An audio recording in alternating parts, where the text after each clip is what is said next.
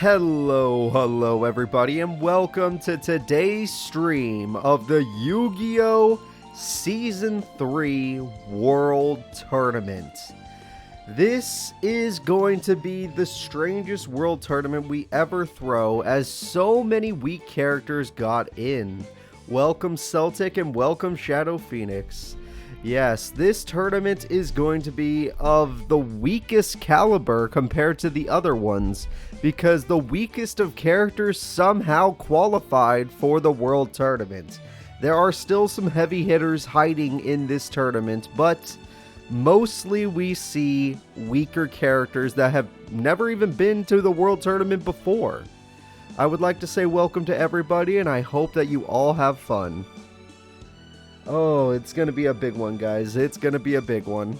We're going to have so many of our, I want to say favorite, but I only think like these are some niche favorites that made it. My favorite 5D's character, Jack Atlas, made it. Welcome, Alexis Streams. Welcome, Ghost Wolf. But I'm honestly surprised. Welcome, Kyle Stacy. But I'm also kind of surprised that they made it at all. Now, I know some people's favorite protagonists made it because Jaden Yuki made it. Yusei Fudo made it, and Yama Yugi made it. Jaden Yuki, however, made it with his, what was it called? His GX deck, his Season 1 Elemental Hero deck, so that's kind of strange. Yusei made it with the deck he's good with, but we'll see what's going on. Welcome, everybody. Happy to have you all here. Yep, good to see you, Nate Dogg and Corpse King. And thank you guys for showing up. But it's gonna be a weird one. I mean, the GX people, it's crazy. The GX people that made it were like Cyber Blader, freaking Alexis Rhodes, and Elemental Hero Jaden, and Yasmin and her weak Gravekeeper deck, and Bonaparte. Then you look at the Duel Monsters team, and the Duel Monsters team is Pegasus, which that's inconsistent right there. And then his second guy was Mako Tsunami, which, okay, we got a water deck, that's something. And then, okay, what's going on? There's freaking, what's it called? Oh god, what was it called? Who got third? Who remembers who got third in G? Oh, third was Taya Gardner. Taya somehow made it. And then don't even give me the starting about Esperoba. Esperoba, for the second time somehow, took down Yama Yugi and makes it to the World Tournament. That's just crazy to me. No, when I played the Attack Force the first time, the partner I chose made it so that I could not fight all the Shadow Riders. If you want to fight all the Shadow Riders, you're going to need to pick Chumley as your partner. Yes, Chumley. Yep. All of those cursed tournaments coming up.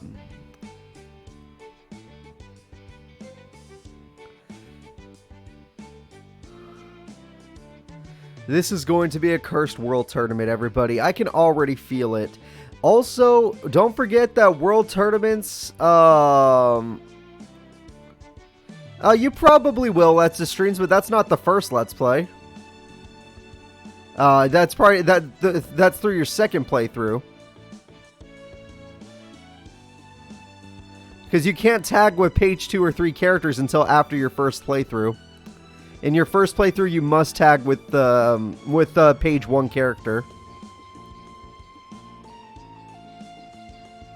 Ooh, welcome everybody. We got a lot more people showing up. I hope you all have fun today. This tournament is going to be crazy, and I know most of you probably want to see who ended up in what groups, and I will show that.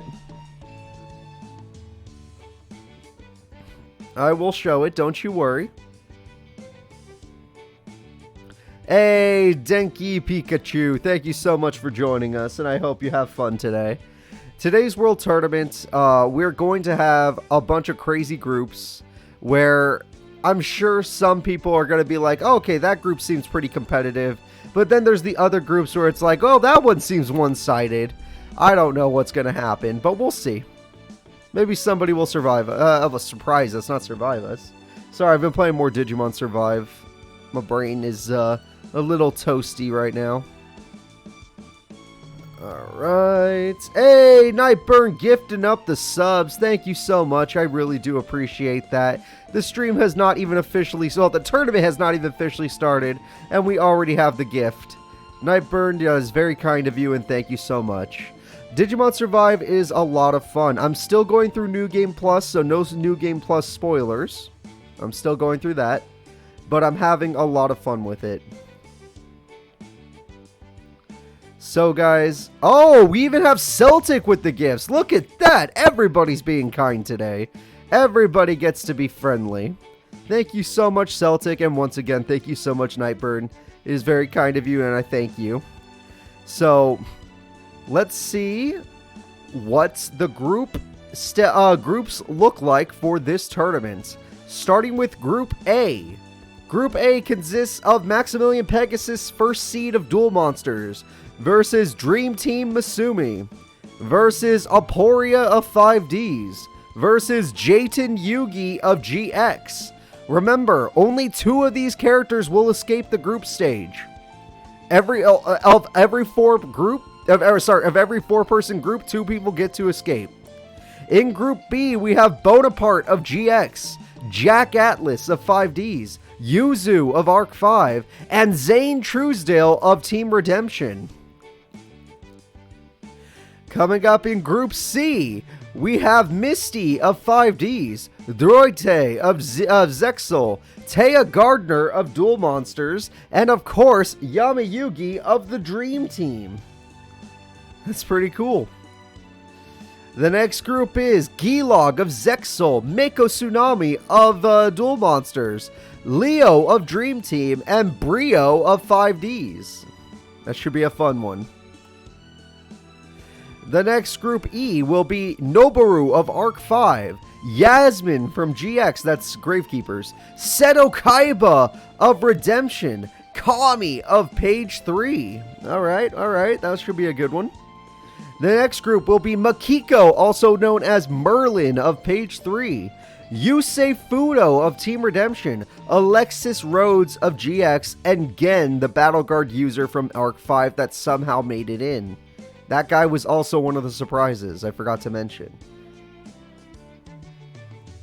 Then we have Group G, everybody. Group G is Yasai of Team Redemption, Reiji of Team Arc 5, Mai Zenba of Page 3, she uses the wind-ups, and Anna Kaboom and her trains of Zexel. The final group of the tournament will be Group H, Wisteria of Dream Team, Nene of Page 3, Tron of Zexel, and Esparoba of Duel Monsters. These are your groups, everybody. And in these groups, only 2 people will escape from each group to the final stage of the tournament, which is a top 16 best 2 out of 3 match style tournament. Where's Yami? Did you not see Yamayugi? He was right here with Taya Gardner in Group C. Yamayugi, Dream Team, Group C. Misty, Droite, Taya Gardner, Yamayugi. There you go.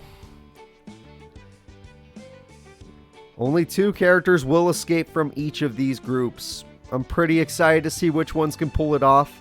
Let me do my predictions of who I think will make it out. Group A, I'm going to say Misumi gets a guaranteed out. She got lucky with her bracket. I would say Misumi has guaranteed out.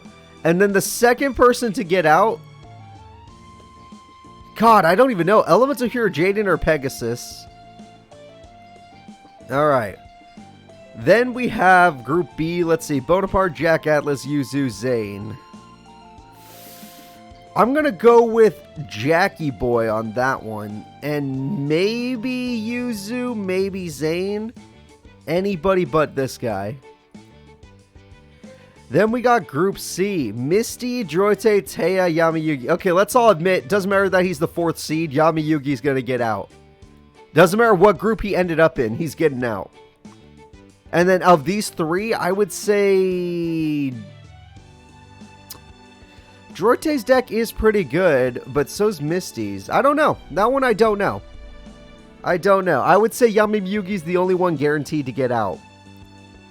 Looking at Group D, we got... Okay, Gilog's getting out. Doesn't matter who it is. Mako, Tsunami, Leo, Brio. I would say Leo's also going to get out. So we got Gilog and Leo escaping from Group D in my mind. Droite, Dextra, same thing.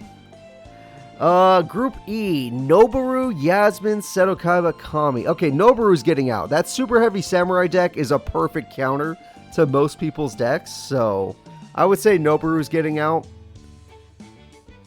That's tough. The high-powered water deck, Kaiba's power deck, or Yasmin's deck, that's a tough one.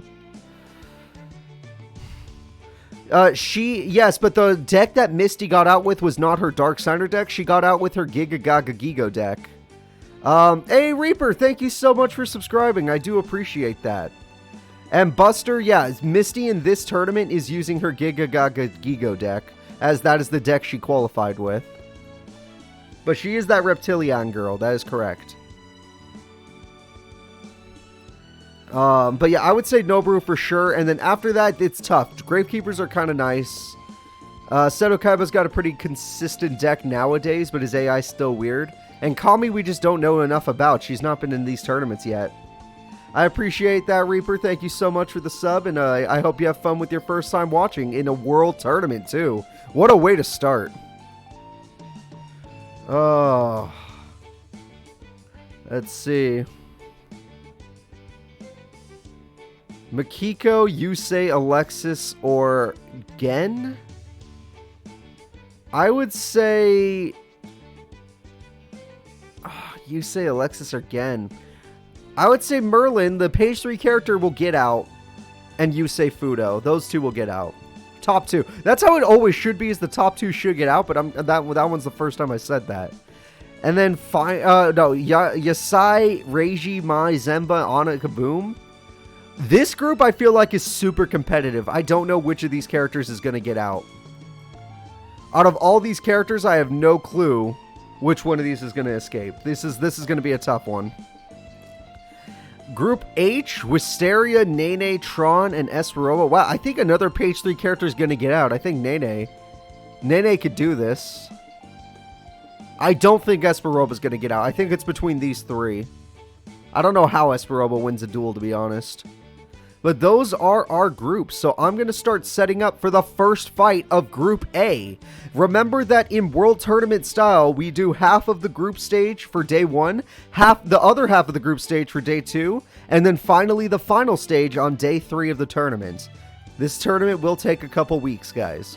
But let's see. The first fight is going to be Misumi of Dream Team versus Aporia of 5Ds. Kind of interesting. I'm going to set up the predictions and everything off screen, and then we're going to get it started.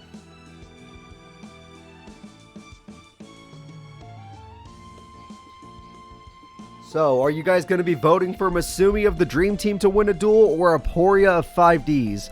For those of you that are wondering, Cooper's bet would be on Misumi. In fact, she's like the only one guaranteed to get out of this bracket in my mind.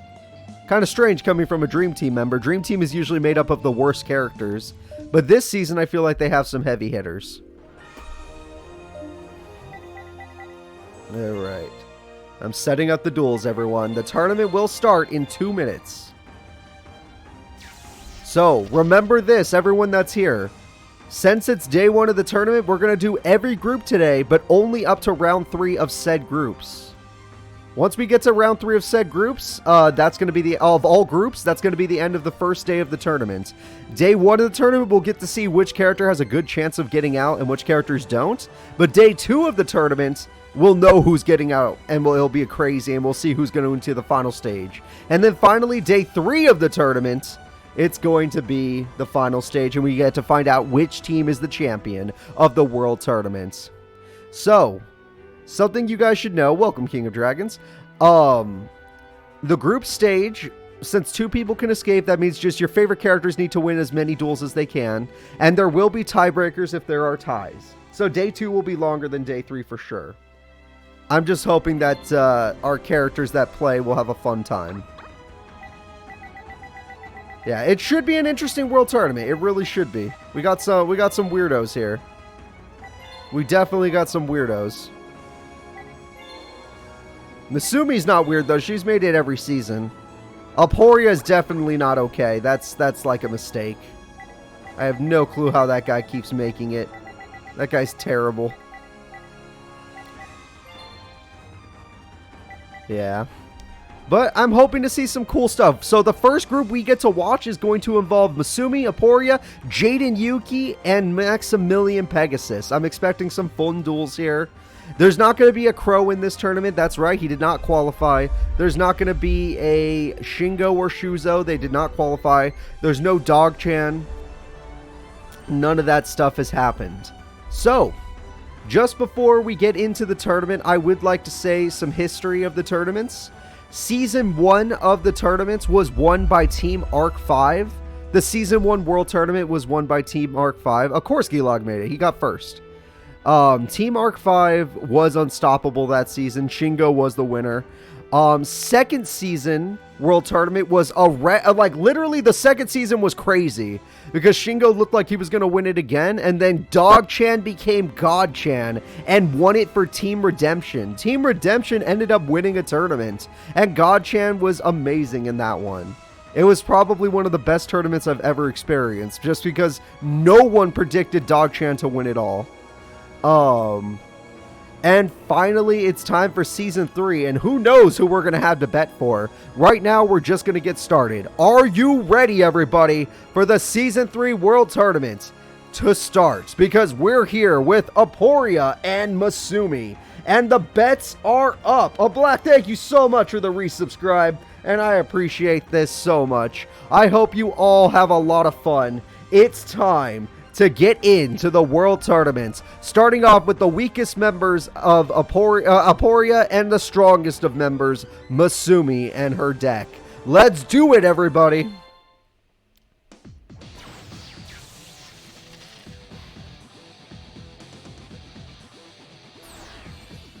Alright, nice easy duel, not too many fans of each character. Granted, Misumi made it through Dream Team, so that means she does have fans out there. She will have fans. She does have fans. And honestly, I like the Crystal Gems. They always save the day. I know they're called Crystal Beasts, but screw it. Or no, they're called Gem Knights, sorry. And she starts off not fusing, which means whatever, honestly.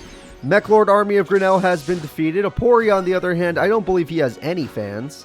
And his deck always disappoints, but we'll see what happens. And he's already bricked, to nobody's surprise. Let's see if Misumi can pull off any Gem Knight fusions, or we'll just basic attack. Oh, Lapis Lazuli. Particle Fusion. Oh boy. We have ourselves a fusion summon, everybody, of Zirconia. One of the heaviest hitting Gem Knights in her deck, not counting her boss monster, of course. What the hell? I'm sorry, I just saw her attack jump up to 4,800. That made no sense. Holy crap, that's insane. 4,800 attack.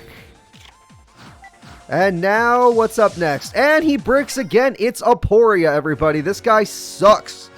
This guy literally sucks. There's no reason why he should make it to the World Tournament. His AI in TAC Force 7 is terrible, but he keeps qualifying in TAC Force 6. What am I to do? Double Zirconia. Let's see what happens. TT saves the day. She has built her own grave. Aporia has a fighting chance now. He just needs to draw a monster, and he didn't draw a monster. And there goes Gem Knight Obsidian. It will not end this duel, but guess what? At least he's fighting back. Alright, Aporia, can you draw a monster card? Yes, you can! Born from the pits of strife and anguish, give rise to my strongest monster. Aporia has pulled off his strongest card, Mechlord Astro Mechanikyle. I don't think that's its actual name, but ignore it. It is his boss monster that he never summons, and today he has summoned it. He lasted long enough to get his boss monster, everybody. And she's got Gem Armadillo. She just needs to do 1,700 burn. She'll never overpower this man. But guess what? Aporia with the luckiest of hands and a new field spell is now on the rise. He got all the Mechlor cards in his hand and is ready to summon them. Oh, it's pronounced mechanical? Got it. And let's see. Gemini Amber in attack mode for like no reason. Gemini Spark. Okay, never mind. There is a reason now. And wait a minute! Before he gets destroyed, target one Mechlord monster you control and destroy the trap. She managed to kill off the boss monster. Misumi is still in the duel. And Aporia finally draws another monster. Mechlord Army of Steel. And does some damage, putting Misumi down to 2,000 life points. His strongest monster actually died. All she has to do is draw a monster card. Gemini Fusion is back in the hand. Does she have 2 in her hand? She has 2 monsters in her hands. The luck stat of Misumi is going to pull through. She summons... What the hell is that? That's the first time we've ever seen this monster. In a world tournament, this is the first time we have ever seen this monster, everybody. I'm getting excited. Alright, sorry guys. Sorry, I'm turning down the audio. I probably had a group recording. My bad. My bad. And we have Gem Knight Lady Lapis Lazuli. Okay, I've never seen this one. Apparently she does burn damage. And exactly enough to win the duel. She is the victor, everybody. Aporia, he made you all think. Don't you lie out there. Do not lie out there. You know he made you all think. You thought he would win it. But Misumi managed to pull it off with a pretty good duel. Best 2 out of 3 is for the final stage. Group stage is just a ton of duels. Don't you worry. I'm guessing this is your first world tournament, Alexis Streams, because look at this. There's plenty of duels to go. What the hell? Alright, give me a second. First win is Misumi of Dream Team. The second duel is Jaden Yuki of GX versus Maximilian Pegasus. This is going to be a fun one because these two characters seem evenly matched.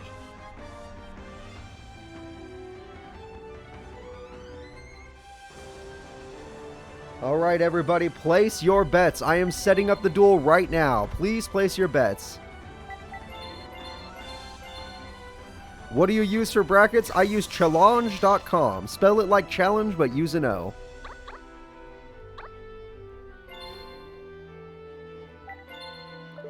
Alright, guys. Jaden Yuki has come to play.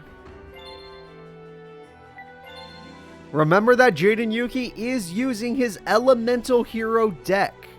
Jaden Yuki is using his Elemental Hero deck. That is the deck he qualified with.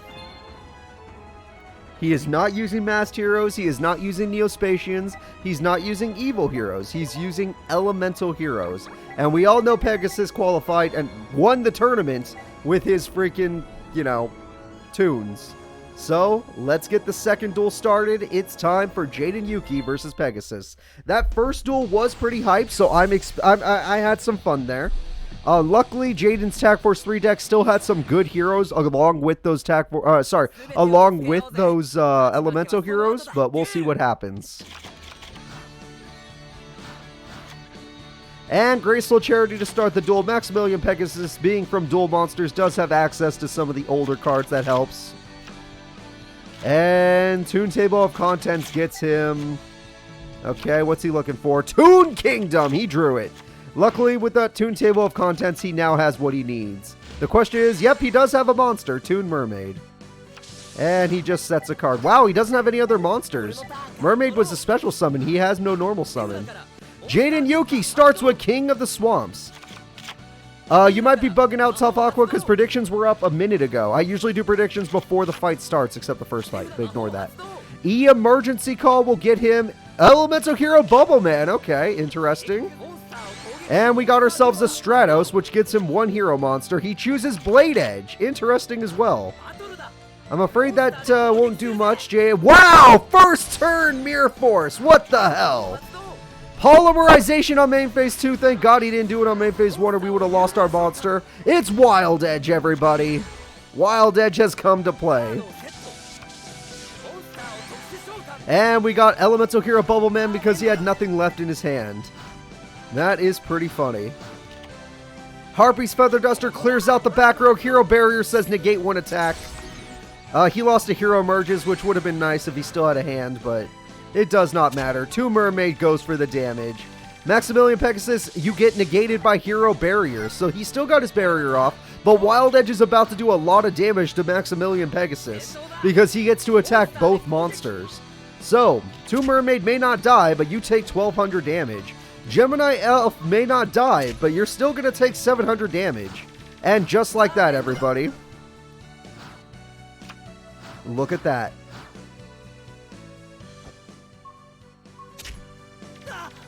And, okay, the direct attacks are coming through. Jaden loses the card in his hand, and that card was Sparkman. And Jaden is winning the duel in terms of life points, that's for damn sure. Pegasus may have to pay 500, but Jaden is losing the duel now. Holy crap, Pegasus has this with damage. Pegasus has the damage. That first Mirror Force ended up being not important at all. He didn't even need his Mirror Force, everybody. Jaden Yuki needs to draw a Spell Trap card, Destruction card. One problem, though, is that, yeah, Pegasus is just going to win this. Jaden just doesn't have the damage. And he lost Avion. Damn, all he's drawing is... Okay, this is Jaden Yuki's final draw.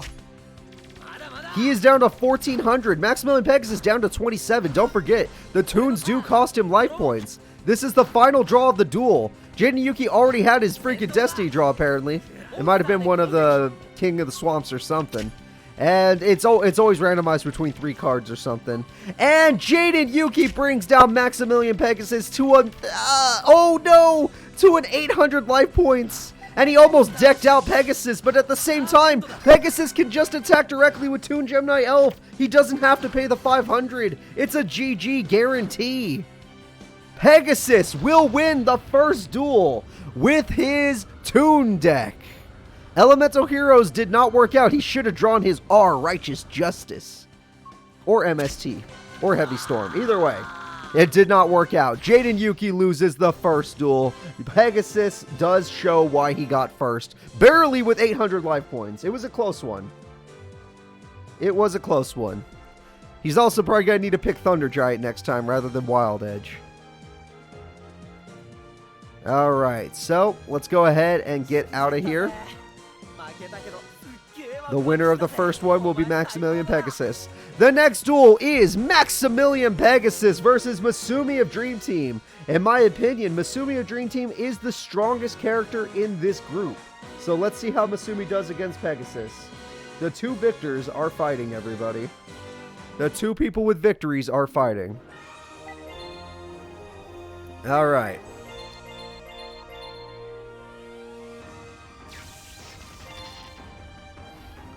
Let me go ahead and set up the next duel. Everyone, place your bets now. The bets are up. I repeat, the bets are up. Everyone, place your bets. Alright. Remember, Misumi, in my opinion, is the only one who's guaranteed to get out of this group. Her deck is super good. She does not have this continuous spell card reliance. And, you know, it's not like Pegasus. Pegasus basically has field spell reliance. If his field spell gets popped, it's all over for him. But it's not a field spell, it's a continuous spell. But he has that same weakness as most people. And he's more reliant on it than most people, because without it, he can't use half his deck.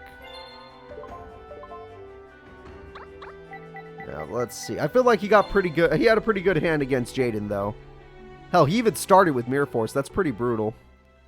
Now, let's go ahead and get things started. It's time for game number 3 of Group A. Maximilian Pegasus will be taking on Misumi.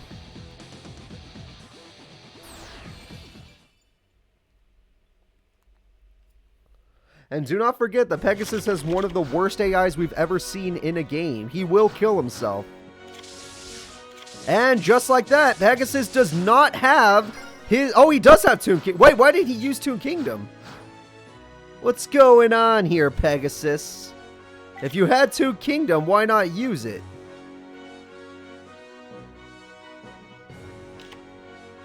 Does anyone understand why he's not using it? Oh, she's already got Gem Knight Fusion for... Oh god, she's already summoned Master Diamond. Her boss monster is on the field, everybody. Her boss monster is on the field.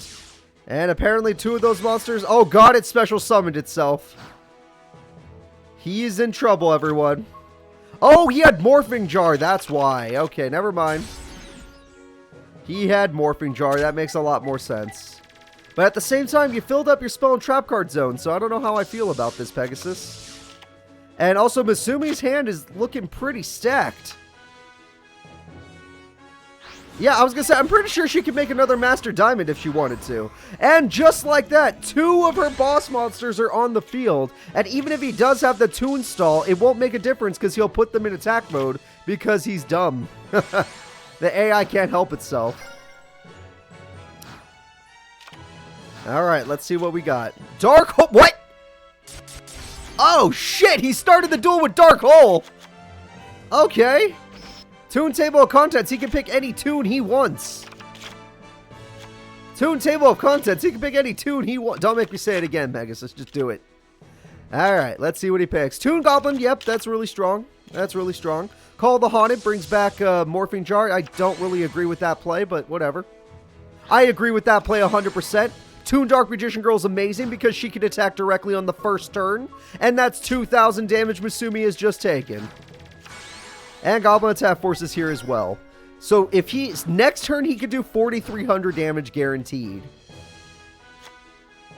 However, she's going to try fusing again, which makes a lot of sense. Losing everything to a Dark Hole was pretty unlucky after all. And with her Absorb Fusion, she's going to make Zirconia, which can do 900 damage to our buddy here. Gem Knight Fusion's... Oh, she's not done yet. She has 2 more in her hand. I felt it. I felt it. If she goes double Zirconia, she could do 1,800 damage. Oh, what is that guy going to do? Hold up. This guy looks different. Citrine? Spirit Barrier! He will no longer take damage! The attacks do not do damage, but he has an effect. Citrine's effect did nothing. The attacks no longer do damage. Pegasus has pulled off his combo. Very lucky combo to pull off. And he's got Toon Mass Sorcerer, which can't attack this turn, but who the hell cares, because Pegasus has 4,300 damage. Unless Misumi has some Burn, Spell, Trap Card Destruction, or Monster... No, Monster Destruction doesn't work with Toon Kingdom. Yeah, she literally needs some Spell, Trap Card Destruction. It's the only way to stop Pegasus. Destiny Draw from Misumi. Her top deck is a card that lets you get 2 monsters back. There you go. So he'll be forced to throw away 3 monsters from his deck. I guess that's the other way you beat him. Summon 5 monsters, make him deck out. But in this case, it just won't work.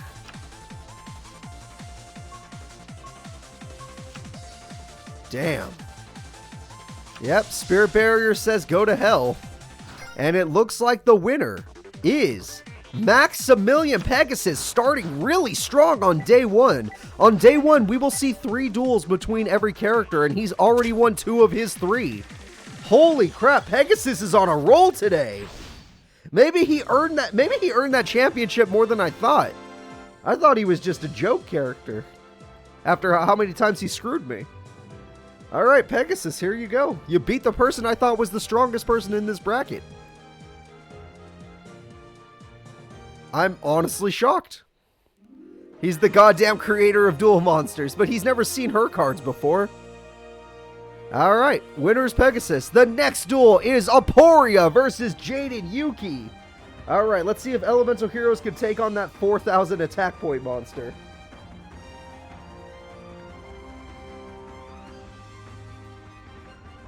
Everybody place your bets. Do you bet on Aporia and his mech lords, who did show off he could fight pretty tough if he gets lucky? Or do you bet on Jaded Yuki and his ability to fuse a decent monster?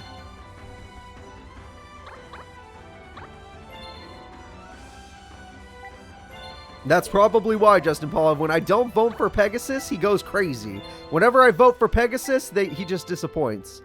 Therefore, I will not vote for Pegasus this entire Let's Play. Let's Play. It's not a Let's Play, sorry. This entire tournament. As you can all tell, I'm addicted to Let's Plays, and that's why... Hell, that's why I'm where I am today. So, guys, it's time to start the fourth duel. Damn, we're moving fast. Fourth duel of Group A. It's time for Jaden Yuki versus Aporia.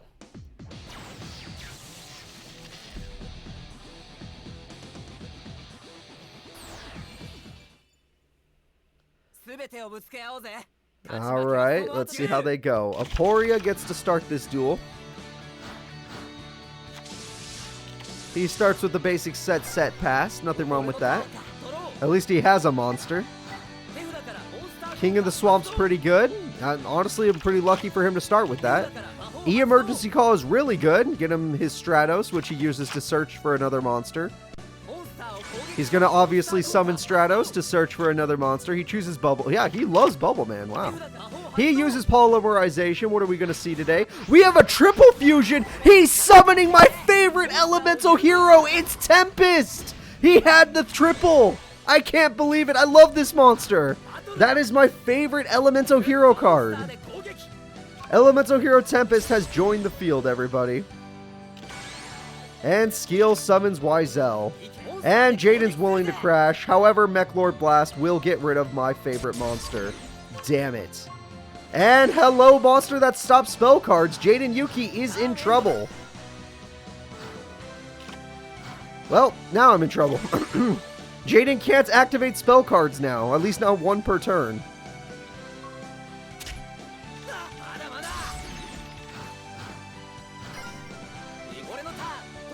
Alright, Jaden. Hopefully you can top deck something to save yourself. Yeah, Jaden might be in trouble. You say this hero deck's weak, yet this is what he qualified with. This is the deck he qualified with, everybody. Oh, good. He does piercing damage. That's great.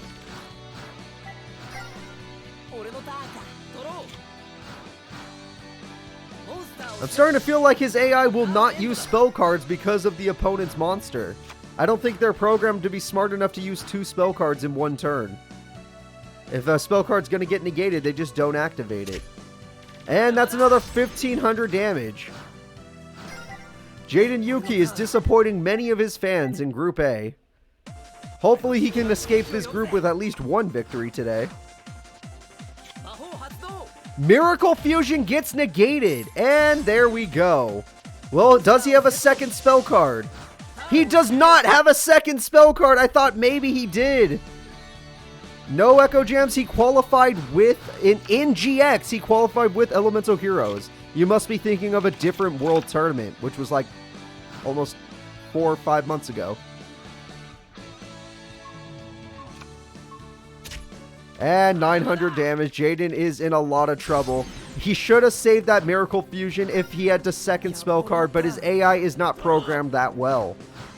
A second. Oh, look, now he has a second spell card. If he had just waited one turn, he could have done it. But at the end of the day, Jaden's AI does not have programming to beat a card that negates spells. Therefore, Jaden Yuki, well, he's not going to get the L because the other monsters cannot attack. Only Wizel can attack. This is your final draw, Jaden. Hey, look, another spell! Maybe he drew a second Miracle Fusion. Nope. Oh, no. And there goes the piercing damage. Aporia with an upset gets his first victory. Barely. I didn't realize Clayman would be the monster. Let's go ahead and check it out. Oh, yeah, most people voted for Jaden. Aporia fans, you get money. People that voted for Aporia, you get money. This is a world tournament. Expect upsets. Expect people to go crazy. It's what happens. Although Jaden Yuki losing is not the biggest surprise to me because I love Elemental Heroes, but I know how weak they can be. The next duel is Jaden Yuki's final chance in day 1 to get a victory. And it's against the girl I said is the strongest of this group, Misumi. I'm not joking. Can Jaden at least find a way to defeat the Gem Knights? Hell if I know. Go ahead and place your bets, people. Go ahead and place your bets. This is going to be a fusion versus fusion duel. That is correct. Both of them are fusion heavy. At least, despite Jaden Yuki using a very vanilla deck, At least he's been able to fuse every single time.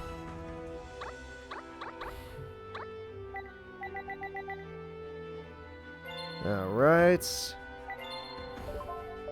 Misumi, though, I would say is way stronger than Jaden. And I mean, like, way stronger.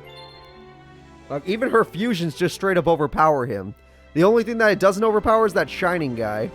Jaden does have Mirror Force, but it's only one of his Destiny draws.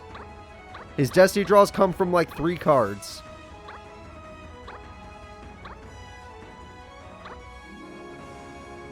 Now, where's Misumi?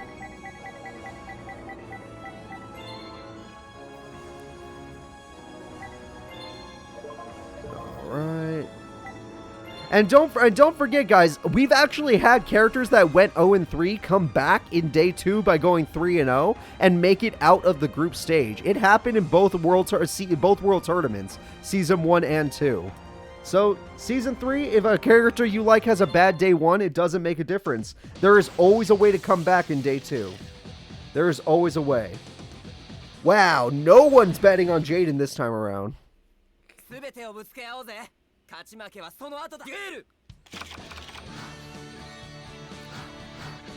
Alright, let's see. She does not start with a fusion, which means Jaden has a small chance to do something. Let's see what he ends up doing. He drew Polarization. That's really nice. And the fusion he can make is Thunder Giant. That's actually one of his better fusions. Yo, he made one of his better ones, everybody. He has Miracle Fusion. He's going for 2. Jaden Yuki pulls off double Thunder Giant. His mom lets him have 2. And Burstinatrix just as a beater. And a special summon of Bubble Man, just in case she has Mirror Force in defense mode. And there we go, the double Thunder Giant with a Burstinatrix beater. This is how Jaden should be dueling. The problem is Misumi never not fuses, so watch what happens. Actually, this doesn't help her at all. She might totally lose the duel next. No, here it is. There it is. There it is. Oh, wait, no, that just pops. That's just going to get rid of Bubble Man. No, I think Jaden won. Oh, wait, nope, trap card. Nope. Don't get your hopes up, everybody. There's a trap card. Nope, Jaden won the duel. This is going to be a record for today. It's going to be a turn 4 victory. He activates Thunder Giant's effect, destroys the Sardonyx, and does 4,800 damage with his double Thunder Giant. Jaden will not leave day 1 without 1 victory at least. Misumi ends up having a bad day 1, which I think is pretty crazy. Jaden will not go without a fight, everybody. Look at that. You just got to get a good hand, Jaden. You just got to get a good hand. It's not easy to bet, Reaper, because you can't always go with statistics. Sometimes you got to go with your heart. You got to trust your heart, not the statistics. All right. They're done for the day, but we still have one more duel of Group A. Jaden Yuki, there's your victory. One more duel will be Aporia versus Pegasus.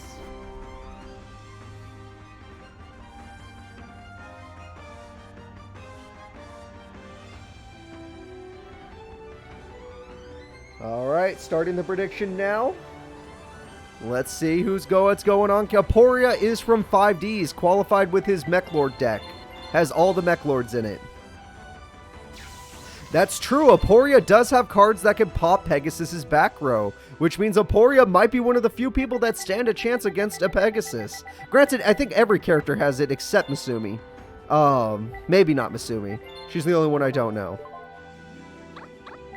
She's the only one I don't know. But all I do know is that Aporia has a better chance against Pegasus than most. But we'll see what happens. For now, let's get the final duel of Group A going. These silver-haired characters are going at it. Will it be the creator of Duel Monsters going 3-0 in his first day? Or will Aporia make it 2-2 with a huge upset? Onipoka, this is not a tournament like you think it is. The predictions are already up, Luis. In fact, they just ended. This is a world tournament, which means we're doing group stage, Onipoka, which means multiple duels. And no monsters from Pegasus. We finally have a brick. We finally have a brick, everybody. His deck was supposed to be bricking a little more often than it has been, but let's see what happens. MST pops one of the back row cards. That was actually pretty smart. Pretty smart of Pegasus to do that. Pegasus does instant fusion. Whoa! He hasn't summoned this monster in years. And he's going to eat the opponent's monster. Holy crap.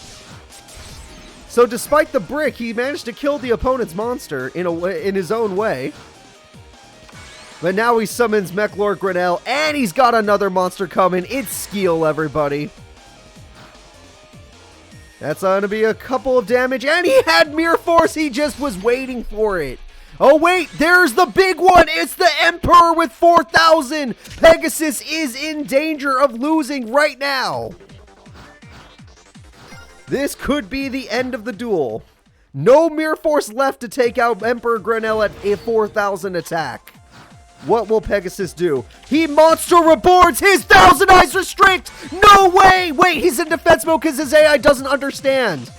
He ate the monster that eats monsters. His AI looks at it and is like, oh, it has 0 attack. I can't put it in attack mode. I can't believe it. Pegasus has devoured the opponent's monster. He does still have 0 attack points, which makes sense because his monster doesn't have anything.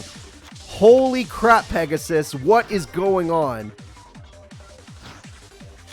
He has devoured the opponent. And this monster is known for eating other monsters, the Synchro monsters, but he's been devoured by Pegasus. Pegasus, sadly, though, has no monsters to attack with.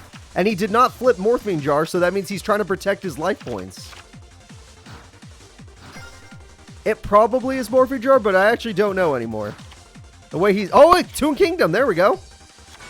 And he summons 2 goblins, and there goes everything! It was Morphing Jar, but he didn't flip it, but he had swords to save himself. He should have flipped it when he had the chance.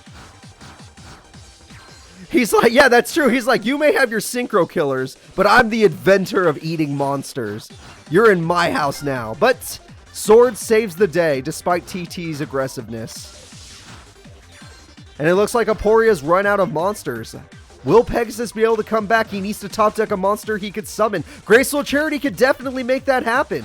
However, he threw away probably the only monster he could summon, and I don't know why. Swords is almost out. Another terraforming. He has a lot of field spells in his hand, that Aporia guy. Swords is gone. If he doesn't draw a monster right now, the duel is over. It is over. All Aporia has to do is draw an 18 beater. And there it is. Oh, that's only 16. That actually won't win him the duel. Holy crap. Pegasus still is in the duel, but through burn, he will lose. How he can't even attack with his monsters anymore. Lightning Vortex. Okay, you threw away Toon Dark Magician Girl, and that looks like now it's the end of the duel. Sorry, everybody. No, wait, Aporia's also bricked. There's double bricks going on. Pegasus finally draws a monster, and he gets rid of it for Toon Dark Magician Girl, an actual good monster. 2,000 damage has finally been dealt to Aporia. Pegasus is not out of here yet, but he's just about to be. All he needs is a popping card, Aporia. Still traps, but no pops. Pegasus, you're going to need more than Toon Dark Magician Girl to win this, but maybe you can pull it off. Who knows? And Aporia is down to 4,000 life points. Pegasus is fighting for his goddamn life. Holy crap, all those cards in his hands are bricks. Pegasus is in control of the duel. He just needs to attack one more time, and he somehow wins it. One more attack, and Pegasus wins. Aporia's hand must be a bunch of Mechlords, the big forms. He got it on his final turn. Aporia draws Astro Mechanical and goes for the victory. Maximilian Pegasus loses the duel. Holy shit, he's got Spirit Barrier. Pegasus is still in the duel. Pegasus is still in the duel. It was a very close duel, but Pegasus goes for the final attack and wins the duel. Pegasus starts the world tournament with a perfect record.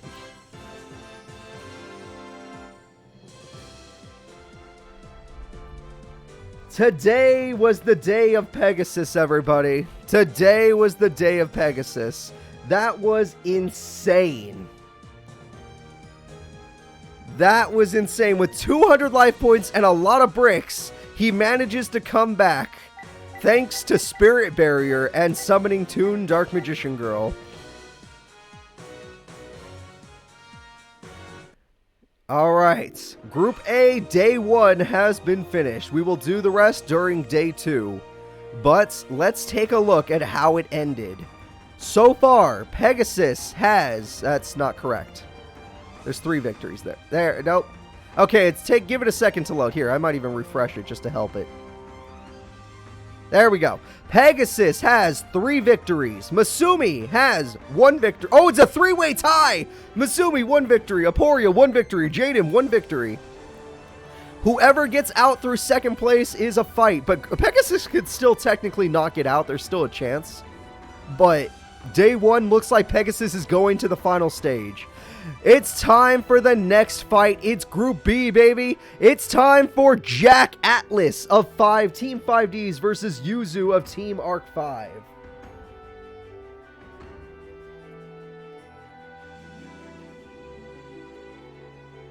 Alright, everybody. Group B's got some of your favorite characters. Jack Atlas, Yuzu, Zayn Truesdale, and Bonaparte. Let's see what goes on. Go ahead and place your bets. Go ahead and place your... Okay, hold up. Hold up.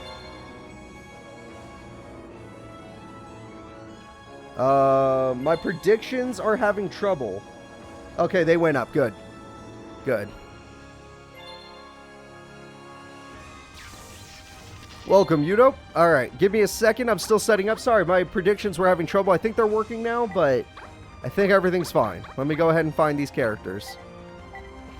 So I need Jack Atlas and I need Yuzu.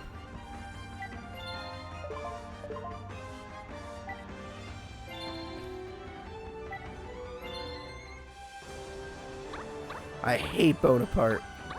I hate him with a passion. Now let's see if I can find... There he is. Jackie boy. The master of faster. That's my boy right there. You know it. Ignore the dual runner in the background. Once the 5Ds character shows up, that's when the dual runner starts showing up. It's time for Yuzu versus Jack. Now, between these two characters, I feel like it could go either way. I don't have enough information on Yuzu, but she did qualify in 2 different tournaments, so... I mean, she's pretty damn good, apparently. At least in Arc 5 terms. Alright, we got Resonator called to start the duel. Dark Resonator is super solid. Foolish Burial gets rid of Endless Decay, which can be good if he can get it on the field. And there we go. Yeah, when it comes to Jack Atlas, his deck is about absolute power. He wants to win duels with his power. Aria, the Melodious Diva, attacks, and Dark Resonator survives the attack.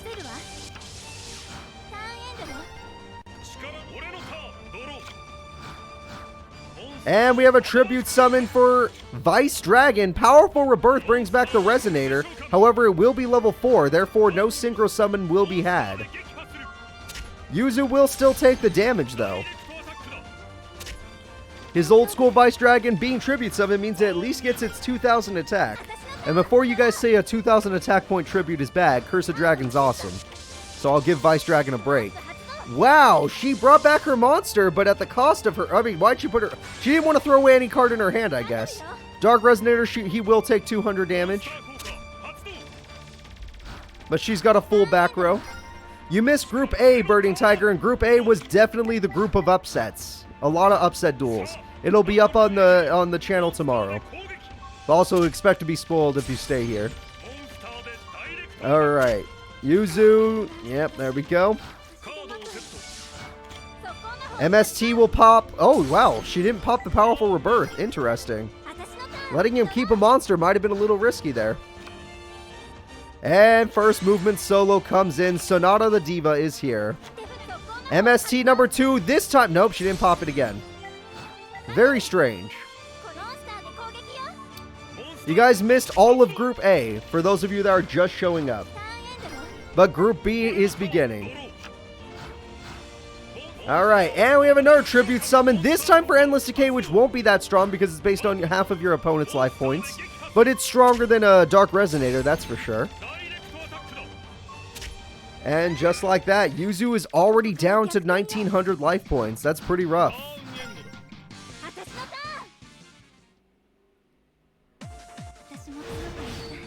Alright, Yuzu, you need to get a comeback card. You still have two. Oh, God! Destiny Brick!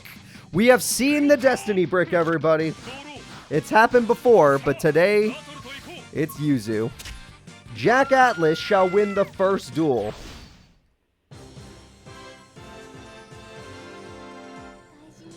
First duel of Group B goes to Jack.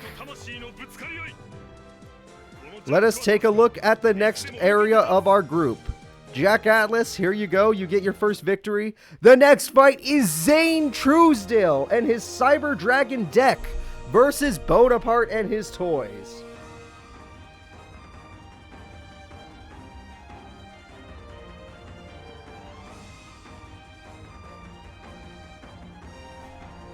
Don't forget, Zayn Truesdale made it through the Redemption tournament, but let's see what happens. Bonaparte was the winner of the GX representative tournaments. He's my most hated character of all characters. Well, maybe not of all. No, probably of all characters. Probably of all characters. I do like his deck, though. That's what makes up for it. His deck is cool. I just don't like him. God, I don't like him.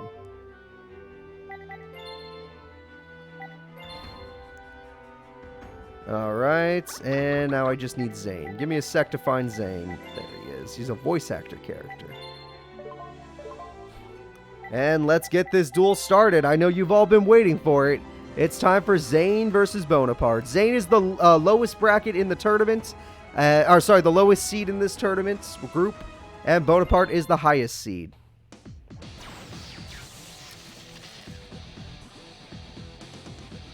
Personally, I want Zayn. I want everybody to beat Bonaparte. I want Bonaparte to go 0-3 day one. But he does run. Bonaparte does run a lot of troublesome traps. So we'll see how. Oh, Cyber Phoenix! Funny enough, counters traps, but Zayn has no back row, so. Okay, wait a minute. Cyber Phoenix might save the day because he counters trap cards. And he summons Cyber Core. Oh, that's not a trap, that's a spell. Yep, he's got his burn card. And we got ourselves a terrible fusion. That was terrible, but Zayn's AI is pretty bad. That's why he only made it through Redemption tournament. Cyber Repair Plant, you get Cyber Dragon. Overload Fusion, now I'm getting really surprised. That, you're doing the worst place possible, Zayn.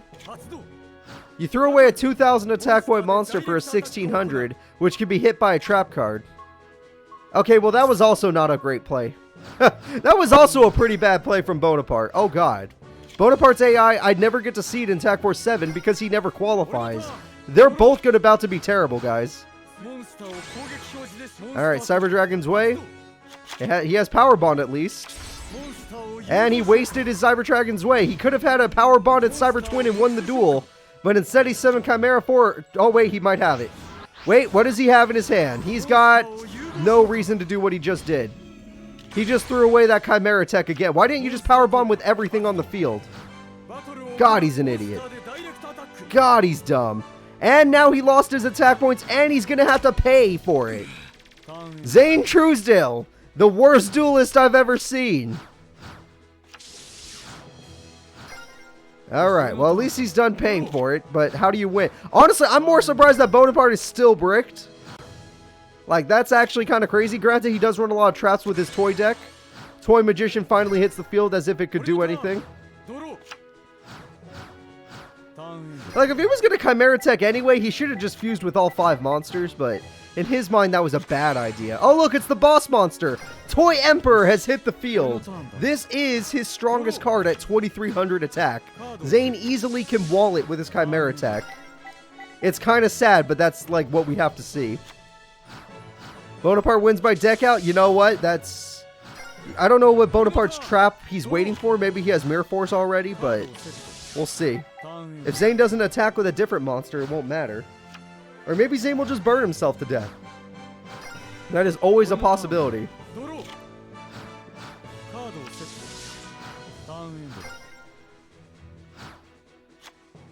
And yeah, no, seriously, guys. I don't think that he could do anything. Alright, finally Zwei. Zwei becomes... Okay, there you go. You can pop the guy or the trap card. How did Toy Emperor become a machine? Toy Emperor is not a machine. How did he become a machine?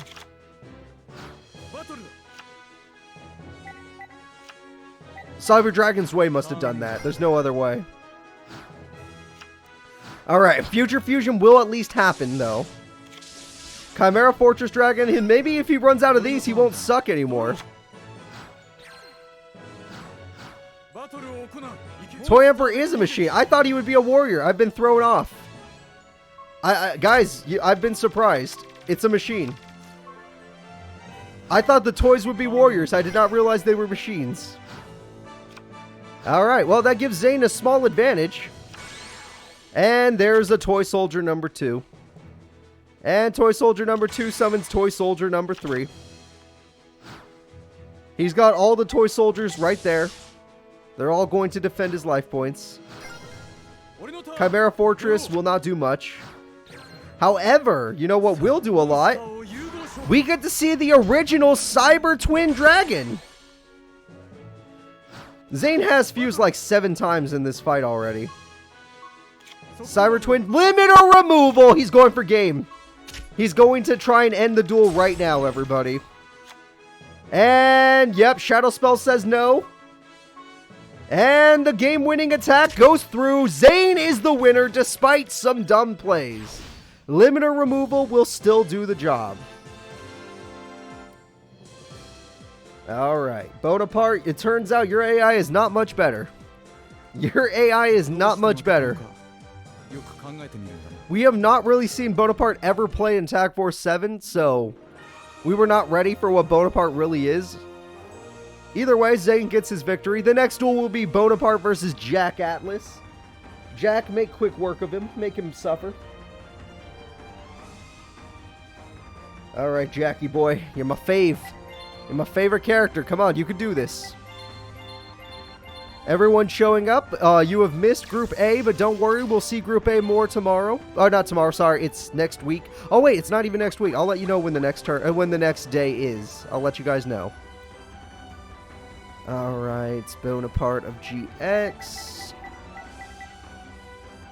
And Jack Atlas of 5Ds. There they are. Go ahead and place your bets, people. Place your bets. I would bet on Jack. There's like no reason not to. Bonaparte has to get Toy Emperor just to have a fighting chance. And even then, Toy Emperor is just for searching trap cards. Jack Atlas is the power deck. He's going to go insane. And as it was shown, Bonaparte's weakness does seem to be power, which is why he runs so many cards to weaken his opponent. Alright, it's time to start the duel. Let's see what happens with Jack Atlas and Bonaparte. The second seed versus the first seed. Thank you very much, Celtic. I appreciate that. Everyone vote for Jack. Vote for my boy Jack. World tournaments take 3 days, which is 3 weeks technically. Because day 1 is the first day of group stage, day 2 is the final day of group stage, and day 3 is the final stage where you get to see who wins the tournament. And Pyramid Turtle cannot be destroyed by Giant Rat, funny enough. That's a good little... Both of them have floaters going on there. And we got another Pyramid Turtle, but he's not willing to crash, but he is willing to let it die in attack mode. What a weird guy. And like ours, World Tournament Day 1 will most likely take 7 to 8 hours. And here we go. What? Jack, why aren't you doing anything? The Toy Emperor did not want to destroy the monster, but it's going to destroy the tuner. There's no reason for it not to. Your Red Nova's dead. Phoenix Chain. Okay. Well, he countered the trap deck with a trap. And he tributes the Toy Emperor for Toy Emperor. There we go. Day 2 will not be next week, sadly. I do have a different tournament going on next week. And that will not be streamed. Alright. This is a tournament between... It's a tournament I'm hosting. In real life. It's not a AI tournament. Alright, and blast with chain! That'll make him strong enough! The monster is dead! Jack Atlas lost in power. And that it let him search for a trap card.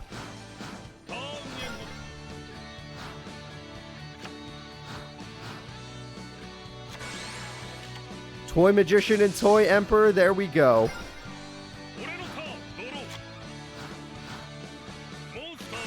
I will not stream Sunday, no. For those of you that are confused about the schedule is simply this. Once a week, except next week, sadly, we will be streaming. And we will be streaming the tournaments. And Shadow Spell makes it so Chaos Archfiend is useless. That sucks. You're right, Jack Atlas might be in trouble here. Jack Atlas is starting to scare me. Oh no. Oh no, he got Waboku. Oh god, not that. That's 3,000 damage. Okay, Battle Fader saves the day. Thank god.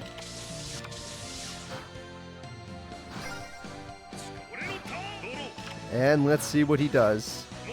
Jack Atlas goes in with Mystic Tomato. Is he willing to crash? You better believe he's willing to crash. Thank god. Alright, and Waboku said no. Consistency is better than power? How dare you?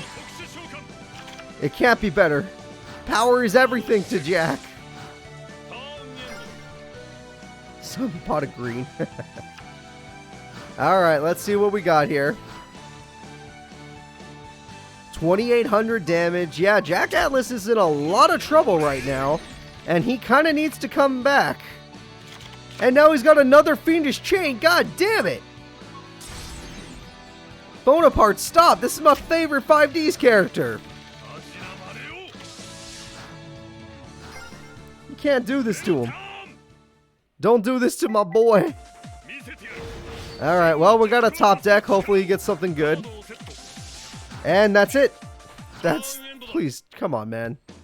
Just give me a break, game. Just give me a little break. And the attack goes in, and at least he top decked that one of all of them. And he's going for burn. He's got 800 burn. He may have had the Mirror Force, but that only stalls for one turn. Jack Atlas still has to get through all that back row. Ew, he had to set a card. Oh god, he put his burn card back in his deck. Yeah, Bonaparte's starting to brick. This is your only chance, Jack. Get in there. Yeah, go bury your Resonator. I don't even know what this card does. Whatever it does, it ain't doing it no more. Hi, Chain Resonator. This isn't good. This is really not good. Oh, thank God. Okay, Bonaparte is still bricked, but Jack has nothing. Jack literally has nothing. Oh God, he just has basic Resonators. They're too weak. And a Shadow Spell made it even weaker. Jack Atlas. Oh my god, stop it! There's no reason to do this, Bonaparte. Why would you do this, sir? Oh god, Toy Magician, it's gonna start hurting him. Why would you attack the one monster that doesn't die? Please stop. He's trying to bait out all the traps? I hope so. This does not look good. Jack Atlas is bricked in attack mode. Alright. He can't win the duel just yet, but he's almost... Oh, there it is! Rising Energy wins him the duel! Jack Atlas! No! My boy! My boy! Why'd he have to lose? God damn it. Freaking Bonaparte with his freaking Toy Emperor deck and all those trap cards. There was nothing he could do. Alright, the next duel is going to be Yuzu versus Zayn Truesdale, and I am not happy right now. That sucks. Alright, Yuzu from Arc 5. She's got herself some Meliodas cards. And then we got Zayn Truesdale with his Cyber Dragons. Hopefully Zayn's AI doesn't just, you know, suck again, but we'll see. I'm going to set up the next duel right now, everybody.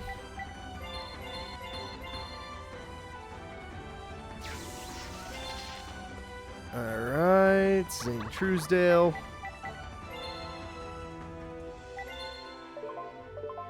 Bonaparte better not make it out of group stage, I swear to God. I'd rather have Yuzu make it out. She at least is fun. Like, how often do you get to see cards that are just about singing? Alright, here we go, guys. Let's go ahead and get it started. It's time for Zayn versus Yuzu.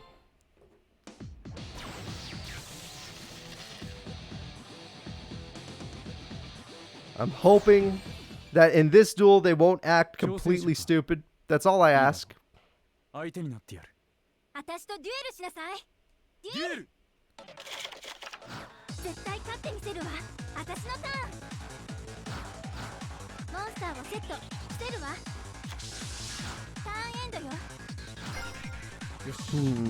Okay, basic start from her. Nothing wrong with that.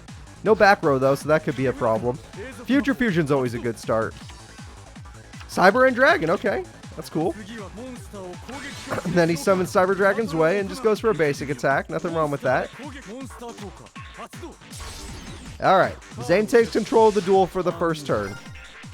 Now it's time for her second turn. Will Yuzu be able to summon a stronger monster? Oh, that card will help a lot. And she summons Sonata, which will buff all of her monsters by 500. And now she summons Shining Angel, which is at 19. Transmodify on Shining Angel to evolve it. Hey, Celtic, thank you so much for the gifts. Thank you. That is very nice of you. I appreciate it. Elegy, the Melodious Diva, is here, everybody. Alright, she summoned one of her stronger monsters, so that's pretty scary. And 2,800 damage through. Zayn is in trouble, but if he can last long enough to get Cyber End Dragon, he'll be back in control. He just has to survive long enough for Cyber End Dragon. If he can't do it, he sucks. Cyber Phoenix will not help you, sir, especially when you put it in attack mode. In fact, you probably just cost yourself the duel. That's why we don't like AIs, everybody. This is why we don't like AIs. He plays that face down defense mode, maybe he stands a chance. He plays it face up attack mode, yeah, he draws a card, but the duel's over. And just like that, Zayn Truesdale, who was the 4th seed anyway, everyone expects him to lose, is going to lose the duel. Yuzu of the 3rd seed will win. Oh, no one expected him to lose. What the hell? Why'd you all vote on Zayn? You know his AI. You thought he was going to last till Cyber End Dragon? Come on. Come on. You guys are crazy. Alright, let's go look at this. The next duel is my boy Jack Atlas versus Zayn Truesdale. Round 3 of Group B. Let me get it started, everybody. Go ahead and place your bets. Do you believe in Zayn or Jack Atlas? I feel like Jack has way better AI, so I'm going to go with Jack Atlas. Shadows somehow has won 0 bets out of, like, I don't know, how many bets have we had? Like 10? I think we've had like 10 bets. You be quiet, Mr. Gannons. You know I'm right. Everyone bet on Jack Atlas. Zayn sucks. You could trust me.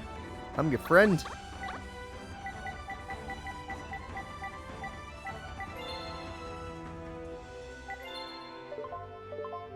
I will never financially recover from this. Oh no. Doubling down on Zayn. Really? Really? People don't listen to Mr. Gannons, everybody. He is a liar. And he only wants to take your money. He's gonna bet against all of you. If you want to win the bet, you gotta vote for Jack Atlas. He's got this. You just saw Zayn play. His AI's terrible. Let's go ahead and get the duel started, though. It's time for Jackie Boy versus Zayn.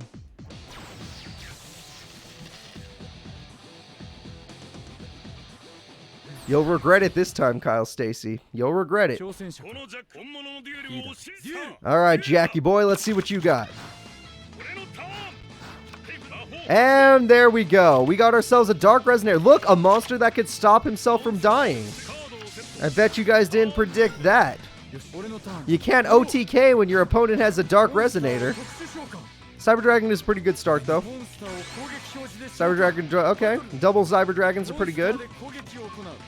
Clock Resonator will be safe, though, for now. And it's dead. Goodbye, Clock.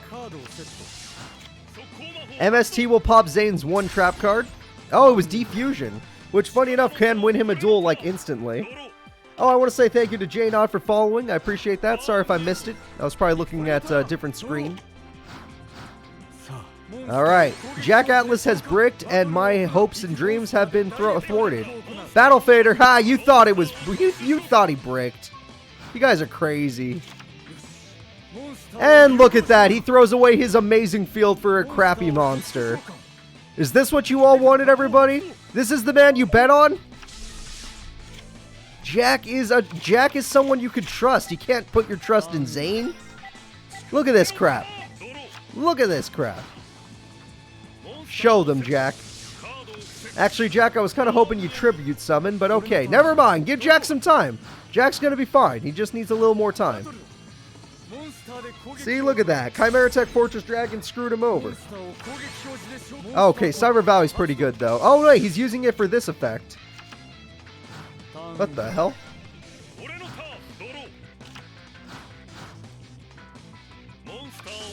Okay, we got the double defenders. Unless Zayn has more monsters, he's not going to be able to get through this. And another Cyber Dragon's Way. They're not scary. But they will get through this, so they can kill one of these monsters. However, this Resonator said no. Alright, so Jack managed to protect one of his monsters, but he still needs to Synchro Summon or something. Or not. Okay, no. No. He has decided no. And Cyber Core hits the field. Cyber Network, oh boy. Well, at least with this monster, he can break through two monsters, unless the other monster is another Resonator card, which I believe it is. Alright, they still only managed to kill one monster. Everything's fine, everyone. Don't worry. Jack's just trying to make the duel look good. He's about to summon it. Don't worry. Powerful Rebirth. There you go. Dark Resonator with 1400 attack. That's way better. Now you summon a monster. No, you gotta summon a monster. Zayn, you got Jack, you gotta summon a monster. Cyber Core stays on the field thanks to Cyber Network. Jack, what are you doing? You were supposed to summon a monster. You know, do a little Synchro Shokan. And we have a fusion summon of a terrible monster once again. Is this what you all wanted? Because he did it.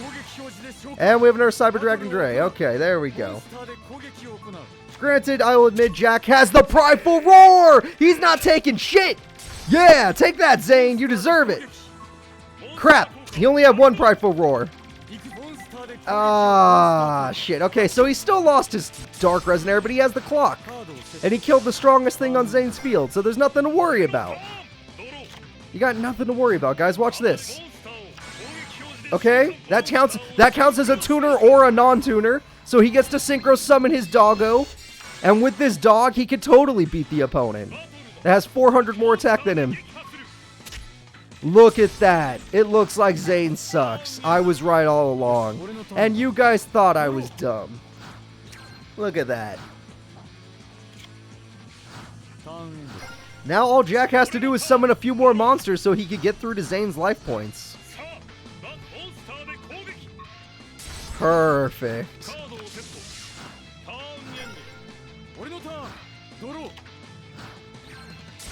Okay, well, Cyber Network dying is kind of a problem. He's going to pay half his life points, but he never does it for a good reason. But now Zayn is allowed to summon from his a fusion summon from his graveyard as well. Okay, there's no power bond, so I'm not worried. Doesn't matter, still not worried. Yeah, he wasted that spell card, so I was right. Zayn's an idiot. I'm still right. And look at that, everybody. Look at that. Zayn's AI is super dumb, and you all are crazy for voting for him. Remember, he didn't even make it into the World Tournament. He had to have a redemption tournament just to be here. And Fiendish Chain, why didn't you just do that in attack? Okay, Jack's not any smarter, but still. I'll admit Jack's not much smarter, but still, he's not playing as bad. There we go. Kill that Cyber Dragon. We don't want to deal with it. Why did you just tribute your monster? What? Oh, God, he's just as dumb. Oh, God, Jack Atlas is just as dumb as Zayn. He just tributed his Synchro monster for a level 5 that can't even beat a Cyber Dragon. And he didn't even put the monster in defense mode. Oh, thank God he has Prideful Roar. It's fine. He's got Prideful Roar. You guys are crazy. You thought he did that without a plan? He was baiting him. Why would you overload Fuse during main phase 2? Are you an idiot? Oh my God, he's an idiot. You had Overload Fusion and you waited till main phase 2 to do it?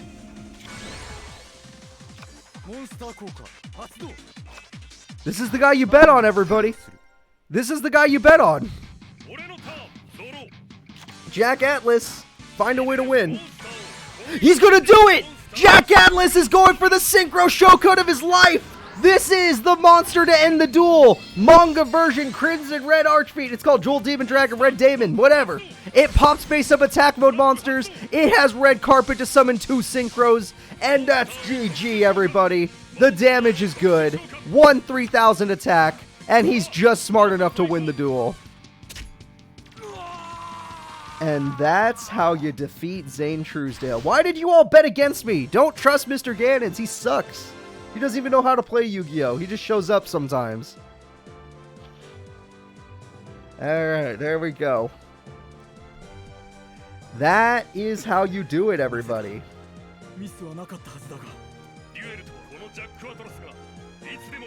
I'll admit I was a little worried there. You have to trust good old Cooper. Cooper's here to help you. At least Jack Atlas has a good week 1. Or day 1, whatever. The next duel and the final duel of Group B Day 1 will be Yuzu versus Bonaparte.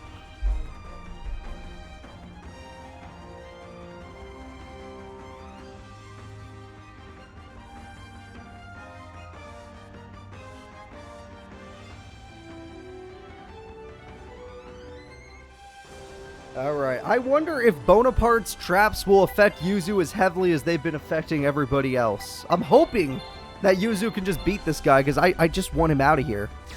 I don't want to see Bonaparte anymore. I don't like him. I don't like his character. His deck is fine, it's cool, but I just don't like his character. He's a dick. He's a bad person. Get rid of him. He's also ugly. And being the way he looks does not help. Alright. Let's get it started, guys. The final duel of Group B. Group B so far has been a more competitive group. Group A was all Pegasus. Group B has been a little bit of a mix. There's been a bit of a mix. Nobody's going to have a perfect record, I don't think. Yeah, no one's having a perfect record. You're going all in? You still have Group C through H. You're going all in on Group B? The tournament just started today. Alright, she starts with the basic set. Nothing wrong with that. Toy Magician with the basic attack. Should have put Aria in attack mode. Didn't realize her opponent was this weak. His best monster only has 2300 attack. The same power as a guy, the Fierce Knight, for crying out loud. And first movement solo. Quick Strike. He loves to do his little bird. And Serenade the Melodious Diva with a creature swap. Why would you keep it in defense mode? It has 2100 defense. You can't even beat... Oh, it has 19. I'm wrong. Still, though, that was a weird creature swap to not put your guy in attack mode. If you knew you had creature swap, you should do that. Alright. So far, so good. Shining Angel, not bad. Creature swap on Shining Angel is good in almost every situation, so I don't... Oh, wow, it was Giant Rat. That's even better.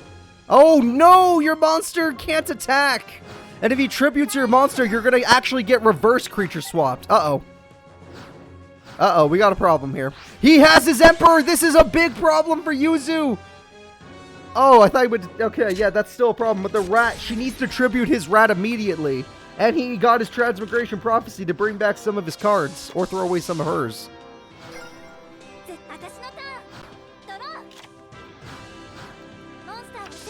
Oh, no, indeed. Oh, no, indeed. He goes to attack that rat. She's in trouble. And he did just that. The rat's dead. The rat could summon the rat. Oh no. And he gets a trap because Toy Emperor is awesome. Oh crap. Sonata wasn't special summoned, so she's weak. Yuzu, what's going on? You have no hand and he has a full field basically. 4 back row and 2 big monsters. Well, 1 big monster, 2 monsters, whatever. He's gonna hurt you. Oh god, he drew another one. It's Emperor Sem. That's his tribute monster. He likes to tribute that one. Where her stall card? I don't know. She's kind of bricked right now, guys. She's kind of bricked right now, and I'm getting really worried. Alright, hopefully she does not Destiny Brick like she did against Jack Atlas. Hopefully she does not Destiny Brick. Okay, first movement solo is really good. That card won't affect it, don't worry. And she gets out Sonata, which will buff all her monsters. That could be good. And she's evolving Sonata, which could be fine. And she got Serenade the Melodious Diva, which is fine. And she tributes it for her boss monster. This is it. The strongest card in her deck. Mozarta, the Melodious Maestra. And Waboku said no, but at least she has the strongest card on the field now. No, God, it's Rising Energy, you fool! You lost! God damn it! She used everything she had, but it didn't make a difference.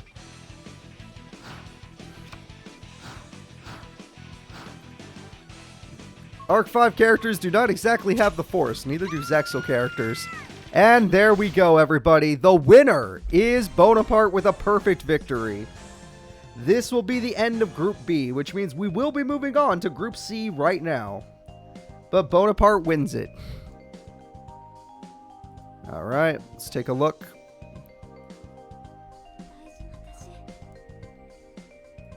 Bonaparte has received the victory. We're going to take a look at the standings. Bonaparte is in first, tied with Jack Atlas with 2 wins, but anything could happen in the next day. Day 2, anything could happen. But Yuzu and Zayn, they're going to have to win some duels day 2 to make up for this. Bonaparte and Jack have a good chance of getting out of their group.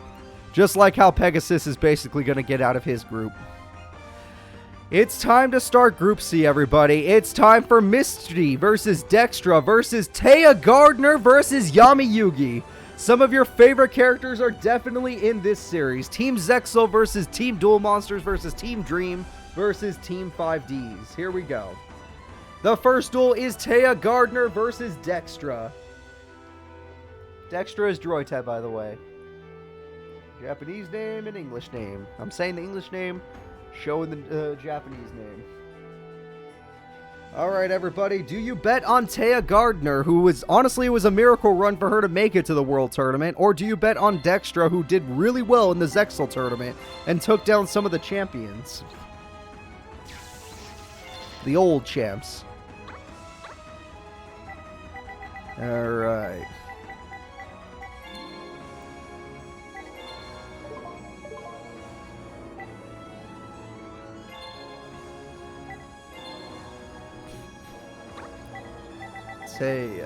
Character number 7.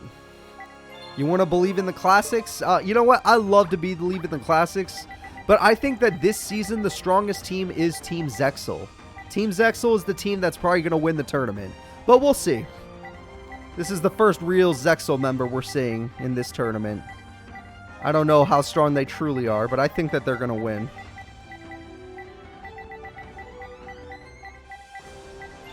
Alright, looks like we're all set up for our first duel, everybody. Let's get it started. It's time for Taya versus Droite. The Butter Spy cards versus Taya's classic Spellcaster Fairy Monster Equip Spell deck. She loves her Dark Magician Girl, and I hope that that's enough to win her the duel. We have some DM fans in chat. We have Duel Monster fans in chat, but I don't know about that, guys. As much as I like Duel Monsters, this is just a little bit of a era difference. And Morpho Butter Spy goes first, destroying the Apprentice Magician, which will allow Taya to stall out. Oh, Old Vindictive, never mind. She's going aggressive. Next turn she can... Oh my god, she has 4 back row. Taya's in a lot of trouble now. Taya flips Old Vindictive to get rid of the Butter Spy. Morpho Butter Spy has an effect. Fiendish Chain counters Old Vindictive, and nothing ends up happening. Skilled Dark Magician hits the field, though, and goes for the attack. However, enemy controller will force it to go into defense mode. However, that is a spell card, so there's at least one spell counter that Taya desperately needs. But having an Old Vindictive face-up attack mode is really bad. Moonlit Papillon will now be used for an Exceed summon. And this might be the first Exceed summon of the tournament. Hell if I remember. It's Photon Operative. Whatever their name is. And just like that, Old Vindictive, that was basically a direct attack. Taya needs to play 2 more spell cards before this Skilled Dark becomes useful. She summons Apprentice, which actually means she only needs 1 more spell card. Does she have it? No, she does not. Unluckily, Taya does not have 1 more spell card in her deck. Therefore, Old Vindictive will probably die. She baited her! Holy crap. I mean, Skilled would probably die. Apprentice Magician dies, but at the bait of her opponent. Magician of Faith is searched, but there are no spell cards. Taya has not drawn a spell card. Taya needs 1 more spell to make it happen. No luck from Taya's side. She is bricking, everybody. She is officially bricking. And Magician of Faith gets flipped into attack mode. There's no monster to search. And that means... Oh, wait! That means she still has 1 more chance to get a spell card to activate. Taya Gardner, with almost no life points left, has 1 little chance to get a spell card to activate. This is getting a little sad, everybody.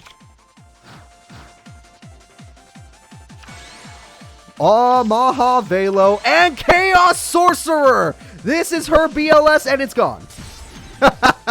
And now you left Maha Velo in attack mode, which is super bad when your life points are this low.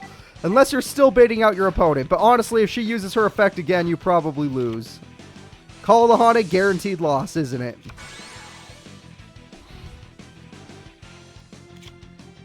And Mind Control on that card, which is kind of a weird play. At the end of the day, as long as you activate your effect, it probably won't matter. And there's an Exceed summon. Hold up, everybody. She's going for another operative. Taya Gardner is probably going to die. And there we go. Ancient Elf is forced into attack mode. Taya Gardner, what was your back row? It was Call of the Haunted. That will not save you. You're going to take too much damage from this. Oh, wait, no, you might... no, you'll live.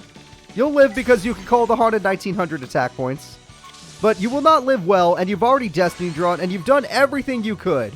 All because you couldn't draw 1 equipped spell or spell card.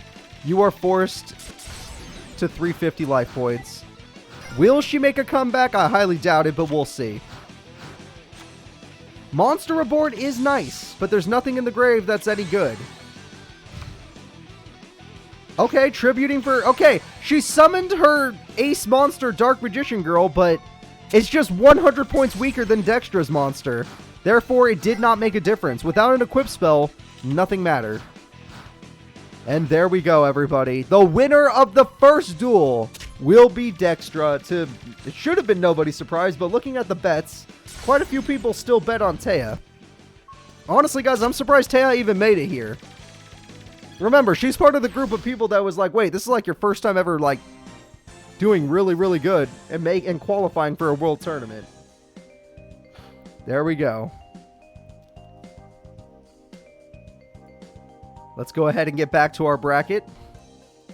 And looking back at our bracket, we're going to have Dextra get her victory. The next duel is the King of Games, somehow 4th seed, Yugi versus the 1st seed, Misty, and her Reptile deck, which should be fun.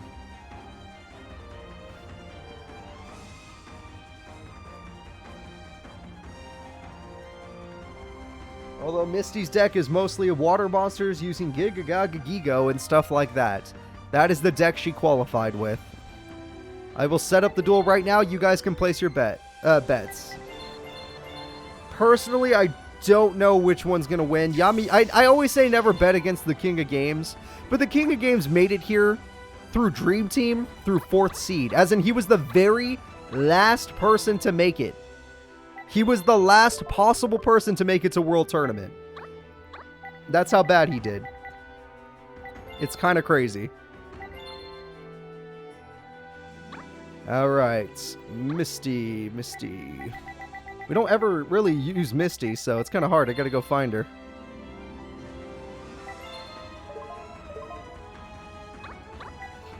Yeah, don't become a Dark Signer. Your deck gets worse.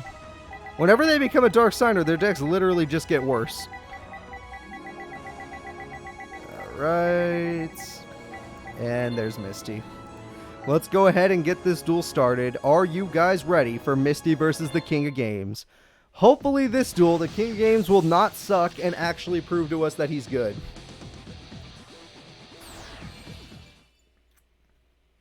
He's been to the World Tournament every season, but this is the worst seed he's ever had in a World Tournament. Terraforming. Okay, she starts with Legendary Ocean. She definitely likes that card. Her deck doesn't necessarily need it, but it really helps when you can just summon Yugioh on the first turn with 2650 attack. Apprentice Magician in attack mode because he has Magical Dimension. There you go.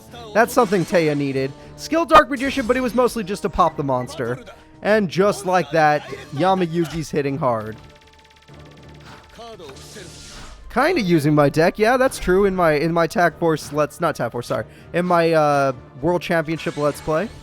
Granadora at 2100, but Dark Renewal says no. The King of Games summons Dark Magician of Chaos, but she does get to heal without taking any damage. The King of Games now summons Magician's Valkyria, which will protect the Dark Magician of Chaos from battle. Though the only thing in Misty's deck is the Go-Go-Gaga-Giga-Giga-Gago. I can't remember its actual name. The strongest monster in her deck has 2950 attack and can defeat his Dark Magician of Chaos. The strongest Dark Magician in his deck. And she summons her Lion Alligator. And with this card, she can destroy that, but doesn't do much else. Does she at least have a trap card? She does have a trap card. Maybe with that, she could do something. He go ahead, he summons Breaker the Magical Warrior, and he can pop the trap! If it was Mirror Force, it's gone! The King of Games takes out Mirror Force and goes for Misty's life points. But technically, the duel's not over. Technically, Misty still gets one more turn. This man truly is the king of destiny draws, or the king of top decks. Oh, he's definitely the king of cheaters. You can call it whatever you want. He's got the heart of the cards. It's not just from the anime. He has it in the video game as well. And just like that, Yugi is our victor. 4th seed taking down 1st seed would normally be crazy, but the King of Games should never have been a 4th seed. Alright, there we go. The next duel will be Misty of 5Ds versus Droite or Dextra of Zexal. Here we go.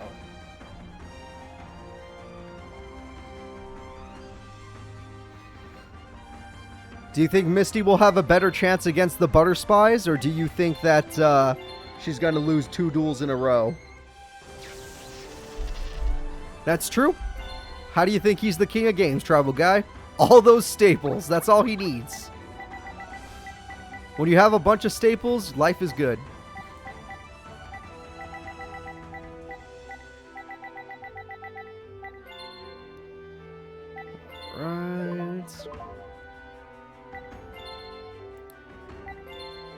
And Misty. When the characters are farther in, it takes me a little bit longer to find them because they are definitely more annoying. Misty's like near the middle, which means no matter what, it's always going to take me a second to get to her. Alrighty guys, let's go ahead and start the third duel of Group C. It's time for Dextra versus Misty.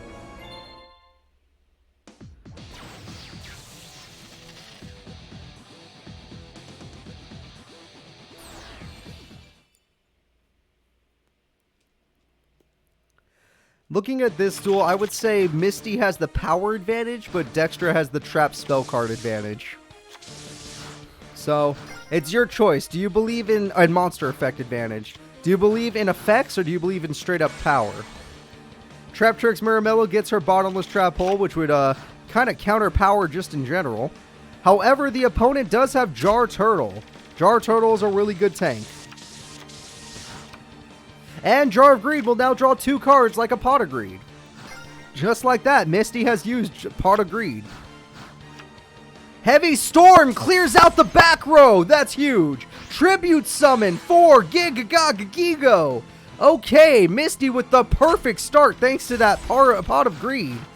Yeah, that was really nice. That was a really nice start. Dextra is going to have to take some turns to recover from that. And we have Lion Alligator with another bottomless trap hole. Thank God she didn't set both of them or she would have lost everything. Lion Alligator may be dead, but Yugioh is still standing. And that thing is the strongest card in her deck that she can easily summon. She has 1 card stronger, but it's not easy to summon. Lion Alligator number 2 comes out. She's got 2 of them, everybody. Misty's hitting hard, and it looks like Dextra's in trouble.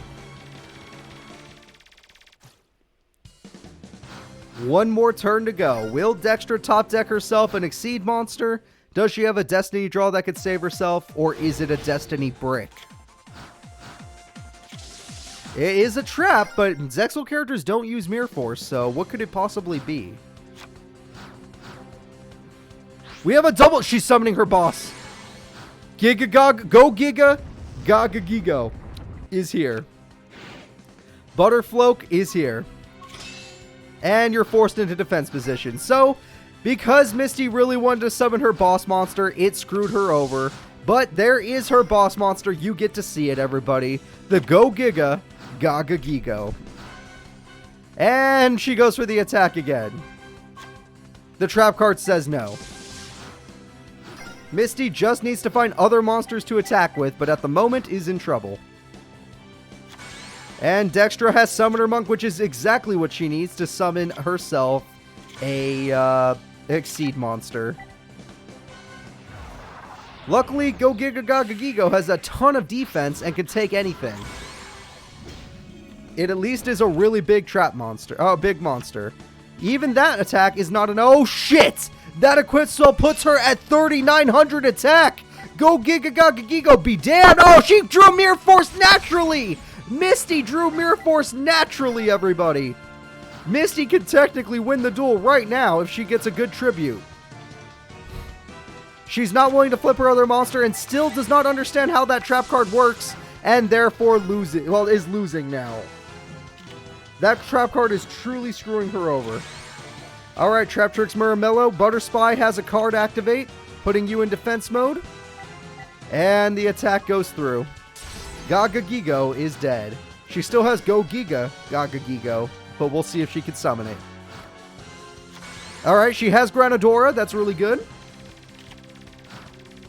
I'm afraid one of these attacks just won't work, but one of them will. Droite is down to 2,000 life points. Misty is chilling at a strong 9,000. She has a field advantage in everything, but one Exceed monster could change it all. Yeah, that trap card says no, you're not allowed to attack. Hey, Gale Lizard in attack mode. She's just going for game. Call of the Haunted to save the day, and it will. Offerings to the Snake Deity. Why didn't you tribute your other monster that... Oh, you don't need to, but it's in defense mode. You should have just tributed for game. Whatever. It looks like with that, Yugioh is free. I don't know how Misty loses anymore when her monster is free. A legendary ocean, putting her monster at 2550 attack. Jorite's monster is dead, but can it stall? It can stall, everybody. Dextra with 100 life points will not leave this duel. She is not leaving.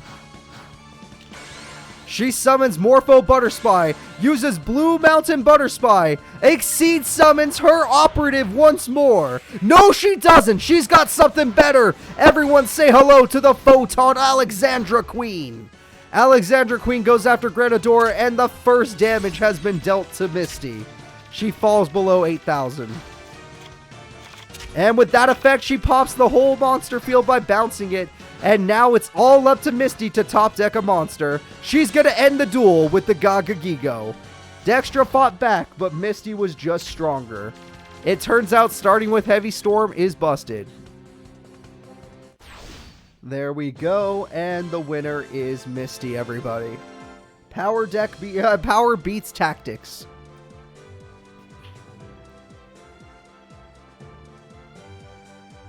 All right. It's time for the next duel of Group C. Group C, we are moving on to Taya Gardner versus Yami Yugi. I am hoping Taya puts up a fight, but we all know Yami Yugi is the king of top decks. The man who has the heart of the cards. But maybe Taya is his weakness, who knows?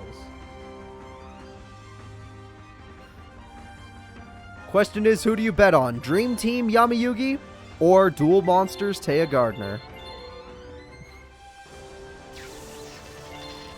This is definitely going to be a spellcaster fight. We're going to see Dark Magician Girl versus Dark Magician, basically.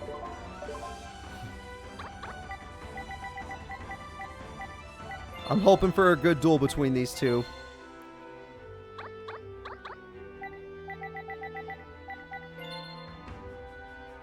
If Taya wins, I'm uninstalling Twitch. Oh god, why did you install it? Why don't you just use it like a browser? Unless you're watching this on your phone, then I understand what you mean.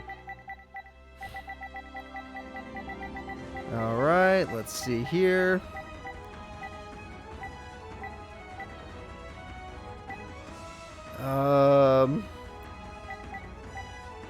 Still looking. There she is. Alright guys, let's get this duel started. This one I'm a little hyped for. These two characters seem like it'd be interesting to watch. Even though Yami Yugi definitely has way more power in his deck. Way more spell trap card support. In fact, his deck is almost all round better. There's not many cards that can make up for it. He's kind of just better. But she starts with Skill Dark, so if he tries to use his spell cards, he'll pay for it. There's the... Oh, well, that spell card means he already paid for it, but guess what? He gets Dark Magician, so... yeah, she's kind of screwed. However, she has Magician Circle, which will help both of them. She gets Dark Magician Girl. Why didn't he use Magician Circle? I'm pretty sure he has Spellcasters in his deck. He could have summoned something better. Oh, but 2 spell cards should be able to fight. And no spell cards at all. Magician of Faith brings back Dark Magic Curtain. He's not crazy enough to activate 2 of those, right? I mean, no one's crazy enough to activate 2 of those.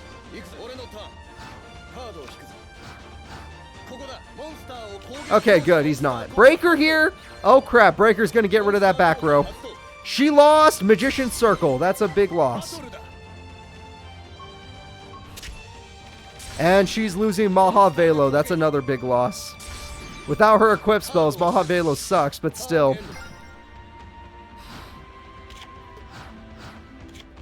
Monster Reborn could be good, but nothing great has really died yet. And Dark Magician Girl facing down the Dark Magician takes out Breaker. Yami Yugi. The Master looks at the apprentice. Will he destroy his apprentice? Or will he find another way? He summons Valkyria, Magician's Valkyria. It looks like we're about to watch another Maha Velo bite the dust. Alright, no luck here.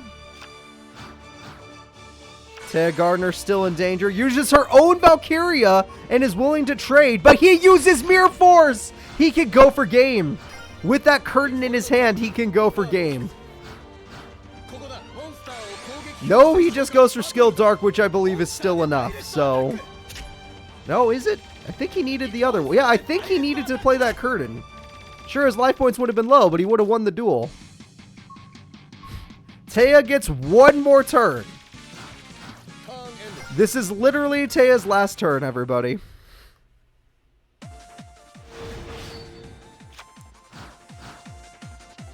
She summons aggressively Royal Magical Library. She summons the Chaos Sorcerer. She removes from play the Dark Magician. Why would you play Library in attack mode? I don't know. She killed herself. Granted, we all know he could just summon our Dark Magician, so... That's why he didn't do it. He had Dark Magician in the hand. He couldn't do it. If she had just played Royal Magical Library in defense mode, she might have had one more turn. But AI be dumb.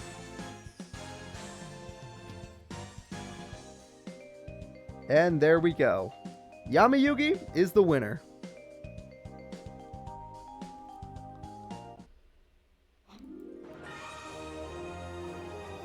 So let's go ahead and check it out. Yamayugi's having a good first day of the tournament, but now it's time to end his first day. Dextra will be his final opponent, everybody. Let's do it. Yugi versus Dextra. Or Drote.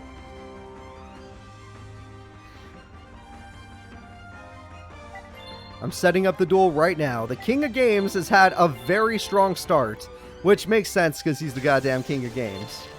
But it's getting a little sad. His opponents need to fight back, you know?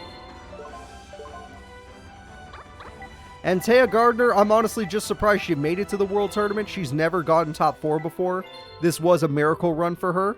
But the World Tournament isn't a joke. You gotta play at your absolute best or you just lose. And that's what's happening to her right now. Even a single mistake can cost you the duel. You don't want to vote against Dextra, but it's the goddamn King of Games? You're goddamn right it is. You can't stop the king. Here we go. Yamayugi versus Dextra. That's right, Amon. Bonaparte played pretty well. His trap cards were pretty aggressive.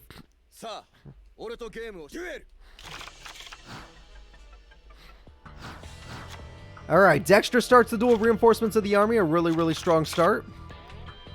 And she decides to set pat. Oh my god. The king's in a little bit of trouble because that's a lot of back row. And Skill Dark Magician does not get popped. Wow. And she loses her monster. Wow, I'm actually surprised.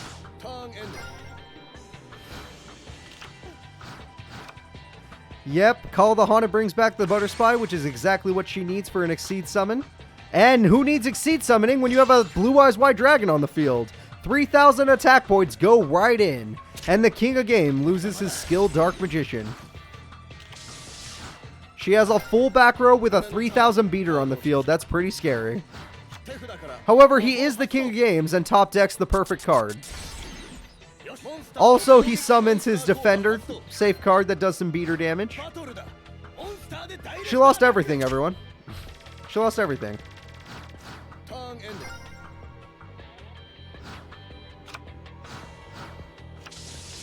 And with that top deck, will it save her? I highly doubt it. It's the King of Games. He'll probably have an MST waiting for her. Oh no, he has a second Defender to make sure nobody can die. This is 3,200 damage, everybody. It's going to be really sad.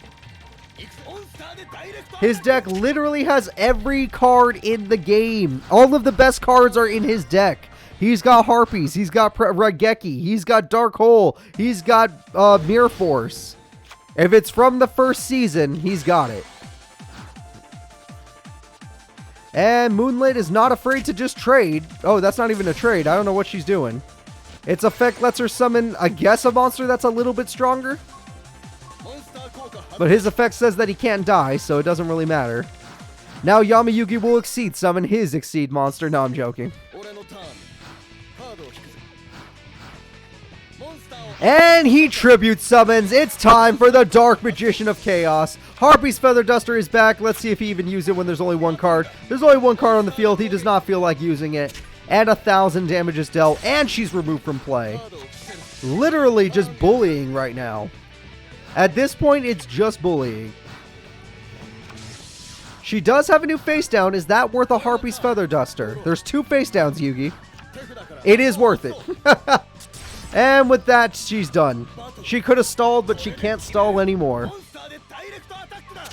2,800 damages dealt, and the winner, and the guy who has 3 wins in his first day of the tournament is Yugi, which I feel like he's done this before, so I'm not exactly surprised. All right, Yugi, there you go.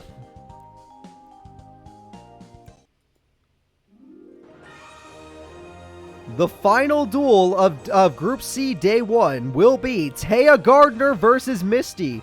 Will Taya be able to obtain a victory today, or will she be the first character to go 0-3? I'm not joking. Taya might be the first character to go 0-3 in this tournament. Everyone else at least has won a duel.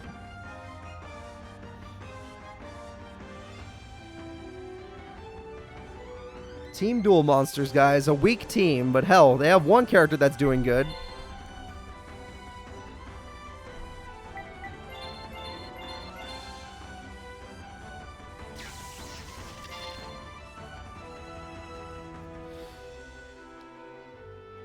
Taya does have the back row clear as well, yes. Taya does have back row clear as well, like Heavy Storm.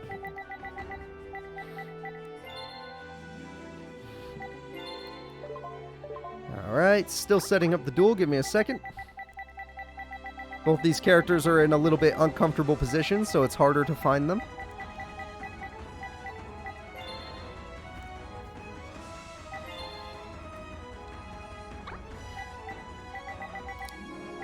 Alright, Misty. And Misty versus Taya. Misty is the first seed of this bracket, which means she is technically the strongest. Not counting Yugi cheating, but... So I would say just vote for Misty. I like Taya, I really do, but just vote for Misty if you want to win bits. Her power deck's going to be a little bit too much.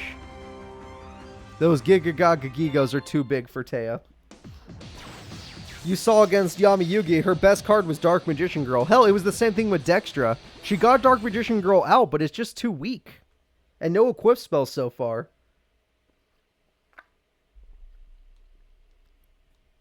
Well, at least someone in chat believes in Taya. That's good. Yep, some people want Taya to win. I just can't believe in her because I'm happy she made it to the World Tournament, but the World Tournament is for the characters that go crazy. I don't know if Taya can go crazy. Especially when she gets Skill Dark, which is fine. But Jar Turtle's there. If she has Jar of Greed on the field, she's about to Pot of Greed. Oh god, Pot of Greed! Oh god, wait. Does that Jar of Greed even get the effect anymore? Yeah, you didn't get the Pot of Greed effect. She ruined her own Pot of Greed! Okay, Misty ruins her own Pot of Greed. What the hell? Granadora does... Okay, it heals. Does 1900. Taya Gardner, you're gonna need to find a card to come back with.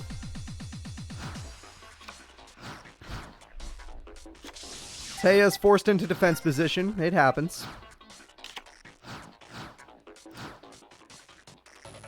And 1900 damage goes through. It's Old Vindictive. That could be really good for Taya.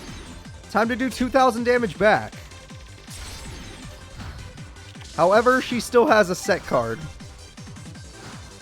Alright, Taya, let's see what you got. Taya has Mahavelo. Finally an equip spell. Mahavelo is now at a point where it's actually scary. And the Gigabyte gets attacked. The little Gigabyte's dead. Oh no, Gigabyte. Taya with this monster is now stronger than all of the beefy monsters in Misty's deck except her boss. Taya now has new set card. It's Solidarity. Her monsters are on another level now. Taya is going to pop off, but yes, Gale Lizard saves the day by getting rid of Mage Power. However, you can't stop Solidarity's buff.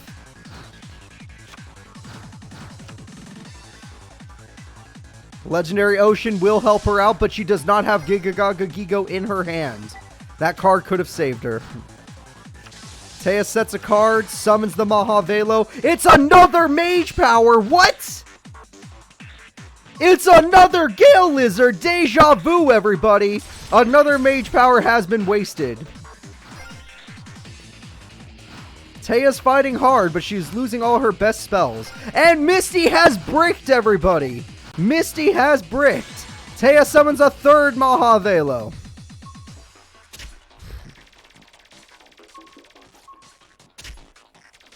And just like that, Misty needs to top deck a card to save herself. The Destiny draw could be many things, but what will she receive? That looks like a Mirror Force to me. Alright, everybody, as much as I love Taya, she's about to lose everything. Including her Dark Magician girl. Her boss monster is dead. Misty, if she draws a monster, can come right back into this duel. And Misty breaks with a Legendary Ocean on the field somehow. And the Princess Magician is super weak. That is sad. Taya had no monsters that are worth attacking with. She lost everything to the Mirror Force. Therefore, she's screwed over. Misty still has one more chance. Misty draws Giant Trune, which will weaken the Apprentice, but unless she has a monster, it won't make a difference. I don't see a monster card, everybody. Taya just has to play her Solidarity and the game's over. Solidarity hits the field. Apprentice Magician has backup from Mahavelo. The duel is over. Taya Gardner gets a win. Nobody's going 0-3 today. Not a single character. Taya Gardner gets a win. I'm honestly surprised with that. That was definitely an upset. Third seed takes out first seed. In fact, Misty had a bad day, everybody. Misty definitely had a bad day. Let's go ahead and check out the standings. So, this is starting to look like a bracket we've seen before. Dextra has a victory. Misty has a victory. Taya has a victory. But Yami Yugi is 3-0. Bonaparte and Jack are 2-1. Yuzu and Zayn are 1-2. Pegasus is 3-0. Misumi 1-2. Aporia 1-2. Jaden 1-2. It's time to start Group D, everybody. Group D is Gilog, Mako Tsunami, Leo, and Brio. Let's do it. Mako Tsunami versus Leo. We got more Duel Monsters characters, and those Duel Monsters characters are fighting against Leo and his Morphotronics. That's because Jaden's using Elemental Heroes, Amon. Remember, he qualified with Elemental Heroes, not Masked Heroes.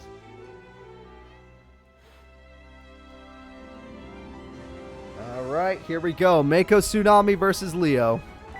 Gilog is the hand user. He is probably the strongest character in this tournament. Since most of the strongest characters are not here, Gilog is probably the strongest character in the entire tournament. But Leo is a pretty tough one too, and Mako Tsunami not really. But I like Mako. You think Mako's going 0-3? I think Mako can beat Brio. Personally, I think Mako can beat Brio. I think 0-3 is a little rude. I think he could do it. I just don't think he's going to win. I don't think he's getting out of the group, though. There's, like, no way. Not when Leo and freaking, and Gilog are here. I don't think he has a chance of making it out. But who knows? Anything can happen in a world tournament. Let's start the duel with Leo versus Mako. I remember Season 1, Chumley did go 2-0 against Gilog. He beat him twice. But Gilog still went farther than Chumley in that same tournament, sadly. Alright, Leo gets to start the duel, probably with a basic set pass. And that's exactly what he does. It's like I'm psychic or something. Mako Tsunami, do you get a Legendary Ocean? He did get a Legendary Ocean. And he starts the duel with Yugioh. Boomboxin is dead. Looks like Mako Tsunami has everything he wants. And we have Morphotronic Scoping, which can special summon. Mo Stapling, which can special summon. It's time for Synchro Shogun. We have the manga version, Machine Dragon Power Tool. TT says no. TT was popularized by Mako Tsunami. He's the one that made that card popular. Funny enough. And 7 colored fish with 2,000 attack goes in.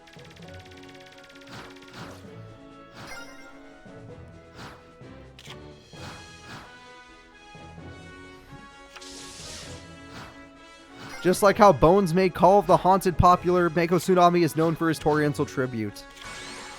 Gagagigo again, he just has his beater water monsters. Very normal monster deck. Not too different from our friend Misty. He has some different boss monsters for sure. He has a ritual monster in his deck. And even though Leo is at 4,000, he hasn't Destiny drawn yet. And he brings out the Borden, which is kind of a weird choice. I would have chosen Scopin, but whatever. Leo now has to make a decision. He decides to attack for 500. Tornado Wall says he can't take any damage. Another card popularized by Mako Tsunami. He only gets 1 card. Celtic, thank you so much for that. Leo, don't fail, Celtic. And we have another junk box. Leo will not leave just yet. He's going to Synchro Shogun, a level 7 monster. That monster will be the Machine Tool Dragon. However, as long as the back row is there... Ooh, wait a minute. As long as there is back row, there are problems for Leo. Leo needs to pop that back row. Terraforming comes out, which is useless at the moment. And the damage is going to be good, I can already assure you of that. Staples is dead. It will weaken the opponent, but Staples is dead. AIs are dumb, Echo Jams. AIs are dumb. If Mako Tsunami wants to get past this Machine Tool Dragon, he will need one of his tribute monsters. Oh, never mind. He could actually get past it with just equip spells now. But he will need some of his tribute monsters slash Fortress Whale to get through it. Mako Tsunami is forced into defense position. That's right. His deck is not very powerful. Mako Tsunami is known for having a low power deck. When Fortress Whale at 2350 is known as one of your boss monsters, you know there's a problem. Alright, Mako Tsunami, what will you do in this situation? You will continue to set. It looks like Leo can take advantage of the duel now. 2300. Jellyfish is dead. Alright, let's see what else. He summons the Abyss Soldier's effect activates! He gets bounced and the field is wide open! Leo loses the first duel! Mako with an upset! Okay, I did not believe it would happen until it happened. So Mako Tsunami with the Abyss Soldier comes back. The Jellyfish stall helped. Everything helped. Mako Tsunami wins the duel.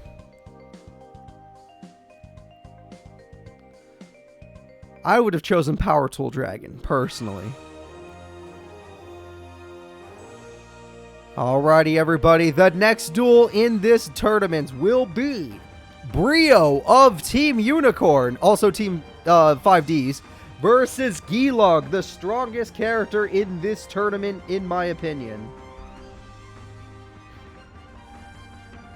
Just like how I say never bet against the king, don't bet against the hands.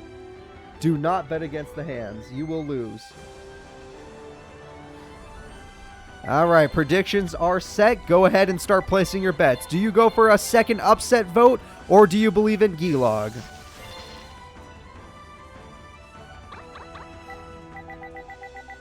Hands versus a Brony. That is correct. Brio is part of Team Unicorn. He uses the Deck Out Unicorn deck.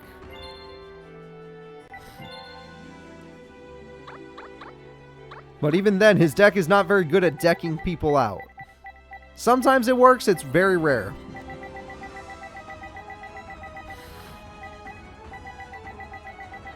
When that happens, Kurt Alien, that's when you just have to, just You don't vote. You don't vote at all. You'll lose. No matter what, you'll lose. All right. Gilog versus Brio is ready to go. The bets are coming in. The bets, final bets, and it is over. Let us start the duel.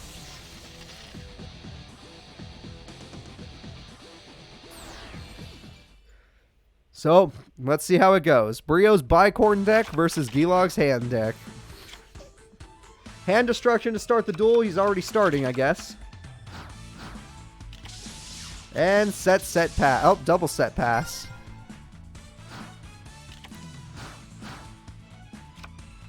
Pot of Duality. So no special summon this turn, but he's definitely guaranteeing a good card. Firestorm Guard is decent. Supply Squad always keeps Gilog healthy. His hand healthy. And the first monster to die is one of Brio's best. It's Nimble Mamanga. Good for stall.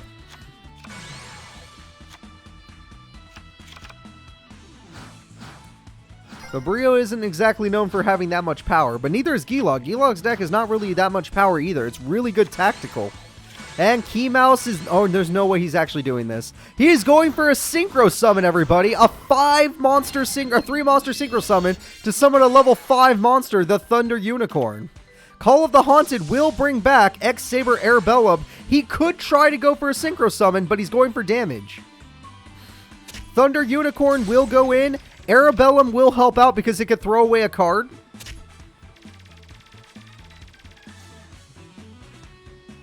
And he loses his magical or prominence hand. And we have one more Synchro Summon, everybody. It's time for the strongest card in Brio's deck, the Lightning Tricord.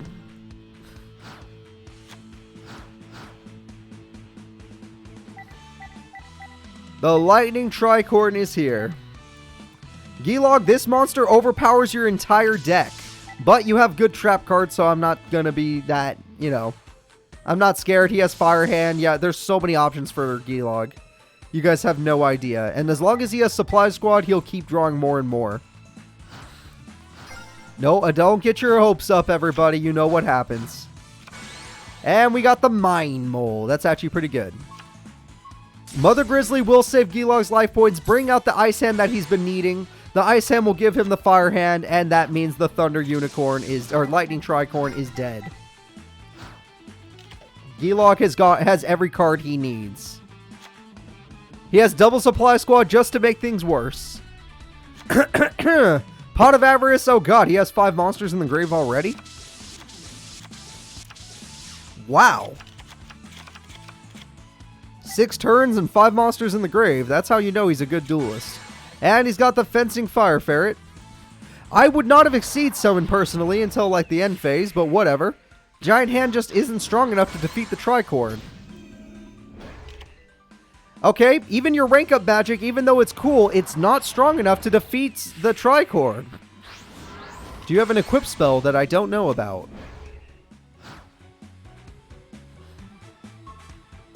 Alright, Gilog. Mind Mole activates its effect so it doesn't even die. That was... Okay, it's strongest monster versus strongest monster. We have boss versus boss. Giant Red Hand versus Tricord, but Tricord is stronger. And the Giant Red Hand is dead. That was a waste of Ice Hand. That, granted, he gets a Pot of Greed every time a monster gets destroyed, but whatever. So Gilog's hand is super healthy right now, but he just gets overpowered. He needs to go for Fire Hand. His AI usually is smart enough to do that. Instant Fusion. It looks like he's going for another Exceed summon. He summons the Elder God Nodin. I don't believe its effect... Oh yeah, it could use its effect. Fencing Fire Ferret is here. We have another Exceed summon, everybody. Nothing to worry about. The Giant Hand is here. And the Magic Hand is here. Why is it in attack mode? Mind Mole does not die to Giant Hand, that's for sure. And why is Magic Hand... What the f*** is going on here? Morphing Jar. Oh, God. Assault on GHQ. Oh, God. Arabellum! Oh, God! Hold up. Wait a minute. We got a problem here, folks. Like, this is a little bit too aggressive from our buddy Brio. What's going on here? Hand destruction again. Oh, my God. Brio's throwing away his deck. He's down to 15 cards in his deck, and he's already lost a lot of his life points on top of that. Supply Squad is actually is going to make it so he decks out faster. Obviously, he can't win with Mind Mold, but wait a minute. Yugioh, despite the fact that you have all these cards, you're kind of decking yourself out. Brio still is pretty healthy in life points, and Yugioh somehow still has a Destiny draw. It's the rank up magic, so he's going to summon his boss monster, the Chaos Hands, otherwise known as Crazy Hand. Crazy Hand comes on in. 2600 attack.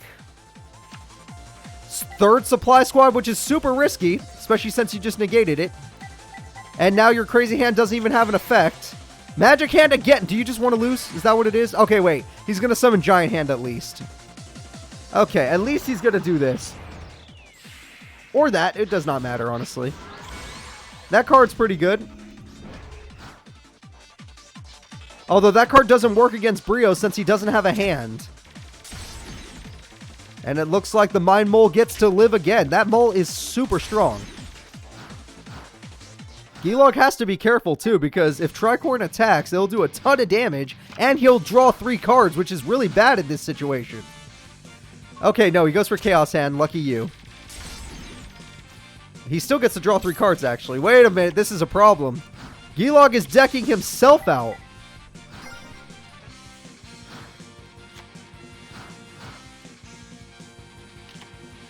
Okay, Pot of Duality again, decking himself out ever so... Oh God, don't get picked, Mother Grizzly. Oh God. I don't believe it until it happens, everybody. Until I see a lot... Oh my God. He had a second Morphing Jar. Brio's deck in this game is insane! He's down to 2 cards. If he attacks, Supply Squad loses him the duel. That's GG. Card destruction, DGG! Brio has decked out Yugioh, everybody! The duel is over!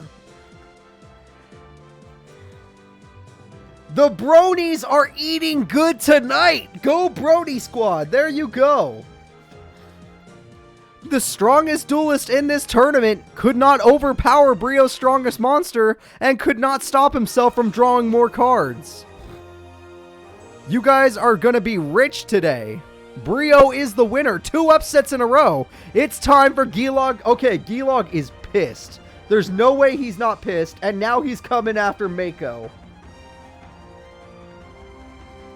Mako Tsunami is in so much danger, everybody. He is in so much danger. I highly doubt that he can survive against Yugioh right now.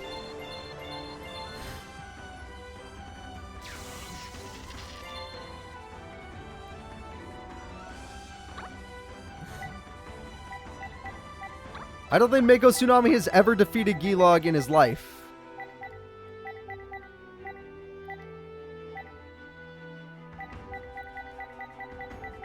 I don't even know if they've dueled before. Damn, you guys made some good money off of that bet. You're still betting on Mako. That is kind of crazy. Look, I know we just saw Yugioh lose, but he lost tactically. He didn't even lose in another... His tactics just didn't work today. All he had to do was use Fire Hand, but his brain didn't know how to do it. We're literally about to watch Mako Tsunami get ripped apart because Yugioh is pissed off that he lost that duel. Looking at the votes, 20% go to Mako, which is more than usual. Yugioh got 80%, which is less than usual, but we'll see what happens. Alright. Fire Hand to start the duel. Oh God, he's going to start with Giant. Yeah, he's not playing around this time, guys. He's not playing around. Yugioh is tired of this shit. And he's going to... Yeah, look at that. Already starts the duel with 3 cards that stop he has Chaos Hand with 3 attachments. It's over. Mako Tsunami doesn't stand a ghost of a chance. Terraforming is nice. It didn't work though. Abyss Soldier is nice, and that did work. Holy shit. The terraforming was the bait? Did this man just bait freaking Gilog? Did this man just steal a giant hand? Yo, what the f is going on? Wait a minute. Now, is he smart enough to use Abyss Soldier again, though? Holy crap, we have a problem here. Oh my god, we have a problem here. Gilog, you're the strongest character in this tournament. What's going on for you? Are you okay? Mako, luckily for Gilog, Mako doesn't really run burn cards, so he can't win by burn. Gilog is still fine, depending on what happens. His Destiny Draw will most likely save him. Yep, there we go. See, that changes everything. We're fine. It's fine. No one needs to worry. He still has Chaos Hand.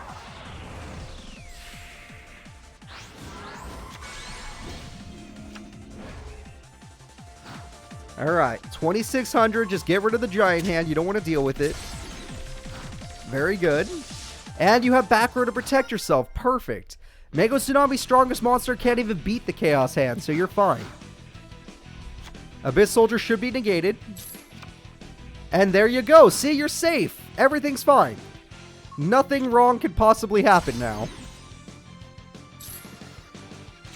Except the fact that you just summoned a monster, which will now put you at 200 life points. Okay, you should be a little more careful, Gilog. You should be a little more careful. You're fine, but be careful.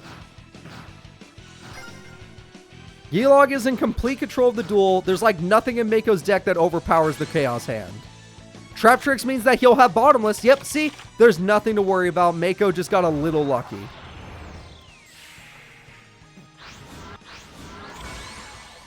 There we go.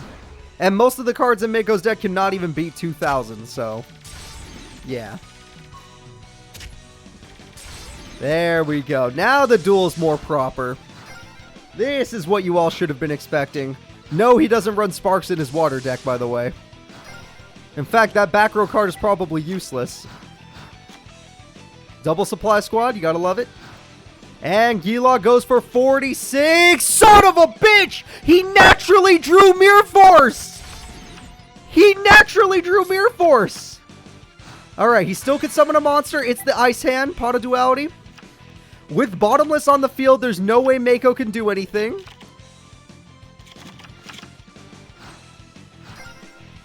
There's no way Mako could do anything because Bottomless is on the field. And he bricked anyway, so it's a lose-lose situation. Don't get your hopes up, everybody. And yeah, he could summon another giant hand, but that won't do much. Okay, now it'll hurt because he'll...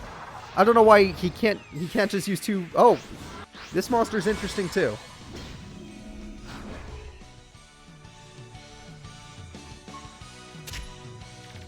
Yeah, he probably has his Fortress Will in his hand. That's bricking up his hand. Could be Legendary Fisherman, you're right. Okay, he finally draws a monster not worth attacking with, which might actually be better for him. He kind of needs to play defensively right now. And Giant Red Sea Snake is dead. That's a big shame. Alright, Mako, what else do you got? He got his Legendary Ocean, which is really good. He summons his Kaiyushin. He got the Kaiyushin, but it does not matter. Bottomless will get rid of it. That would have been perfect for Mako to win it all with the card that he used against Yamayuki in their first ever duel. But it does not work. Pot of Avarice puts all the Exceed monsters back in the deck. And he's got Fire Hand, and he exceeds. He's going to make a Giant Hand this time. Mako Tsunami is screwed. The damage is not good enough. Rank up magic, it is good enough. That's game. The winner is Gilog. You guys got your hopes up. You guys got your hopes up for no good reason. GG, everybody. GG. The winner is Gilog. Oh, that scared the shit out of me. I'm not even gonna lie. That was not supposed to happen. Yugioh was not about to lose 2 duels in a row. Are you crazy? I mean, Mako played that really well, and I'm impressed, but Mako should have gone 0-3 to begin with. I can't believe he's actually won a duel already. There we go, Yugioh. The next duel is Leo versus Brio. Okay, Dream Team Leo versus 5D's Brio. This should be fun.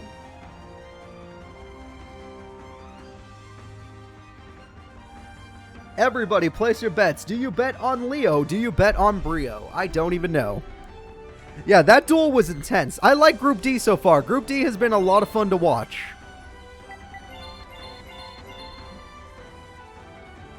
Is anyone crazy enough to believe in Brio again? Or are you guys finally going to be like, nope, Leo's going to play better this time. He'll actually pick Power Tool Dragon.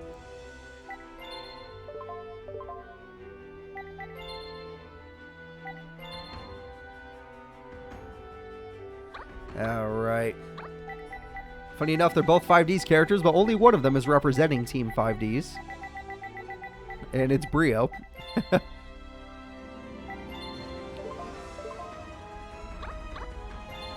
Alrighty, guys, let's get it started. It's time for Leo versus Brio in Group D.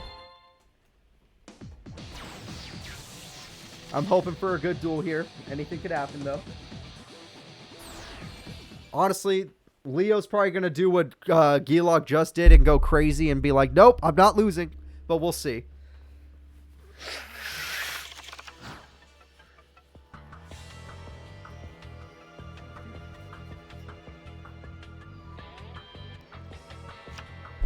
Alright, hand destruction to start the duel. Leo's going to lose some cards.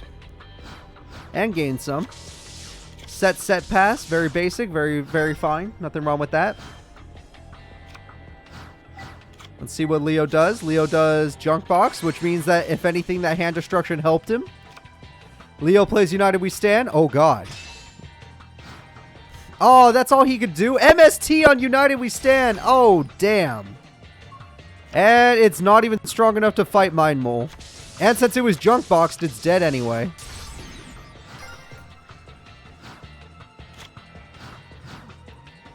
That's right, because Brio was from TAC Force 6, he has a lot of staples in his deck. Including with his beast monsters, he has staples. Trap Stun, no traps this turn, which means Leo might be going all in. Oh my god, Leo, did you really just do that to do 500 damage? Do you not have a better card in your hand? Why would you do that on main phase 2? What the hell is wrong with you, Leo? Why didn't you do this on main phase 1, bro? Now you have to deal with 3 Mind Moles. Granted, 3 Boomboxes is really scary. I'm not even joking. 3 Boomboxes is, like, horrifying. Okay, 2 Boomboxes is still horrifying. Morphin Jar, why not? Assault on GHQ, why not?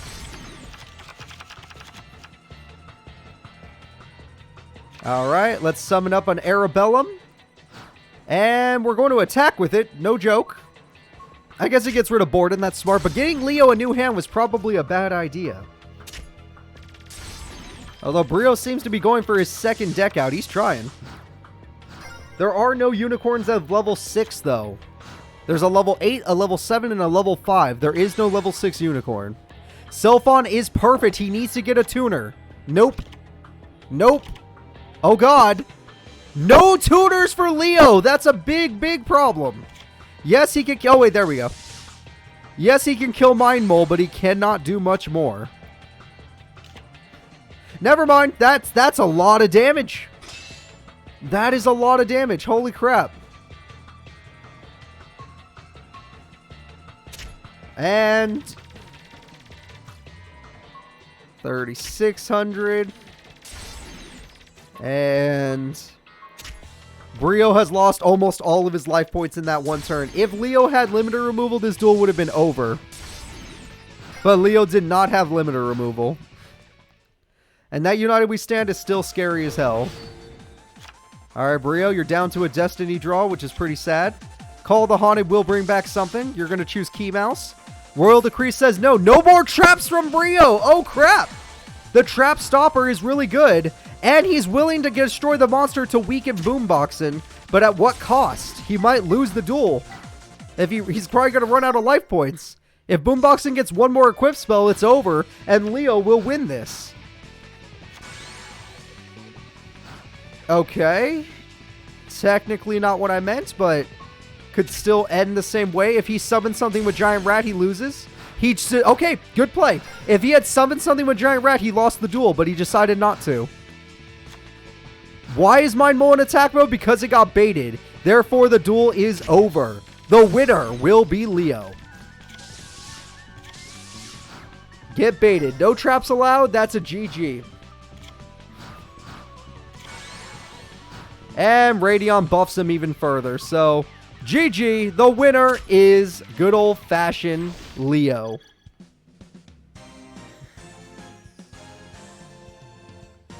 Alright, guys. This bracket is getting a little more balanced now. We may have had some early upsets, but the bracket is balanced. Now it's time to see who's the strongest of the strong. Let's see. Will it be Brio or Mako? Brio's deck out deck or Mako's water deck? This should be a weird one. They both have had some crazy duels in this freaking bracket, but nothing can be crazier than what we're about to see. Yeah, Leo and Gilog are like, we're not losing anymore. We're tired of this dumb crap.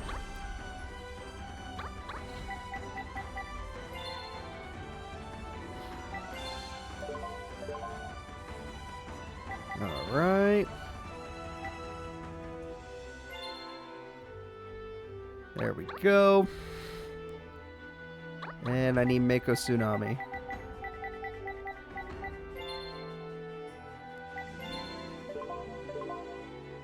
Alright. Almost there, guys. Almost there.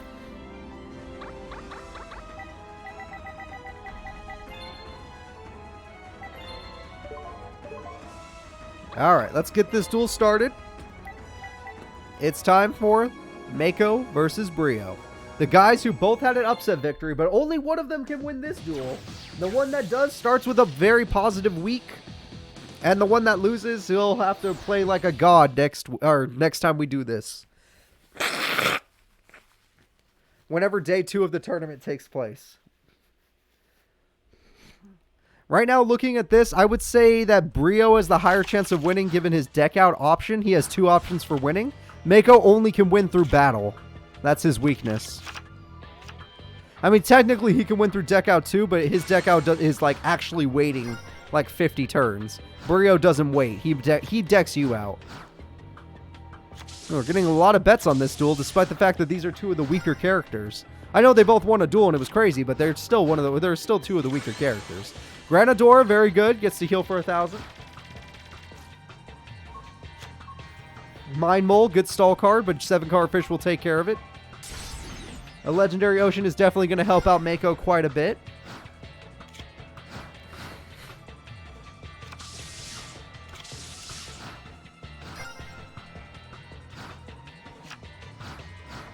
Alright, any more fish? Okay, we got a Sea Serpent. It's the Sea Serpent Warrior. Another Mind Mole. Brio does not plan on losing.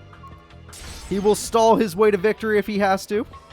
But Mako has a lot of beater monsters on the field, and Brio has not gone any of his deck out cards yet. At least nothing I've seen.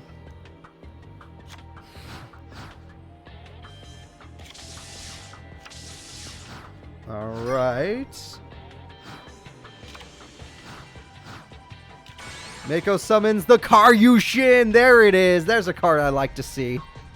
Karyushin and a Thor. How did he start the duel with 3 Mind Moles? If it wasn't for the 3 Mind Moles, he would have lost by now. But somehow Brio starts the duel with 3 Mind Moles. I don't know how that happens. I don't know how you naturally draw 3 Mind Moles in 7 turns with no draw power. Alright, Brio, what do you got? Brio sets a card and ends his turn. Mako's going in. He's got a full field, basically.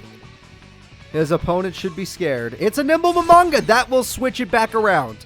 And just like that, Brio's back in the duel. Unless he has one in his hand, which I highly doubt. He has one in his hand! Unbelievably unlucky!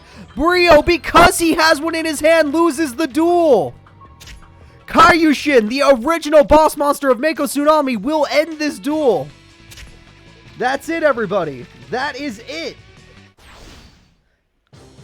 Brio, the unluckiest duelist I've ever seen in this tournament so far. Mako Tsunami and his consistent water deck is going to end the first week positive. But the next duel should be kind of crazy. We got two of the heaviest hitters, most tactical people going at it. It's time for Leo versus Gilog. These two should have had perfect records up to this point, but they don't. One of these characters is going positive for the week 1, and one of these characters is not. We'll see what happens. Alright, setting it up right now. Leo, ¿dónde estás? There you are. Alright, we got people betting Hands versus Morphotronics. It looks like we have Leo fans in chat.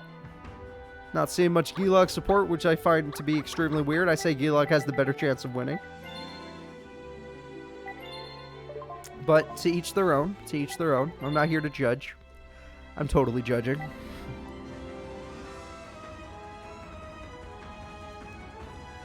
Alrighty, let's get it started. Let's see who is the stronger duelist. The final fight of Group D. Will the winner be Leo or will it be Gilog? We still have not had a group where somebody has gone 0-3, making this the most competitive tournament so far. And that's crazy because we've had tournaments where people have gone 0-3 and still made it out of the group stage by going 3-0 the next week. Alright, Leo set passes. And Gilog starts the duel with the Magic Hand and an Instant Fusion just to make sure he could pull off his card. He's going to start the duel with Giant Hand most likely.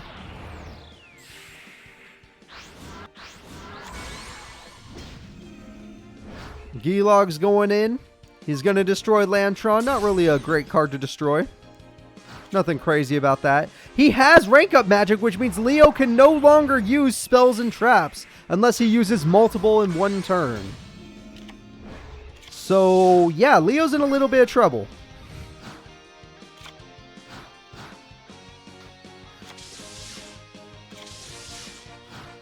Alright, we got some back row from Leo, but like I said, as long as Gilog has those cards, he's in trouble.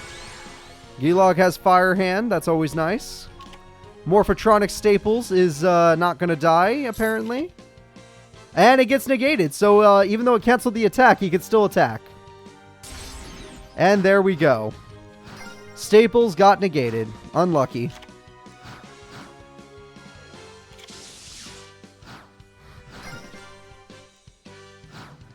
Alright, just a basic set from Leo. Leo needs to stall for time right now because that crazy hand still has 2 more problems. Let's see what he gets. Boomboxin is most likely dead. Yep. Trap Tricks Muramello is dead. Is going to do some death to Leo. Poor little Leo right now. Looks like Gilog's in complete control of this duel. No problems. Leo decides to 1-for-1, which will be negated. No way it won't. But now he's allowed to use a spell card, and he doesn't. It's like, but now you're allowed to do what you want, Leo, and he does not. Alright, Trap Tricks again. And with all these monsters, it looks like Leo lost the duel. And with exact damage, the winner is Gilog. There was never a chance for Leo in that duel. He didn't even use up all of his opponent's cards. GG. Gilog is still the strongest person in this bracket, despite his record. Whew. Okay. Seemed pretty simple. Leo had no chance. Everything's fine. Let's go ahead and go back over here. And let's put Gilog up there. We are done with Group D for the day. Checking it out. Gilog is in first. Mako Tsunami is in second, which makes no goddamn sense. Leo is in third, and Brio is in fourth. Nobody has any losses. Nobody has 3 losses, though. The next bracket will be Noboru of Arc 5, Yasmin of GX, who uses Gravekeepers, if you forgot. Seto Kaiba of... Oh god, it's freaking Team Redemption. Seto Kaiba. And Kami of Page 3. These characters, we got some fan favorites here again. Let's see what happens. The first duel of Group E shall be Yasmin versus Seto Kaiba. Gravekeepers versus Blue Eyes.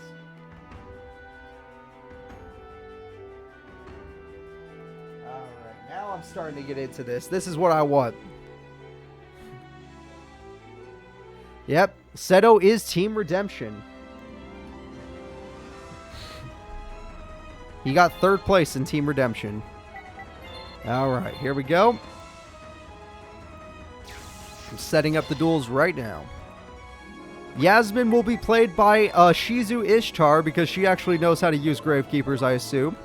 I have a face for Yasmin, though, so don't you worry. And Yasmin's deck, which means it's just a worse Gravekeepers deck, but, you know, it's there.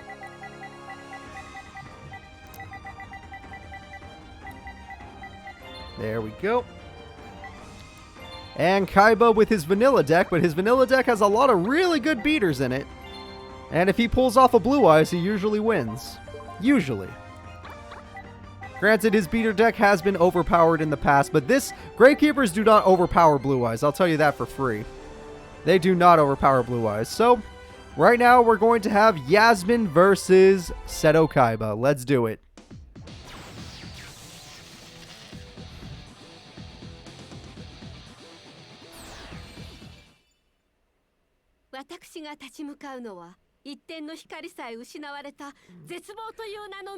As you could tell, I got this Yasmin picture in like 2 seconds. I did not have a lot of time to make her picture. I just like took the first thing I could find off the internet and was like, yep, there you go.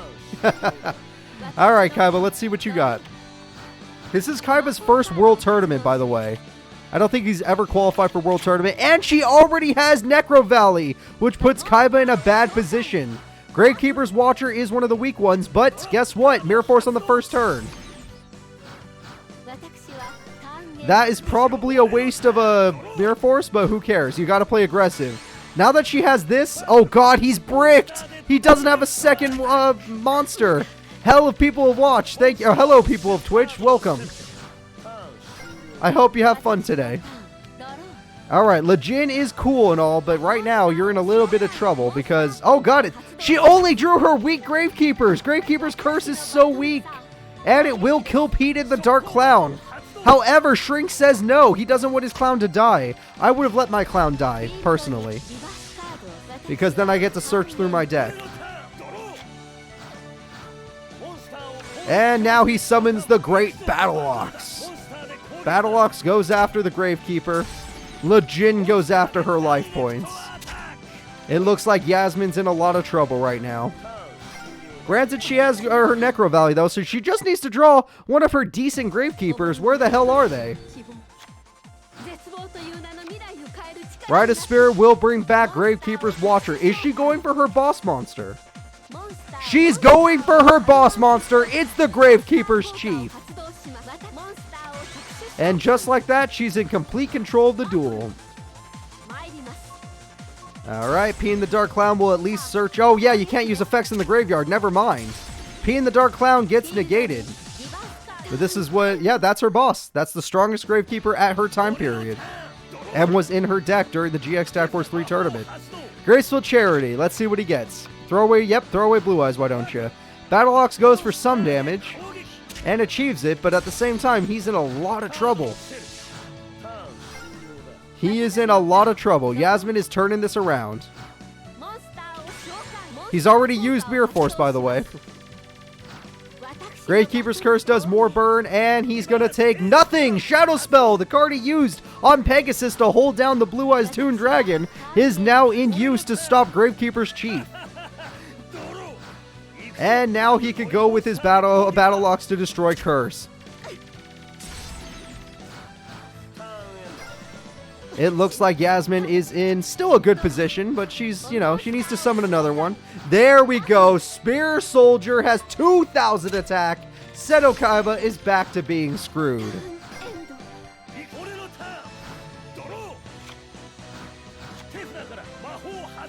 An actual GX Tag Force tournament? We are, hello people of Twitch. I've done that like 30 times. If you want to check them out, you can watch on my YouTube channel. Did he just Heavy Storm? Oh crap, he's bringing out the Blue Eyes White Dragon. His Blue Eyes White Dragon goes after her boss monster. It's boss versus boss. Yeah, hello people of Twitch. Go check out my YouTube channel, Casual Cooper. Go look for the CPU tournament playlist. And the very first tournament and every tournament after that is Tag Force 3 tournaments for Yu-Gi-Oh! GX, and there are plenty more. This is a world tournament where we involve every series, including page 3. Yeah. And there we go. Spear Soldier gets destroyed. Watcher gets destroyed. You've missed about 70 tournaments, hello people of Twitch. They're all on my YouTube channel. Go enjoy. And at least 20 of them are GX tournaments. And just like that, Assailant takes out that Vorse Raider. And now we get to see how it goes. The only part, these are AI tournaments. The only participation is literally betting. Everyone bets on who they think is going to win. And you have to vote for your character before the duel starts. And it looks like Yasmin is still in the duel. Yasmin summons her boss monster again, but it's not strong enough to take out the Blue Eyes White Dragon. But it will help her stall. It will at least help her stall. But Blue Eyes White Dragon is looking at it like, oh man, I'm going to devour your ass. I'm ready for it. And Blue Eyes White Dragon goes in. That's 600 damage. Yasmin has 400 life points and needs to top deck a card that can take out the Blue Eyes White Dragon.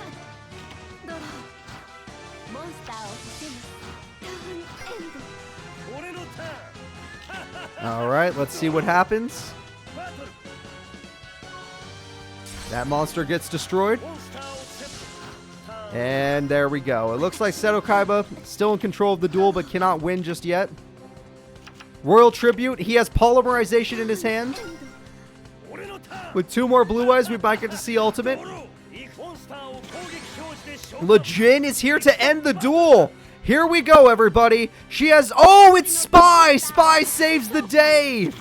Spy literally saves the day. Look at that. She will not go down without a fight. Yasmin is still here.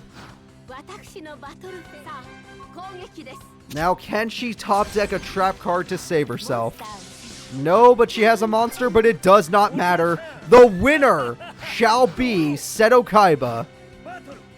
Blue Eyes White Dragon wins him the duel. And that scream I will never forget. God damn it. I forgot how scary that one is. Kaiba's set card, if you're curious, it was Ring of Destruction. He could have won the duel at any time.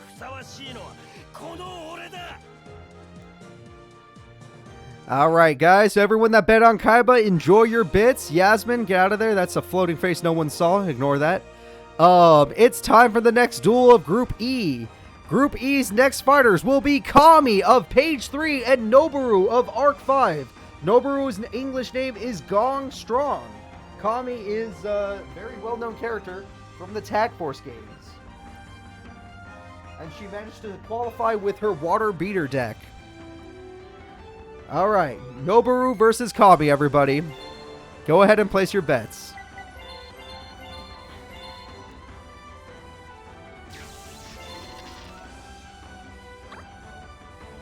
Alright, Kami's in the GX section of these things.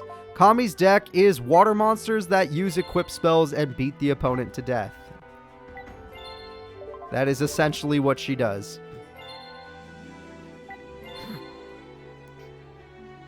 And we all know what freaking Noboru does. He uses super heavy samurais in defense mode that attack somehow. So we'll see how that works.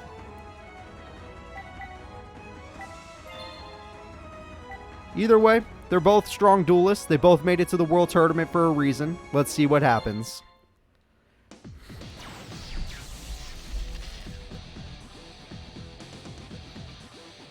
And there we go.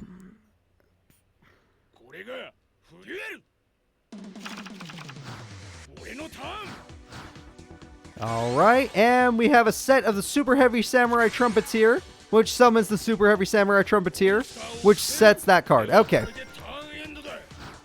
Kami, what will you do against the mighty 3 monsters he set up? You're going to summon the 7-colored fish. We've seen a lot of fish today. I feel like we've seen a lot of fish today.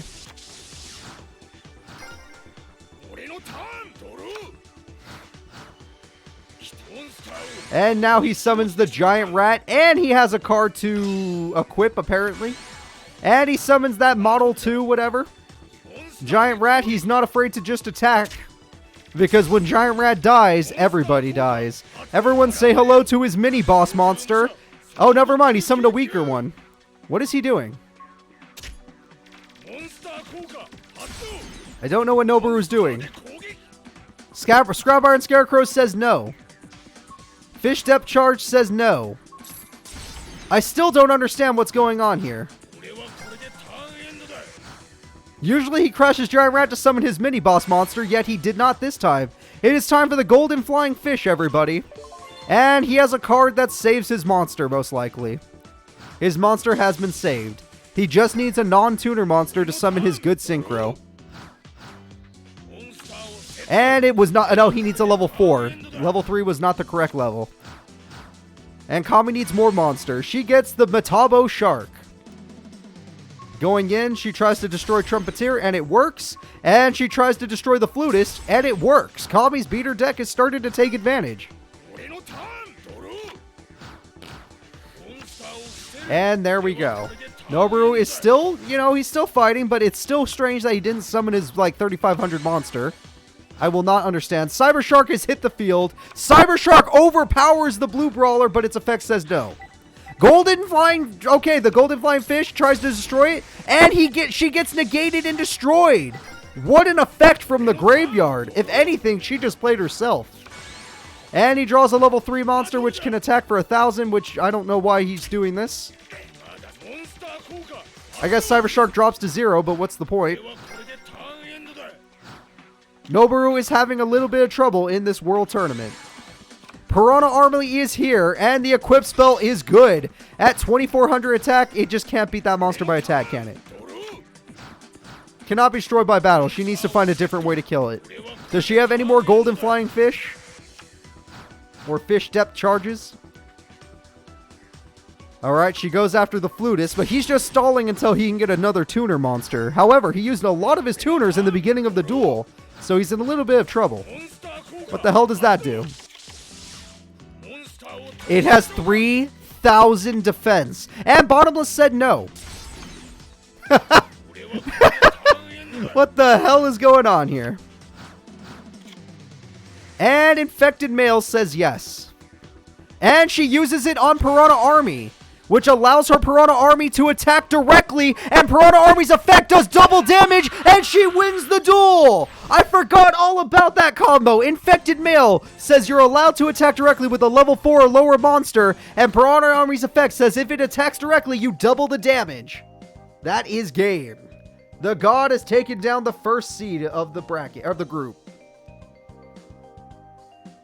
Kami has defeated Gong Strong. I don't think he was ready for that. He wasn't ready for direct attack. That's like fighting Pegasus. People were not ready for Pegasus this week either. Alright. Kami wins that duel. The next duel, Gong Strong is coming back, but this time he's got to take on the Gravekeepers. It's Yasmin versus Noboru.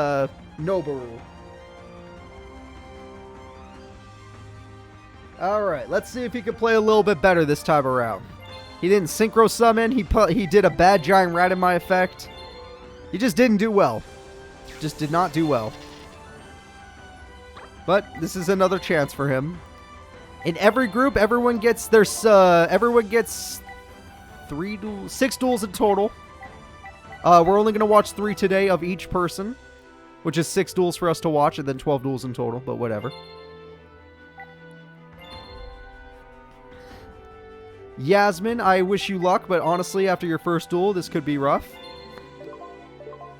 Yeah, it's going to be very hard for Yasmin to win this duel. Her deck is not very powerful. Her strongest monster with the field spell is 2400. Without the field spell, only has 1900 attack. It's not a good attacking deck.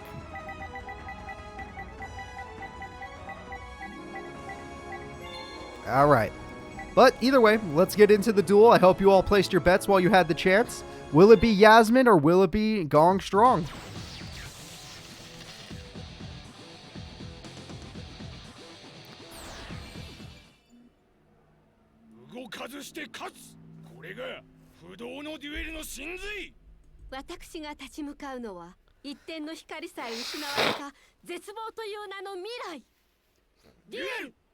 Alright.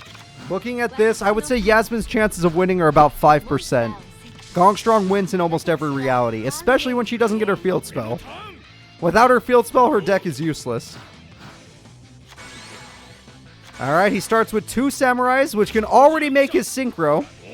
And we got a synchro summon, everybody. It's time for the ogre. Samurai Ogre Shuten Doji. And it gets an equipped monster because why not? Gravekeeper's Guard! What a good card! And his monster's gone, but he gets to draw a card.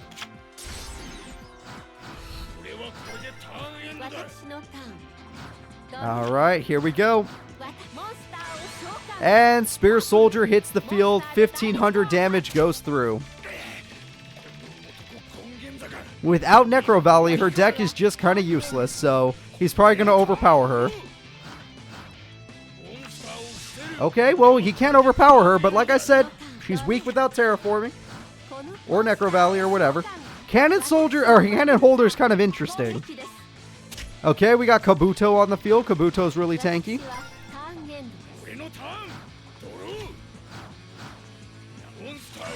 And we got ourselves a Flutist. Flutist destroys itself. And there it is! The mini-boss monster, Benkei! With 3,500 attack, well, defense, same thing in this case. He's going to wipe Yasmin's field. Massacre! Yeah, Yasmin's gonna kick some ass right now.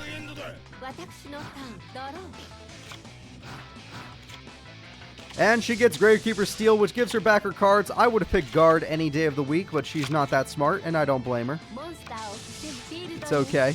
You're an AI. AIs have to play the way they're forced to play. I can blame your creator, but I can't blame you. And we have another equip, but this time now you have 4,700 attack. Holy crap. And that's the end of the duel, everybody. That's GG. And we have to hear the scream again. Gong Strong, with a 95% chance of winning. Oh boy, he wins. To nobody's surprise.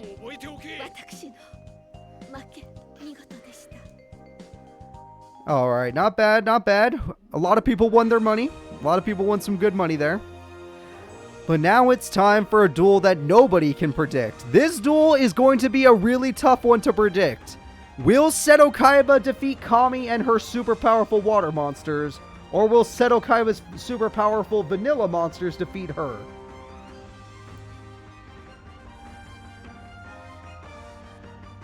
What do you guys think?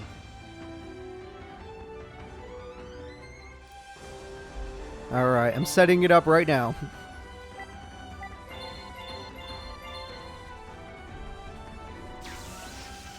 Kaiba's the guy who's obsessed with the god cards. I don't think he wants to beat a god, he wants a god.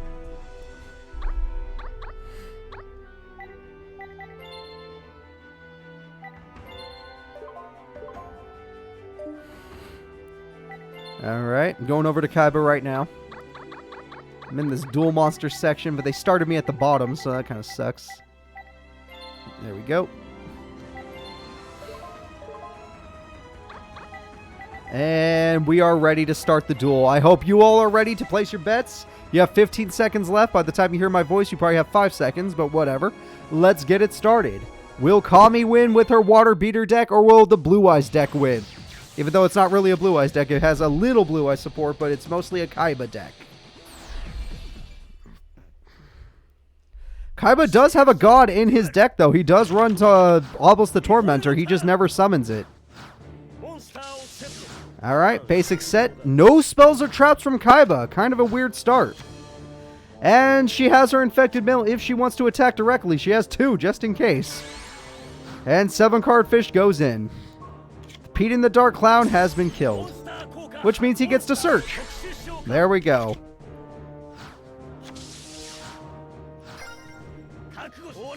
Can he defeat a 7-colored fish?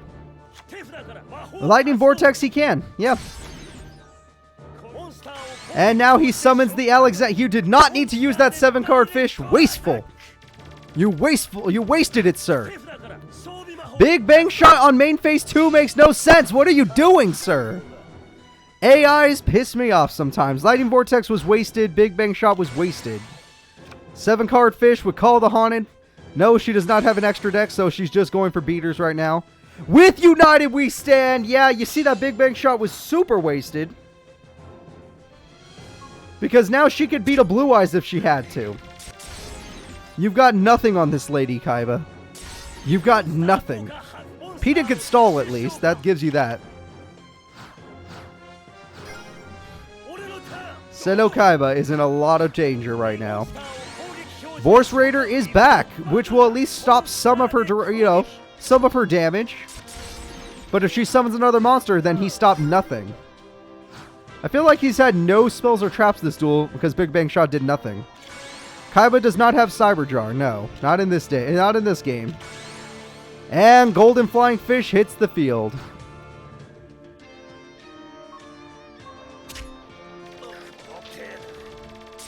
Vorse Raider is dead. The final clown is dead. Kaiba is running out of cards. And he's, oh god, when you're forced into just having a back row, you're in trouble. MST immediately. Ring of Destruction chains. Oh god, they take so much damage. Oh wait, it's just the original. I forgot this is the nerfed Ring of Destruction. It's fine. All right, Kaiba is still in the duel, but he has to top deck a monster. He bricked already. He has to top deck a monster. If he doesn't, the duel's over.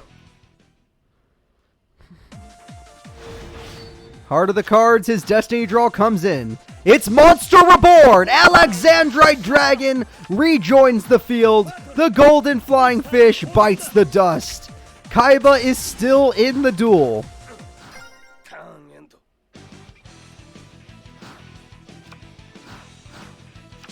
And she has a trap now, so he has to be very careful with his life points this low. All it takes is one magic cylinder. It's not Magic Cylinder, but he didn't draw another monster, so he couldn't end the duel. Yes, he did. Oh, it was Maiden. And she's dead. He killed his field. 1 2000 beater, and he loses. She drew a monster. It's the Unshaven Angler. 1500 damage. He has no monsters left. If he top decks a monster, he can win. Without that, he loses. Here we go. He got Dragon Tribe, which is useless. That game is over. The duel is over. Kami takes down Kaiba. Summoning Maiden cost him the entire duel. That was a great one. This was 50-50 in the votes, but Kami pulls it off. Her water beater deck is nothing to scoff at. It's pretty good. Alright. Seto Kaiba loses, Kami wins. The next duel will be Kami's final duel for day 1 and Yasmin's final duel for day 1. Let's do it. Will Yasmin actually obtain a win, or will Kami just go crazy today? If Kami wins this duel, she's officially 3-0. And if Yasmin loses this duel, it'll be the first character to not win a duel on day 1 of the tournament.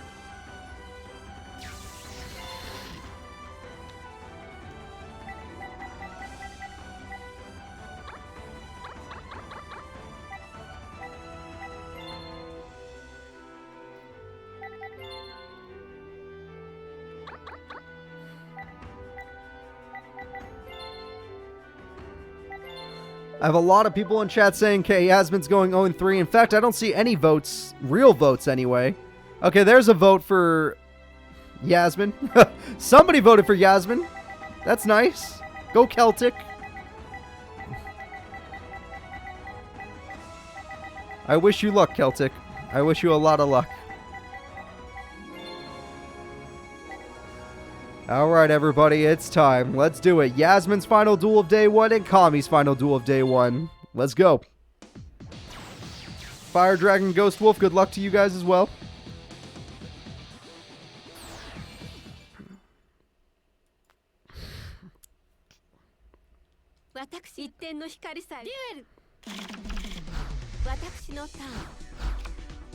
Alright, Necro Valley to start the duel. And Royal Tribute! Oh, she only has spells and traps. That ended up backfiring super hard. Kami only has spells and traps. Kami did not top deck a monster though, so this is Yasmin's chance. Necro Valley does make her monster strong. Grave Creeper's Curse. And you've lost I thought you saw Oriental Tribute. Why would you do that? Why didn't you flip it then set a monster? Alright, well, that's not good. Sword's top deck, so still bricked, but she lost guard and Curse only did 500 burn. Assailant's pretty good. It has 2,000 attack. That'll help her.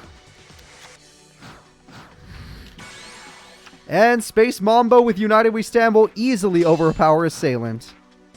Assailant's better when it's you summon it on your turn, not when you summon it for defense. You want it aggressively, not defensively. But with swords on the field, it wouldn't have mattered. And she's left wide open. If Kami top decks another monster, this could go really bad. Kami's fish deck is super strong. When it comes to being a beater, Kami's on top of the world. To think that she's the 4th seed. She's the weakest member, apparently. And she's the one that's about to go 3-0 in her first week. Alright. It's all up to Yasmin right now. Will she be the first character to go 0-3? Alright, she has her reverse card, but what could it be? And will it save her? Kami, let's go. We summon a Metabo Shark. 4,100 damage going in. It's a Rite of Spirit. Gravekeeper's Chief is summoned. Boss Monster is in defense mode. And the duel's still over. The winner and the person with a perfect record is Kami for day 1. And the first ever person with a terrible record, no wins, a winless record, goes to Yasmin. Kami, you truly are a goddess, aren't you?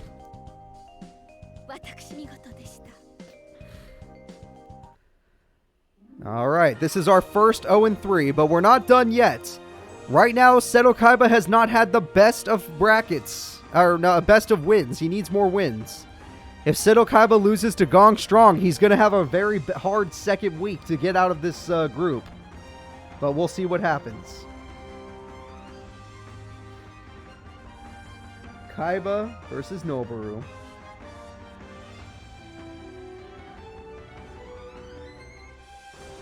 Granted, he almost beat Kami, but it was a very close duel.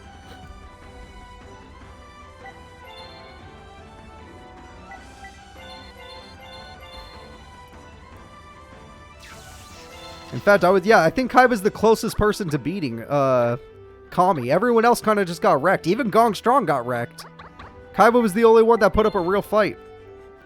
Lost to a final top deck of Oriental Tribute. But Kaiba's deck might not work too well against Noboru's deck, that's for sure. Alright. Gong Strong, the number 1 seed. Let's see if you can beat Kaiba, the number 3 seed.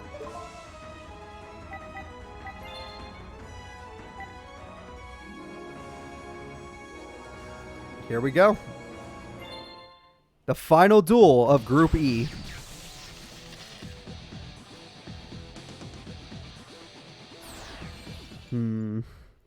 I want Kaiba to win, but I don't know how he wins. That's the problem. Alright, Gong Strong starts with a basic set pass. He doesn't run any spells or traps, so never expect that. Alexandrite Dragon will definitely do the job. His monster does not die, though, which means now he could synchro summon for Ogre. Ogre will be super, super good. And there's a... Oh, wait. Is he actually going to use Giant Rat correctly this time?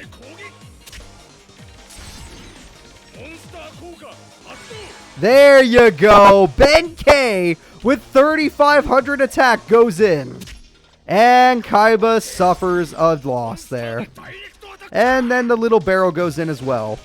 And the boss monster is here. The strongest monster in Noburu's deck. His level 10 synchro monster, Susanoo.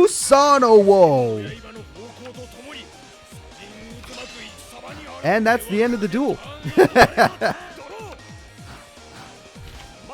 Lightning Vortex works though. However, that card says no. He tried, everybody. He tried. You gotta give him some credit. Oh, look who has Lightning Vortex now. It's Gong Strong.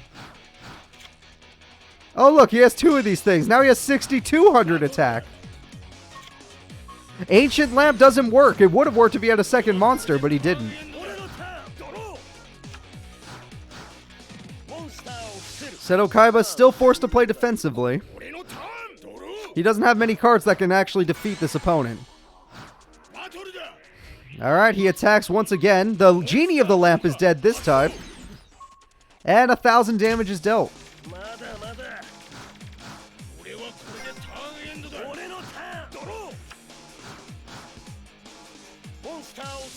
Seto Kaiba still forced to set, understands that none of his cards work against Gong Strong. And Super Every Samurai and Trumpeteer. Are we going to make ourselves another ogre? And it looks like we're making ourselves another ogre, everybody. Double synchro monster time.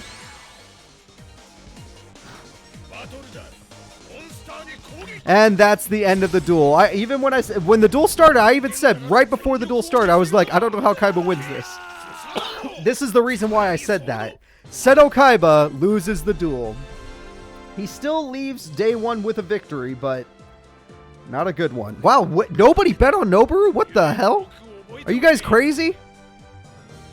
How was Kaiba supposed to win that duel? Did you guys forget to think about how Kaiba would win? Or did you just vote for Kaiba because you liked him? Either way, Gong Strong takes the victory. Group E, day 1 is over. 3 victories for Kabi, 2 for Gong Strong, 1 for Kaiba, and 3 losses for Yasmin. Kaiba and Yasmin can still make it out of the group if they do really good next week. But right now, these 2 are the ones that look like they're escaping.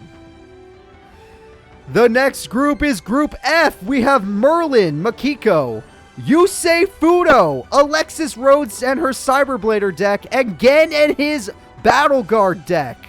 Here we go, everybody. We'll start the duel with Yusei Fudo versus, or the group with Yusei Fudo versus Alexis Rhodes.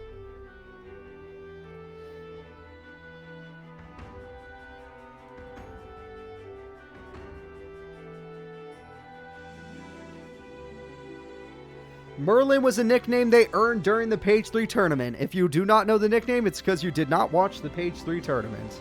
It was a really hyped tournament. Alright, Yusei versus Alexis.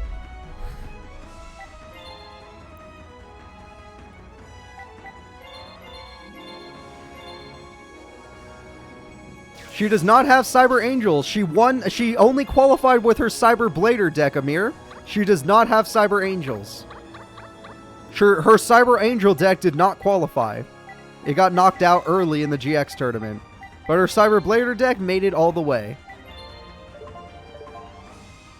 Which is probably going to screw her now. Because her Cyber Bladers are not that great. But we can all hope for the best. Hope for the best, everyone.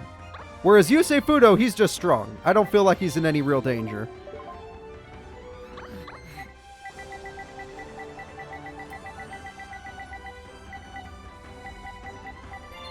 Alright, here we go, guys. Let's get it going. First duel of Group F.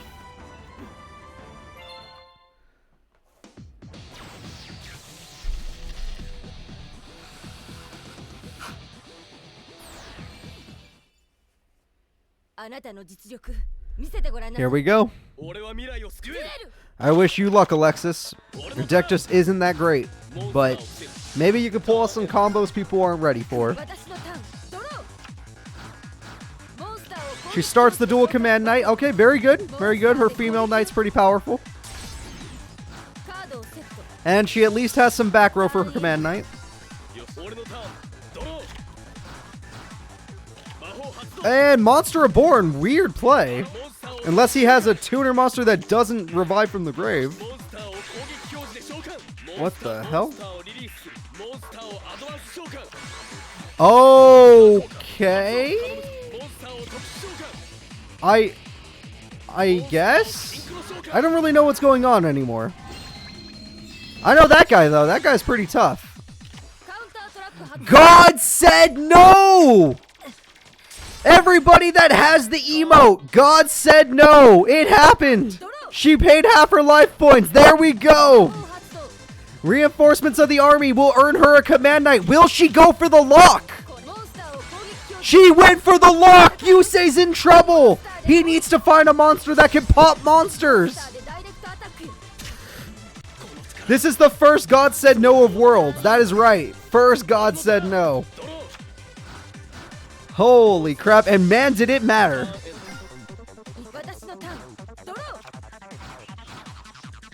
And now she's got a marauding captain into what? Into Warrior Lady of the Wasteland. Into Monster Reborn. Into Quick Draw Synchron. She does not have tuners. This is a weird play. Honestly, a weird play. Doppel Warrior is dead. She's going after Yusei's life points. Alexis is going crazy. Did she just win the... She just won the duel. Yusei Fudo lost to Alexis Rhodes in a hell of a fashion. It's over. That 700 damage did matter. She had to Monster Reborn to win. Alexis Rhodes with a huge upset with her Cyberblader deck takes down Yusei Fudo. Her Tag Force 3 Cyberblader deck really comes in handy. Alright, that's the first upset I've seen in a while. Alexis Rhodes, there you go. The next fight will be Gen and his Battle Guard deck versus Makiko and her Spellbook deck. She earned their name Merlin when she took down the King Arthur deck. Alright. I'm not gonna lie. Makiko might be the dark horse of this tournament that people don't know about Makiko, but she might be the strongest character in this tournament. After watching Gilog lose, Makiko might be the new character to watch out for. Gen is weak as hell. I'm not gonna lie, Gen is like the weakest character. No, you know what? Gen or Yasmin are the weakest character in this tournament. But we'll see. Because Makiko, she is a page 3 character, which means she's originally from the Tag Force games. She's not from anything else. And she is so strong. And I mean so strong. Gen is an Arc 5 character that uses Battle Guards. He has support for them, but they're not that great.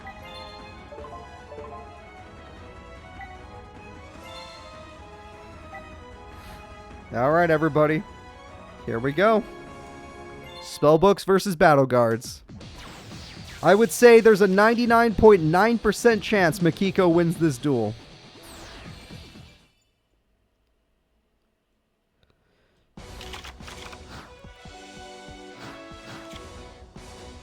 Alright.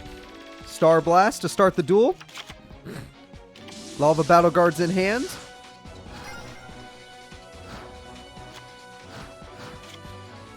And the Spellbook Star Hall is a great start. She has 2. Oh god.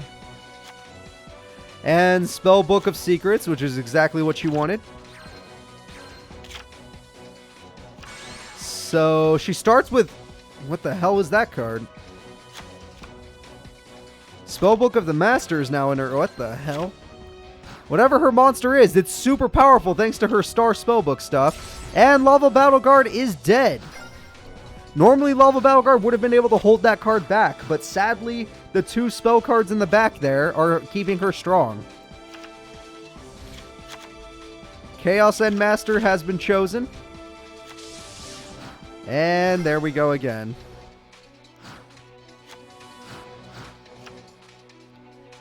Now let's see what we got here. Spellbook of Secrets will search out the Grand Spellbook Tower. Like I said, there's a 99.9% chance that she wins this. Justice of Prophecy is at 2,500 attack. Shining Angel will save again.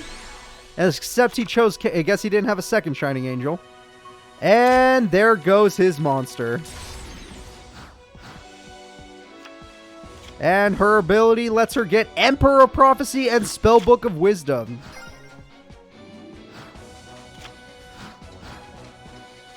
And then... Yeah, this is going down, guys. It's over. Gen has no chance. I don't know how he gets out of this bracket to begin with. There's another Justice of Prophecy, taking out the Chaos End Master. And 2,700 more damage. Next turn, Gen loses.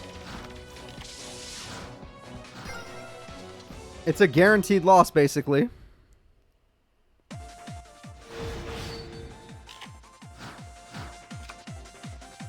And Feast of the Wild brings back Lava Battle Guard, but what does that even do? It does nothing. It does nothing, everybody. GG. That's game.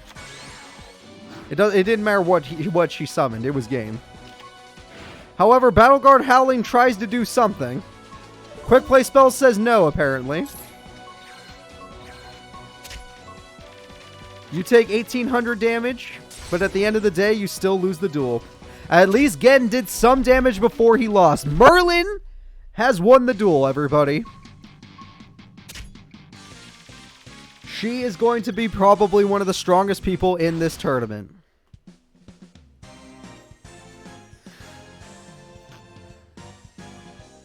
Alright, that's true. Page 3 is strong because Kami also went 3-0. This tournament, page 3 seems to be the strongest. So, Makiko, you move forward with that. The next fight, we get to see Merlin again, but this time she's got to take on Yusei Fudo. Can Yusei Fudo take down the Magician? Probably not. I would say he has at least a 20% chance of winning. A lot better than Gen. Alright, place your bets, people. Do you bet on Yusei Fudo or do you bet on Makiko? Otherwise known as Merlin. For some reason, Challenge is not loading, but just give it a second. There we go. Finally loaded.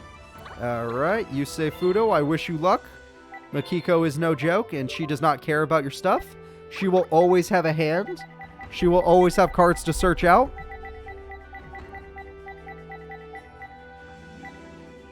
Now, let's see. Where's Yusei? Looking at the bets so far, it looks like most of you believe in Makiko. Despite, there's usually more Yusei fans, but you all believe in Makiko. Really. No love for Yusei Fudo. Fan favorite character. A guy who's won a tournament before. No, we're going with Makiko either way.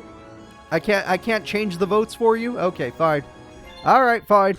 You guys don't think Yusei could do it? Screw it. I don't think he can do it.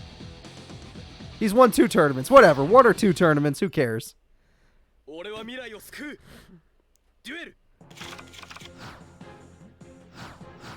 Alright. How will she start the duel? Set, pass. Very basic. Very understandable. How will he start the duel? MST to pop the back row. Spellbook of Fate is gone. He set, pass. You don't want to play passively against Makiko. You give her time, you die. And Justice of Prophecy with Temperance of Prophecy are now on the field. Doppel Warrior is dead. Yusei Fudo takes a big hit. Not really, it's 1,000. He takes the hit of a karate man, basically. Foolish Burial will throw away another monster. He chooses Quillbolt's Hedgehog. He has no tuners in his hand, apparently, and is forced to set. She tribute summons for Reaper of Prophecy at 2,000 attack. Another Doppel Warrior bites the dust. Justice of Prophecy gets him. Yusei Fudo's in a really bad spot right now. And still no tuner monsters. This is like the first where he has not drawn a tuner monster. She draws Charioteer of Prophecy, which gets her back Temperance. Reaper will take out nothing because Scrap Iron said no. This monster will take out Quillbolt Hedgehog. Yusei Fudo has already dropped below half. I like that Corpse King. Yusei brought his A game today, but the A stands for ass. And a Destiny Brick. He literally has nothing, everybody. He's ready to lose. All Mikiko has to do is attack. And get baited into a Mirror Force. But now she could show her other stuff. Hey look, she has another Temperance. Yusei, with no monsters in his hand, what will he do? He sets the new monster. He can't beat 1,000! His monsters are so weak, he can't even beat 1,000! He has 2 Quillbolts in the grave, but he can't top deck a tutor monster! What is up with Yusei right now? Still, no tutor monsters! What is going on?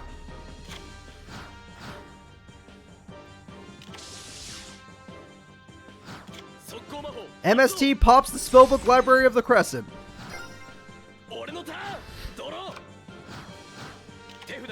Monster Reborn to bring back what? There's no tuners in the grave.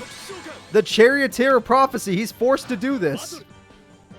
He's so desperate he's forced to do this. No tuners have hit the field at all. Mikiko summons the spellbook, and that's how she gets started. Okay, she's been waiting for this monster, and there we go. The duel's over. I thought she could choose more cards. Oh, spellbook of the master, there we go.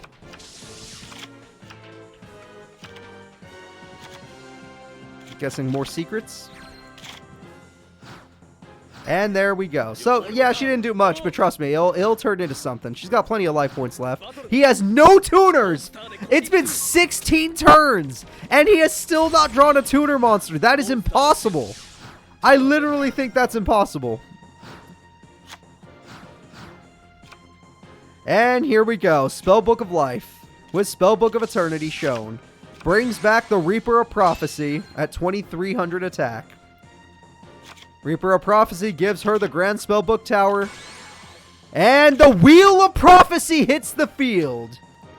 The Grand Spellbook Tower hits the field. Temperance of Prophecy hits the field. First attack goes through Third Quillbolt is dead. Monster is dead. The wheel has been stopped by Scrap Iron. Yusei Fudo, once again in a desperate situation. Still no tuner monster to his name. Heavy Storm will help out, but at the same time, you got rid of your own Scrap Iron. So I don't know about that, Chief. High Priestess of Prophecy hits the field. I believe Yusei has just given up. 19 turns, and Yusei has not drawn a single tutor monster in his deck. 3 Quillbolts engraved, 2 Doppel Warriors, and no tuners.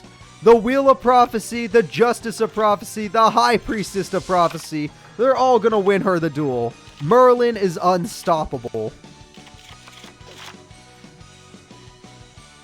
She's just playing for fun now. She doesn't have to do anything else. She's just having fun. Hello, World of Prophecy. We got the Wield, we got the World, we got everything. Why don't you just summon all your boss monsters? She's not done yet, folks. She can't be stopped. Holy crap, please stop. She cleaned up the whole field. She plays the library card. Just stop. It's over. For the love of God, it's over. And the Wheel of Prophecy ends the duel. Yusei Fudo is a loser. Yusei is 1 duel away from going 0-3 in his day 1 of the World Tournament. Mikiko is 1 duel away from going 3-0. Alright, everybody. The next duel is coming. Right now, it's going to be Alexis Rhodes and her Cyberblader deck versus Gen and his Battle Guard deck. This is a more close duel. This duel I could see going either way. I would say 60% Alexis, 40% Gen. But still definitely either one could win.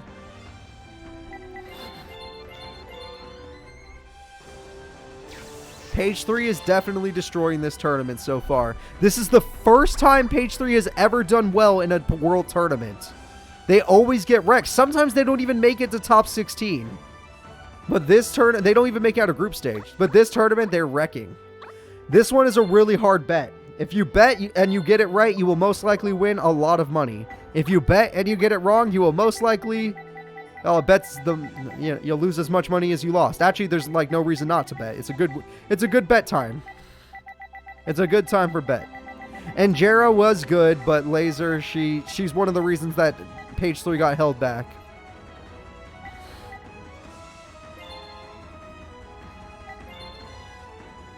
All right.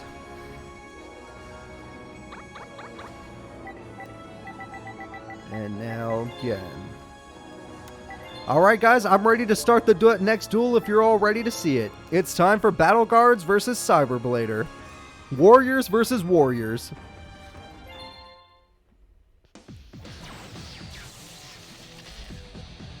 Gen didn't do well last duel, but I don't think anyone's going to look... Like, Yusei didn't do well last duel either. I don't think anyone looks good when they're dueling against Makiko.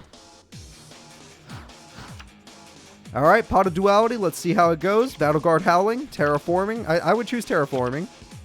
Battle Guard Howling's really good too. Not necessary, but it's good.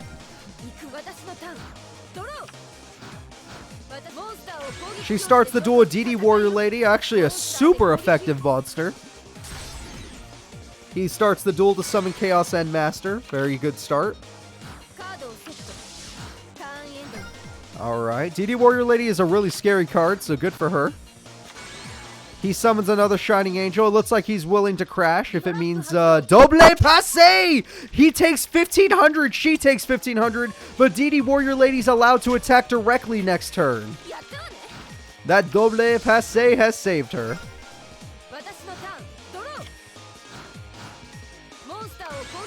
And Warrior Lady of the Wasteland hits the field. DD Warrior Lady attacks directly for 1500. I don't know why Warrior Lady's in attack mode personally. She's willing to crash, and I still don't understand the situation personally. She summons Blade Skater. I still don't understand why. No, this is a terrible play. You just helped him. All you did was benefit him. There was nothing about that helped you, Alexis. Welcome, Golden Dragon. You've missed a million good duels. We've had a lot of good ones, especially earlier in the series, but goddamn. This group has been pretty brutal. And just like that, Alexis is losing this duel.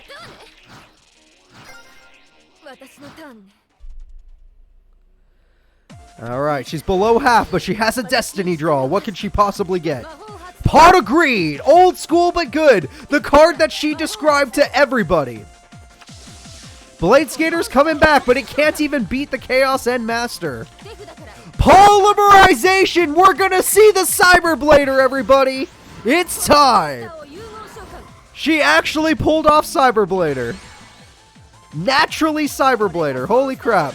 And she has Marauding Captain! And Marauding Captain has a Toily Cyber! Here comes the damage. He has Battle Guard Howling to stop her. She takes a heavy hit, loses her monster, and loses the duel most likely. Oh, there's still plenty of stream left, don't worry. And this card lets him special summon these monsters, but they can't attack. Chaos End can, though. Chaos End can do some damage. She lost her Cyberblader, which was huge.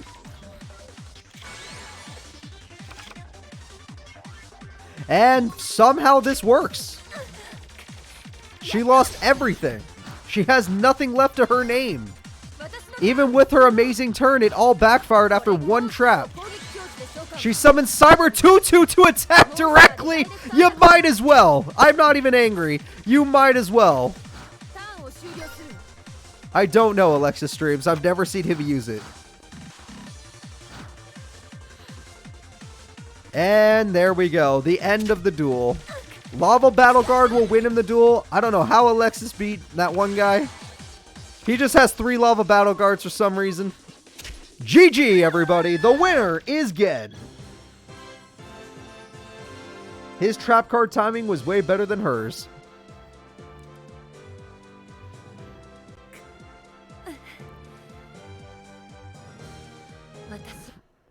All right. Now, let us see who will be in the next duel. It's time for both Gen and Yusei Fudo's final duel. If Yusei loses, he will go 0-3. If Yusei wins, then well, at least he has a better chance next week. Or the next week, whenever we end up doing it. All right, place your bets. Yusei or Gen, everybody. Yusei or Gen. I would say that Yusei has a 90% chance of winning this duel.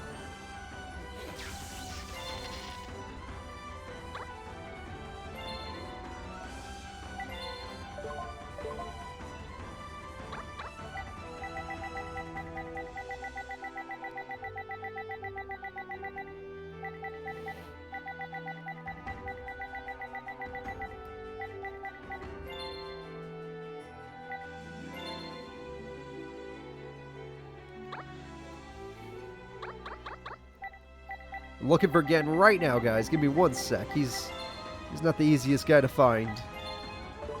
All right, guys, here we go. Yusei Fudo, will you go 0-3 in the first day of the tournament? Or will you have a chance of or will you give yourself a better chance in day 2? Let's go.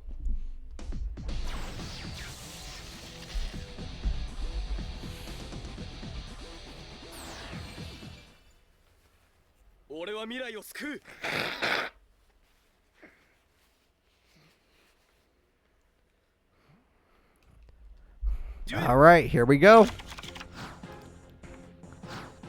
Gen starts the duel. He got his best card. He has his boss. Gen starts the duel with the Battle Guard King, the strongest card in his deck. Heavy Storm gets rid of everything, which is really good, but he still has his king on the field.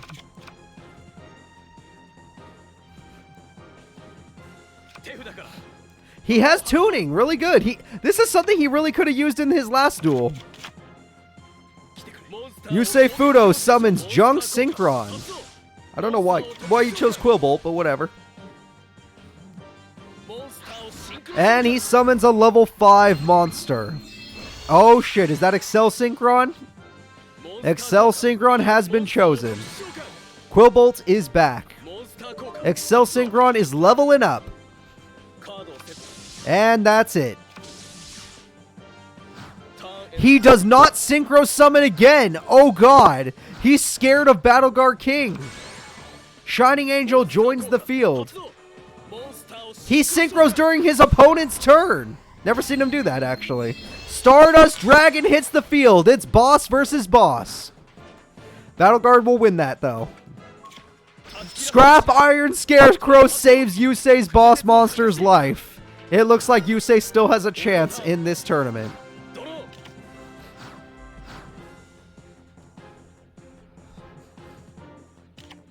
Yusei Fudo goes into attack mode knowing that he can destroy Angel and do some damage to the already damaged Gen. So far, so good. Chaos End Master has joined the field.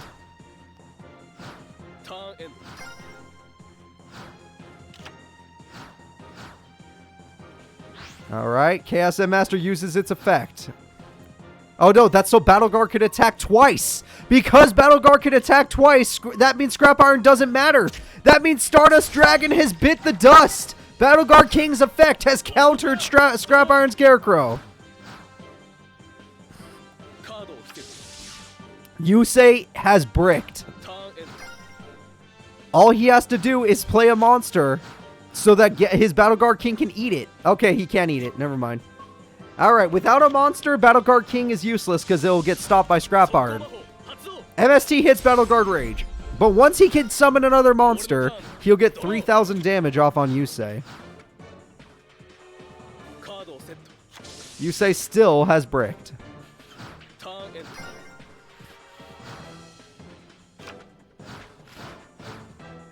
Here comes another 3K. And does nothing. All right, you say that scrap iron is saving your life. Another MST on Howling. Wow.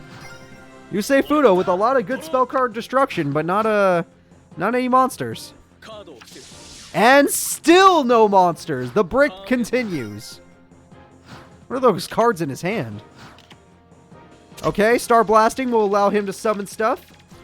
Swamp Battle Guard can now be summoned, which can be eaten. Okay, no, we're not doing that. Mirror Force, he had it the whole time. He saved it. He was waiting for Gen to summon a second monster. Yusei has baited his opponent. And now he summons the Junk Synchron that he just top-decked. Gets the Synchron Carrier. Are we going to see? Oh, wait, Jet Synchron's in the grave. I never saw that. Why is he not Synchro Summoning? There's literally zero reason to not Synchro Summon right now. I can't think of a single reason to not Synchro Summon.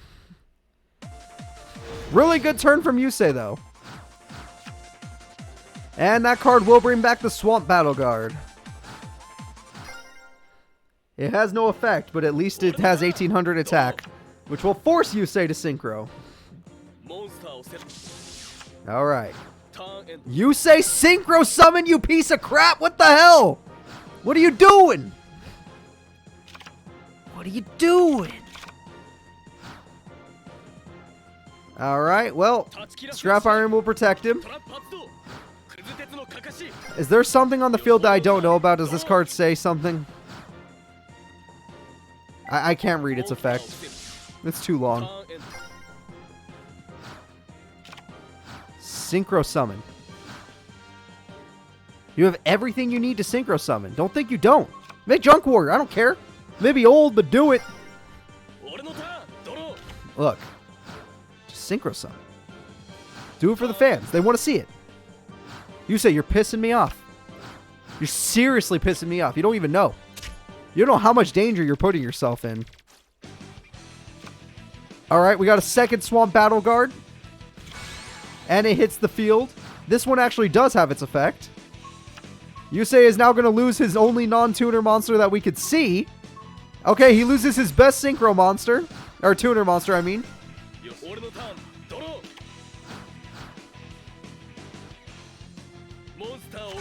Okay, Quillbolt Hedgehog. What will you make? Junk... What do you... If you make Junk Warrior now after all this time, I'm going to be pissed. Now? Now's the time? Out of all that waiting, now is the time? For you to make Junk Warrior. Granted, it'll have a shit ton of attack, I'll give you that. 4,200 attack point Junk Warrior. You have Quick Draw in your hand. That's what you were hiding. You say, Fudo, you're a wild one. I'll give you that. Junk Archer. Kobold Hedgehog comes back. And is that Armory Arm? If he just puts this on freaking his monster, it's over. He didn't need Junk Archer at all. This duel's over. Okay, he's done. He's done. Yusei Fudo wins the duel. He's done playing with his food, everybody. Yusei Fudo made it so that he did not go 0-3, but he had to tease us for some reason. I don't know why. I hate him, but he had to tease us. So, that will be the end of Group F, Day 1. Oh no, well, sorry, there's one more duel. I forgot Makiko didn't just win every duel. There's still a chance she could lose. Alexis Rhodes is about to take on Makiko. Will she be able to take her down? I give her a 5% chance.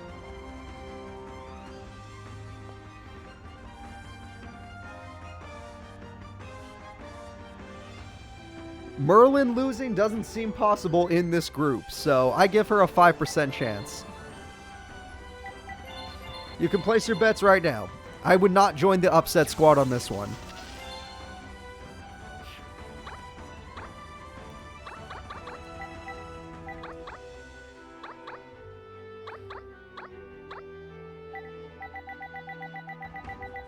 Alright, Makiko. Go make your fans happy. Kick some ass today. Triple victory. No one's stopping you. I have one person in chat saying Alexis can do this. Can you offer an example on how? I gave her a 5% chance due to some burn damage possibilities, but that's it. There's no actual way for her to win this. No way I could think of. Either way, it's time to start the duel. Let's go.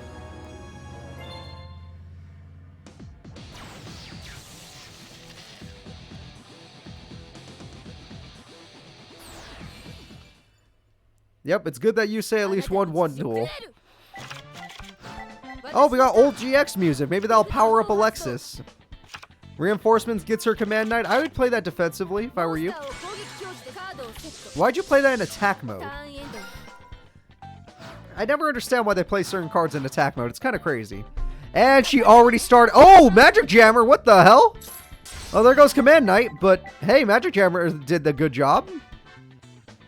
Granted, I don't think it's going to stop Makiko because she has like a million spells, but that was helpful. And whatever that trap was, it just got bounced. Spellbook of Power will make that Spellbook Magician stronger than her. And Warrior Lady of the Wasteland can search out a monster. It's going to be the Blade Skater. Nothing wrong with that. 14 beater can beat this monster on the field.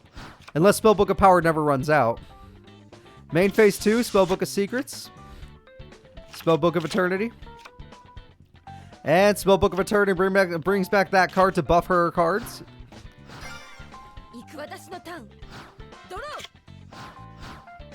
Alright, Reinforcements of the Army. Command Knight would be good right about now. Buff your monsters, get to a point where you could do some real damage. It sucks that you already lost one, but at least you could do this. Alright, Alexis does some basic damage, but Makiko already has all the spell cards she needs in her hand. So Alexis needs a really good back row. And I mean really good. And it begins, everybody. Here we go. So the power-ups shall begin. This searches out a monster, which that monster will search out a spell card. And the cycle will continue. Oh wait, no, Temperance instead. Temperance tributes itself to summon the Reaper of Prophecy. You're in so much danger, Alexis. And just like that, you don't have a trap to protect your monsters anymore. Blade Skater is dead. Makiko too strong. Alright, Alexis, what other plans do you have? A tribute summon. Cyber Prima does destroy all face-up spells! Oh, wait, that means Reaper's weaker. Oh, no, it's not. It has 26. Never mind. I thought Reaper got buffed from something else. I did not notice what it was. Well, hello, another Temperance.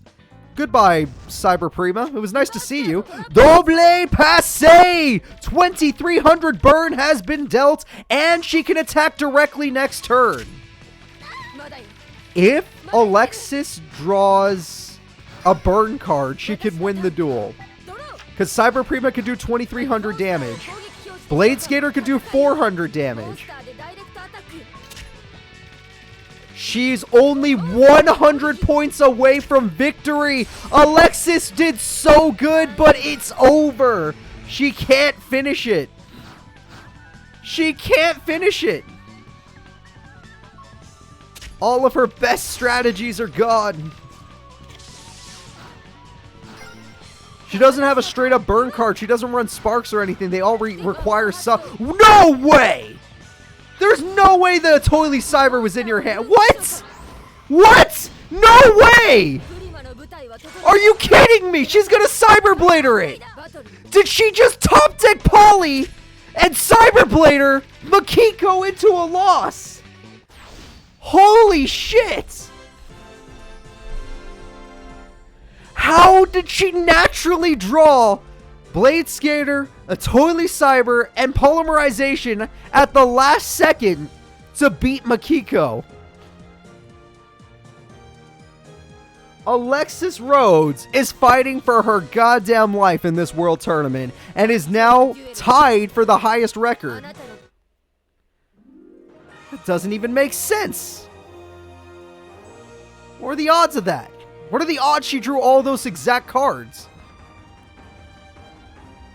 The winner is Alexis. That's going to be the end of day one, everybody. The end of day 1. Alexis is at top, 2-1. Makiko, 2-1. Yusei, 1-2. Gen, 1-2. Only 2 of these characters will escape on day 2. We are now moving on to Group G. Yasai, the Plant King. Reiji, the Triple D man. Mai Zenba, the Wind-Up Girl. And Anna Kaboom and her trains are going at it. We're going to start the duel with Reiji versus Mai Zenba.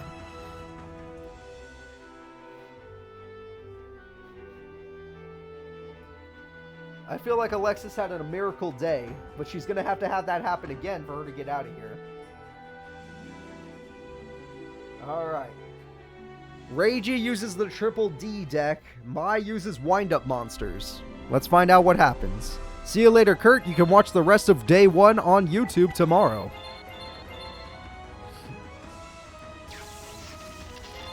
Alright, let's see it. I'm checking out the characters right now. Going to look for them. Snake Dog has no faith in Reiji, despite Reiji actually being... This is his second time in the World Tournament.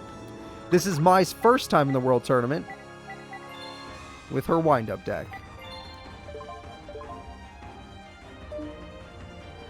Alright, let's get it going, everybody. It's time for Mai versus Reiji. That's true, page 3 has been crazy this tournament, I will admit. And Mai is one of the crazy ones. Ah, good old school GX music, alright. She starts the duel with Wind Up Factory. And ends her turn, basically.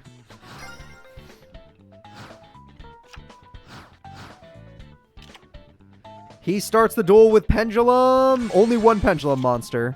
And 2 Pendulum monsters. Why did he wait?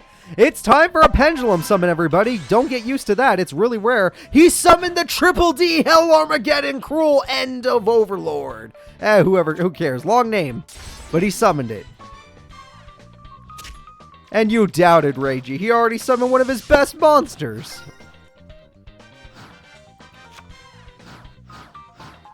And my bricked.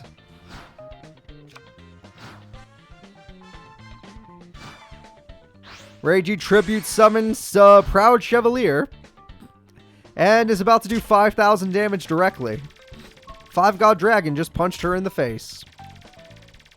Will she top deck a monster is my question. Because that's what she has to do.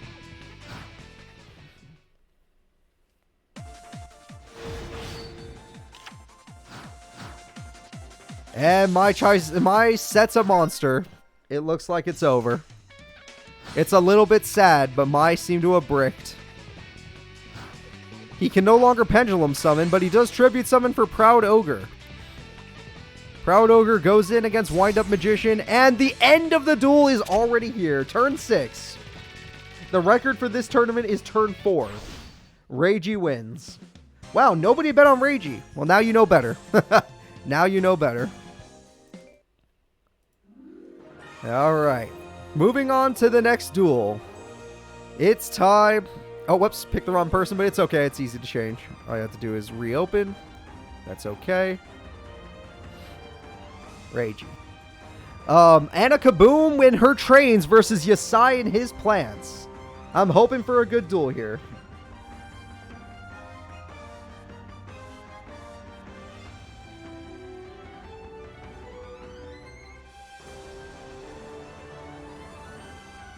Funny enough, Anna Kaboom has qualified for the World Tournament before, and when she qualified before, she almost made it to group stage, but I knocked her out. That was the only tournament I said I would participate in, and I was the one that knocked her out. She almost knocked me out, though. Yeah, this is going to be an extremely powerful group. This group is scary.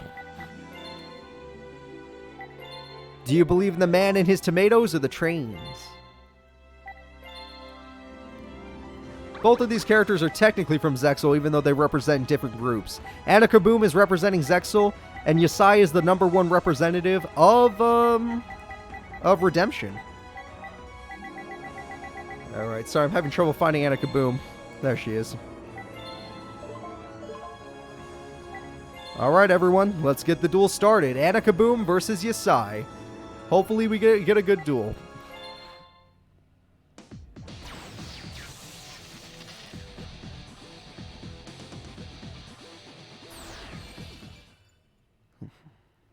Now, the Tomato King is a little field spell reliant. Without his field spell, his monsters are really weak, so let's see what he gets. She already has her field spell, which she doesn't usually need, but she has it, so good for her.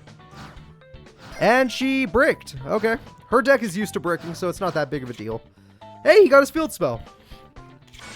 Hey, tomato in tomato. I think I know what that means.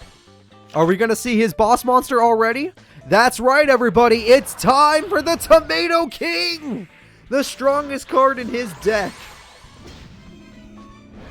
And now it's at 3,200 attack points.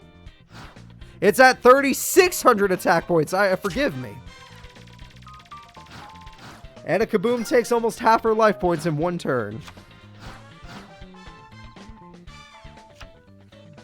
The field spell lets her get the Snowpile Hustle Rustle. She at least has a trap now. Will Yusai summon a monster? Tomato King powers itself up again to 3,200 attack. And he got all 3 field spells on the first turn, basically. And he tribute summons for Gigaplant. And this duel is basically over. 3,800 damage, but her monster will stop it. No, to no one's surprise. And there's another one. But he's still stronger than her. She has lost everything. Her back row, her monsters, everything.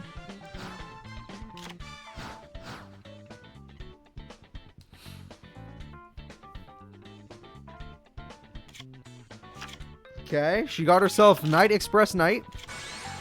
Summons it with 0 attack points in unironically in attack mode. I don't understand. Did she just throw the duel? I mean, if she did, good for her. I mean, to each their own. Gigaplant summons itself to special summon. Special summons Mystic Tomato from the hand, which will special summon a token. And the Tomato Token beatdown shall begin. Tomato Token goes in.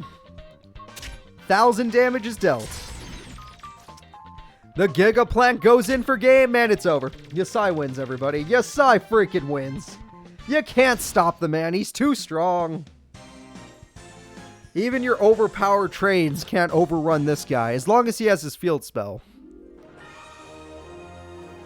Alright, let's go ahead and get on to the next fight. Yusai's got a new battler. He's got to fight the other guy that won, Reiji. So, we're going to have Yusai versus Reiji, everybody. Who will you bet for? Because personally, I'm going to go with Yusai again. He's the guy for me. I feel like he's got this. He is the #1 seed of this bracket, or this group, so it makes sense for him to win.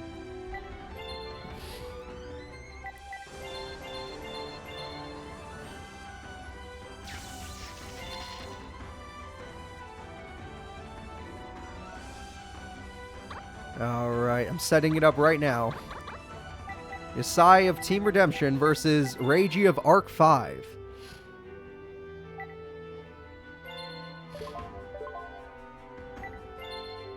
Alright, where are you, Reiji?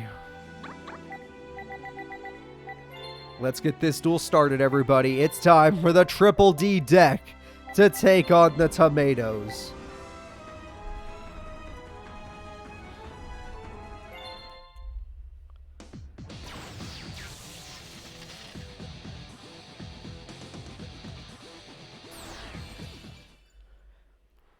My bet, I would always say Yusai. About 70% chance Yusai wins this.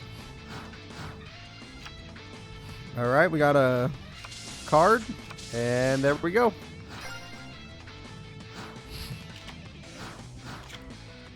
And he got his field spell already. No monsters! He got his field spell, but he bricked! The Tomato God has bricked! This resource management card is throwing away some cards in order to get him some ogres. I guess he likes ogres. And Covenant will give him what exactly? It gives him a tuner monster. And he flips it. Bottomless says no! Oh crap! The ogre comes out, does 500 to power that monster up by 500. The ogre comes out, does 500 to power up that monster by 500. He kind of messed up, though. Reiji just made it so he can no longer pendulum summon. So even though Yasai bricked, he has more time now. And he's still bricked. 1,000 damage must be paid, Reiji, for using that card. And you get DD Lilith. He summons the DD Lilith. And we have a synchro summon, everybody. It's time. Say hello to Gale Lord Alexander. Oh, sorry. Alexander the Gale Overlord. And with these buffs, it's at 3,500 attack. Yasai's going to lose everything. Once again, no tomatoes for Yasai. It's going to cost him this duel. Will he brick again against Reiji? He has Monster Reborn. Monster Reborn brings back anything. He needs anything. He does Tribute Summon for the Giga Plants, which does get buffed by the field spell to beat Gale Overlord. However, he cannot beat it, apparently. I'm wrong. Is there a reason he can't beat it? What's its effect? Okay, I don't know why. Oh, it keeps the 35. Never mind. I know why. And Yasai, standing strong, must take down this monster. What will Reiji do? Reiji uses Covenant with the Hellgate to get Cerberus from his deck. Cerberus is now in the field. Will it take down the Gigaplant? Lilith comes back. Lilith's effect now activates. Wow, he just gets his Howling card back too. And the buffs shall continue. He is now at Blue Eyes ultimate level of power. 4,500 attack points. First, we got to take out that card. He does have the Wall of Thorns. Yasai comes back, everybody. And just like that, Reiji loses the duel. GG. That's all it took. Yasai, all he had to do was attack, but I guess if he wants to win this way too, that's fine. He's going with the 2 Giga Plants. His mom lets him have 2.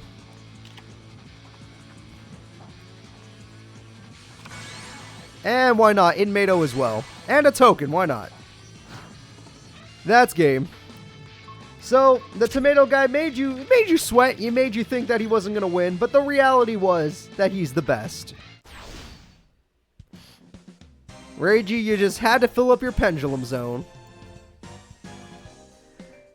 Alrighty, guys, let's go ahead and take a look at this. The next fight will be My Zenba versus Anakaboom. Anakaboom and Ryzenba both do not have a victory, so one of them will get it here.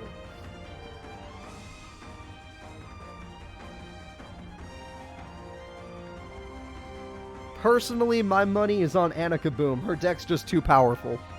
Those beater monsters, those trains are just way too strong. She lost to Yasai, but Yasai's the #1 guy in this seed, so what are you gonna do? I would say Anakaboom is the safe bet, everybody. However, My Zenba has not really shown off her deck yet. She didn't even really get to summon a monster last game. She just kind of set. So don't count her out just yet. Maybe she'll surprise you this duel. Let's get it started. It's time for Mai versus Anna. Yeah, I would say Anna. Group H is the last group, Phantom Lord. Group H is the last group. We are on the second to last group right now. After that, we will take a week or 2 weeks break before we do day 2. Day 1 of the tournament is just to see where everyone is. Like how their power levels are. Day 2 is to find out who gets out of group stage. Day 3 is the final day of the tournament, and that's when we get to see who is the champion and which team won the tournament. Although final stage is not like group stage, it's best 2 out of 3 duels. Alright, it looks like Wind Up Warrior has buffed itself. And that card lets you bring back Wind Up Dog. And Wind Up Factory hits the field. Wind Up Dog's effect is negated, but we have a level 3 Exceed. Everyone, what is this? Everyone say hello to Zen Mighty, the carrier. And that lets her special summon Wind Up Kitten. And Wind Up Kitten lets her bounce a monster back to the hand. And Zayn Maelstrom lets her get rid of her Exceed monster and summon Wind Up Snail. And Wind Up Snail lets her summon Wind Up Honeybee. And that will be the end of the turn. Well, guys, that's how she plays the game. And now we have the Machina Armored Unit, which is really, really good in Anna's deck. Especially with that Express Train. The Express Train will destroy the kitty.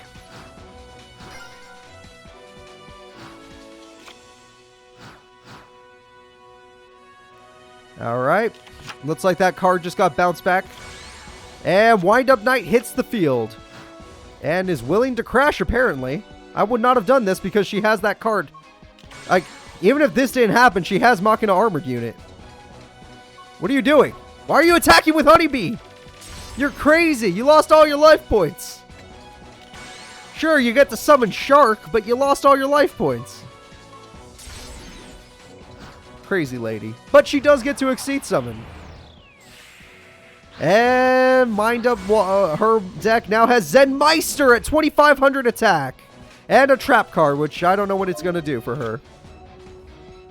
Oh, he gets to evolve! Zen Meister evolves into this monster. It's Arsenal Zenmoil. 2,600 attacks, pretty scary. But like I've always said, Anna Kaboom's deck is way stronger.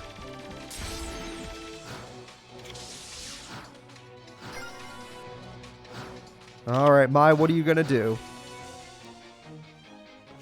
Mai summons the Wind-Up Magician and goes all in. Again, Machina Armored Unit kind of makes it so you shouldn't summon that monster in attack mode. Alright. Anna's just waiting for her bigger cards or her field spell. That field spell really helps her. And we have the Ruffian Rail card going in against that Magician. There we go. Mai's monster's holding Anna back, but Mai's the one losing this duel. Her life points are really low. And now her opponent can summon two... Oh, wait! She's out of Ruffian Rail card. I mean, she's out of these other cards. The Train Signal Red, so she can't summon anymore. That means Anna's the one that's bricking now. That's pretty bad. Alright, now 2,600 going on in. Not bad, not bad. I'm having some trouble deciding on who's actually going to win this. Anna is like truly bricked. But Mai hasn't done anything really.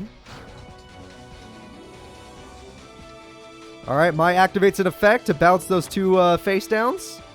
As expected. Oh, destroy those two face downs. Wow. As expected. And 2,600 damage will not be dealt because you just played right into Anna's hands. Literally did exactly what Anna wanted you to do. Wind Up Rat. What does that do?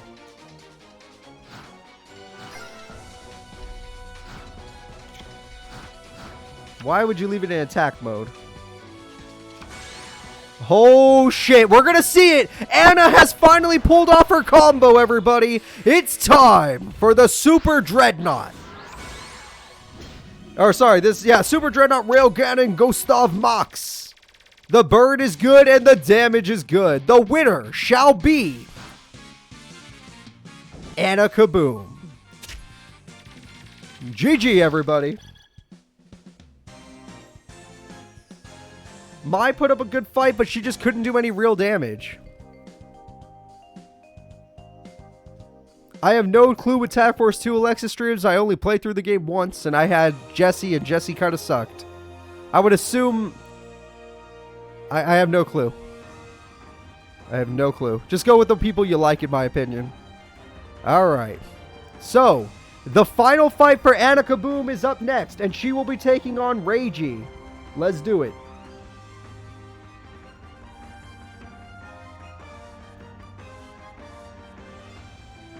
It looks like Mai Zenba's having a lot of trouble.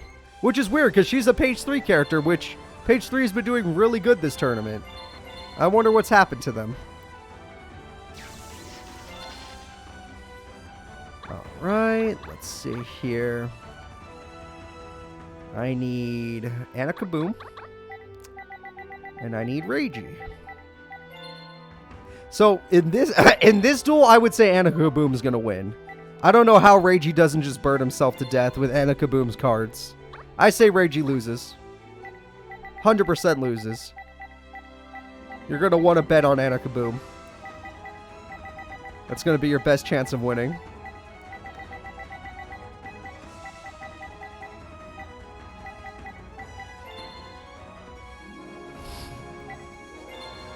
Go.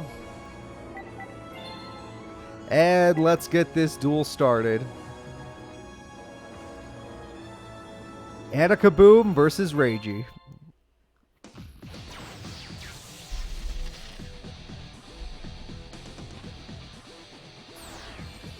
I hope she actually does win this and I don't screw you guys out of bits. Although technically that would mean I won other people bits, so we'll see. Alright, Reiji starts with a brick. See, I told you. Why would you bet on a guy that bricks?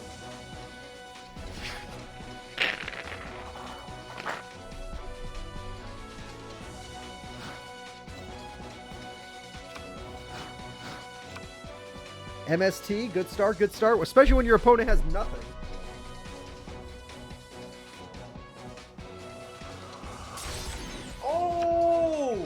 Anna hit Dimensional Prison. That's really good. And starts with Machina Armored Unit. Very, very good. Good start.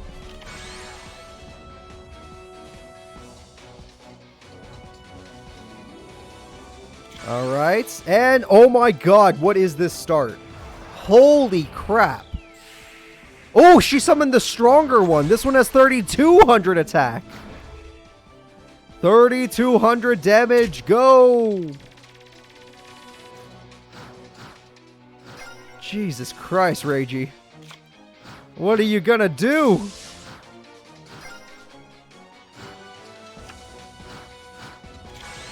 And Anna Kaboom wins the duel. GG, everybody. GG.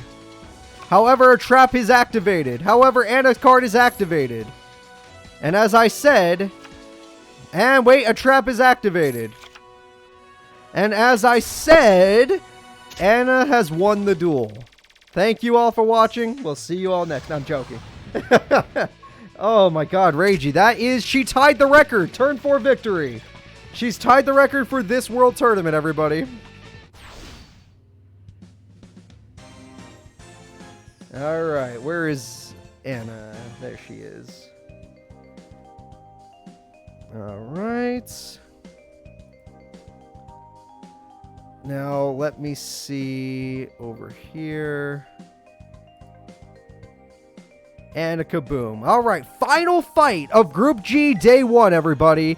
It's going to be Mai Zenba versus Yasai. If Mai loses, she goes 0-3, and Yasai goes 3-0. If Mai wins, then at least she has a chance in a better chance in week 2. So far, Yasai, damn, you're, yeah, you're kind of wrecking this group. Like, no joke. Oh yeah, I know all the characters that show up in Arc 5. A lot of people have mentioned them in previous tournaments. In fact, I've known them since the first ever Arc 5 tournament. But here we go. You have a good day at work, Tribal Guy. You can watch the rest on YouTube, and I wish you a fun day. Have some fun. Have a good time. Alright, where is Mai? There she is. And now I need Yasai. There he is. There already is a tomato emote, Celtic. Anybody with the tomato emote, why don't you show it off?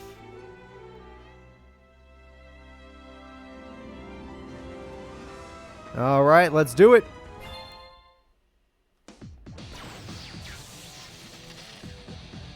Thank you, Yudo. Thank you, Ghost Wolf.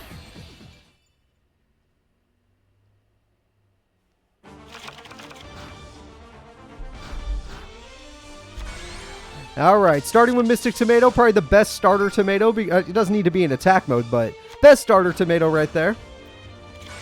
And Wind Up Kitten says no. No best starter tomato. Go back to hand. Wind Up Kitten does a mere 800 damage. Yasai is laughing at that. And low fire block. Okay, he's done playing around. He played the Mystic Tomato out of fun. Now he's playing Gigaplant. He may not have his field spell, but he definitely has control of the duel. Wind Up Kitten is dead. And next turn, Gigaplant can be summoned to get that freaking Lone Fire Blossom, and the infinite loop will begin. Polynose, did you just kill off your Gigaplant? I guess that thing would... Yeah, you know what? It would have died anyway. Never mind. You did what you had to do. And Gigaplant comes right back. But you can't normal summon this turn, so it doesn't get its effect.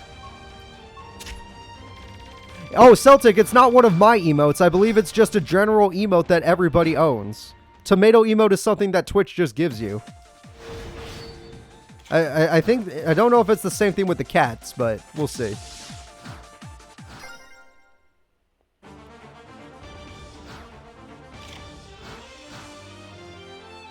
And Gigaplant... Oh, wait! He wants to go for his boss. Okay, that makes sense. Alright.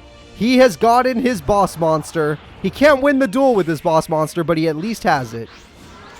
Everyone say hello to the Tomato King. 3,200 attack points. Pretty scary. Honeybee is dead, but it will at least give her a monster. Soldier is definitely dead. Alright, you know what? Good job, Mai. You managed to stall a little bit longer. You're holding strong.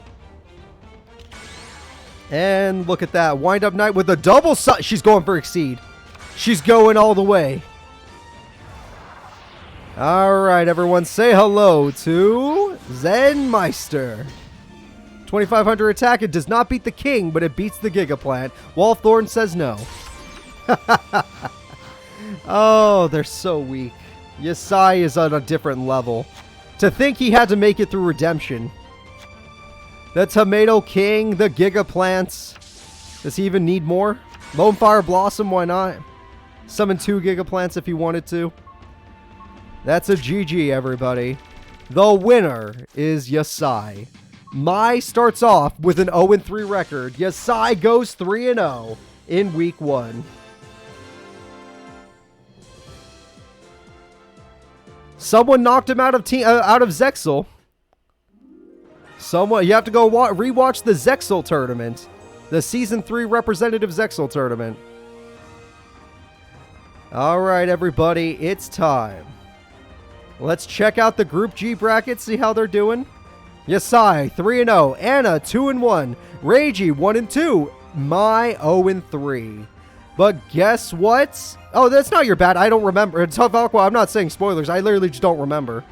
It was actually it was like 3 weeks ago. It's too long ago for me to remember. Alright, so here we go, everybody. The final group of the World Tournament. This will be your final fighters for day 1. We have Wisteria of Dream Team with her Blue Eyes deck. We have Nene and her Shadal deck. We have Tron from Zexal and his Heraldics deck. And we have Esparoba from Duel Monsters, the Realtor. That's right, Esparoba's been hiding here at the very bottom. Let's start the duels. Page 3 Nene and her Shadal deck versus Tron and his Heraldic deck.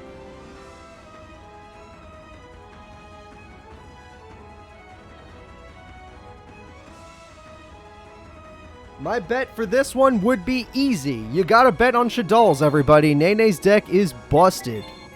If you're not betting on Nene, it's because you hate money.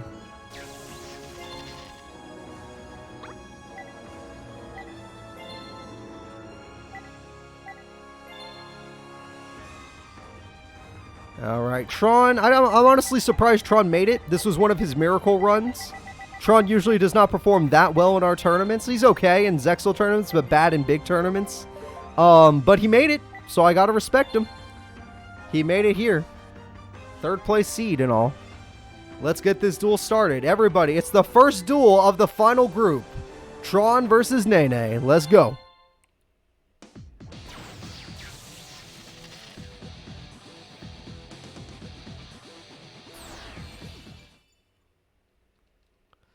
One bit on Tron. That's really sad.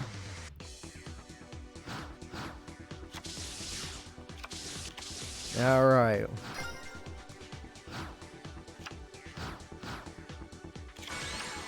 And God said no. We have our second God said no of the tournament. And he lost his trap card because of it.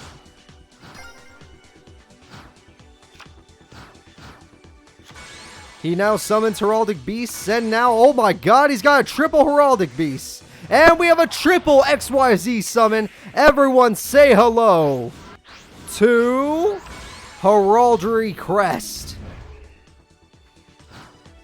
2,600 damage going in. She has the Shadal core to protect herself. It does have 1950 defense. Alright, Nene, he used most of his hand to make that happen. What do you got? Sinister Shadow Games. Shadow Games? Wait a minute. I don't allow Shadow Games on my channel. Alright, Falco gets tributed. Okay, Shadal Beast. Spellbook of Power. Shadal Beast is at 32. His monster means nothing to her. After all of that, his monster means nothing. 3 monsters for a drop of blood. Actually, no, she didn't even take damage. That was useless. You're a joke to her, Tron. You're a joke to her. Alright, sure, you can bring it back, but it's not strong. Alright, Heralded Beast this card. We have a spell card, okay. Maybe now you can make something better? There you go. Let's try something better. That 24 is pretty okay. It's not the best, but whatever. Heraldic Beast King Genome Heritage. I guess as long as she doesn't have that Spellbook of Power, you can overpower her. Tron did a heavy amount of damage and now has taken advantage of the duel. He's winning. Get on him. And we have a Spellbook of Secrets. Another Spellbook of Power. Wow. However, it looks like Nene's actually in trouble. If Tron draws a monster, she's in a really bad spot. Tron drew Leo. She's in a really bad spot. Oh, crap. The Hound is dead. She will survive the turn, but she will not survive well. Nene, you have all these power-up cards, but you have no monsters. How are you going to win this duel? 600 life points left to your name. Where's your XYZs, Nene? Where's your Synchro summons? Where's your Fusion summons? You have everything. And she plays Shadal Fusion. Have you been waiting? Because it's here. Shadal Fusion summons the boss monster. It's time for El Shadal Shikinaga. Whatever. And Squagmata throws away some more cards. And those cards let her put that card in defense mode, which doesn't change much. And that monster is dead. Oh, looks like Nene's without any life points, is still in control. Unless Tron has a burn card. I would still say Nene's in control of the duel. Well, that might have been a mistake. Nene just played a pretty weak monster in attack mode despite her low life points. I don't think I would have done that. Ah, Spellbook of Power. Okay, keep it a little safer. Gotcha. Gotcha. Alright, and you get a Spellbook of Secrets. Good on you. See, Nene's still in complete control, guys. And she gets another Spellbook. Oh, Spellbook Star Hall. A little late for that, but whatever. The question is, can Tron do any damage before he loses? Leo comes back, and Leo could do a lot of damage, but it won't win him the duel. Nene drops to 100 life points. I warned her it was risky, but she still did it anyway. Look at that, everybody. Nene surviving at 100 points. She cannot make any more mistakes. Monster Reborn brings back the Heraldry Crest. And Falco is on the field. And Falco gets Shadal Dragon. And there's the Spellbook card, but Falco in attack mode means she's left wide open. However, it's been tributed for Shadal Beast. Spellbook of Power ends the duel. This is unstoppable, everybody. The winner is Nene with 100 points. Anyone that voted for Nene, you had nothing to worry about. She was always in control of that duel. It just looked like she was struggling. She was always in control. Good duel, though. Good duel. I like to see Tron fight back like that. That was cool. All right. As good of a duel as it was, it's not going to be anything compared to the next one. Are you guys ready for the all-powerful Esperoba of Duel Monsters and his Jinzo deck? It's time for Esperoba to take on the #1 seed of Group H, Wisteria. Alright, let me go ahead and find these characters. Now, as we all know, Esperoba is kind of a joke character that has made it to the World Tournament twice. And I don't know how that works. Hey, what's up, Big Smoke? Happy to have you here. The tourney's been really crazy, and I've enjoyed it very much. Yeah, I don't know how Esperoba beats Wisteria, but if he does, that will be hype as crap. But we'll see. Wisteria versus Esperoba, everybody. Blue Eyes, Demise King, and Dark Master Zork versus Jinzo, and Jinzo Lord. Let's do this. Will Esperoba sell you a house today? I don't know, but I hope he does. I hope he does. It would be pretty freaking clutch, even though it's not possible. Alright, Esperoba versus Wisteria. Reaper, thanks for following. I appreciate that. Hey, welcome back, Cho. Happy to see you. You just woke up after a 13-hour raid. That's crazy. I hope you enjoy the rest of the tournament, even though it's about to end. At least the day one of it is about to end. Well, Wisteria starts with Maiden in White, which is really strong. And with that card, she already has a Blue Eyes on the field. However, Esperoba started with Reflect Bounder, the card he made popular. Pretty good. Did I forget predictions? Might be a little too late now, but let's try it anyway. My bad. Don't worry about what you're seeing on the screen. Go ahead and make your bets. Place your bets, people. Place your bets. I forgot predictions, but don't worry. It's not like you can't. Nothing's happening. And Dark Master Zork goes ahead and blows up the Reflect Bounder. Silver's Cry brings back the Blue Eyes. She's not about to win on turn 3, is she? Should I end those predictions already? Let's just delete that. You guys can have your points back. Mirror Force! Oh, crap! Oh, crap! Wait a minute. Esperoba top deck Mirror Force on the first turn? I still turned off predictions. No predictions for this fight because I could never have predicted this. Alright. There was a real estate agent top decked it on the first turn, keeping himself in the duel. I mean, he's still going to lose, but that was crazy. Why in the hell? Oh, he has limiter removal. He goes in and kills Blue Eyes. Holy crap. Wisteria, do you have another monster? Wisteria's bricked, but I mean, she does have Maiden, so she's fine. But still. And Jinzo Jector summons the Jinzo Lord. The strongest card in his deck, and he killed himself. Blue Eyes is there. Yep, you killed yourself, buddy. I hope you're proud. Your boss monster is about to get wrecked. The AI has no control over themselves. They will always attack the opponent's Maiden. They literally can't help it. Unless there's a better target. Alright, and just like that, the strongest card in your deck is gone. Symbols of Duty brings back a Blue Eyes, which means that Megamorph will not weaken you anymore. There is literally no way Esperoba wins this. I have no clue how he makes a comeback here. Night Beam destroys the face down and it can't even activate in... Oh god, it was Rush Recklessly, which actually would have saved Jinzo if he had put it on the field. Jinzo Returner does have the effect to bring back Jinzo Jector. If only for a turn. Unless he doesn't have another Jinzo Lord in his hand, because I don't think he runs more than one. Jinzo Jector's effect activates, giving him a Jinzo to the hand. And now he sets a monster. Celtic, thank you so much for the gifted sub. I really do appreciate that. But do we have a hype train going?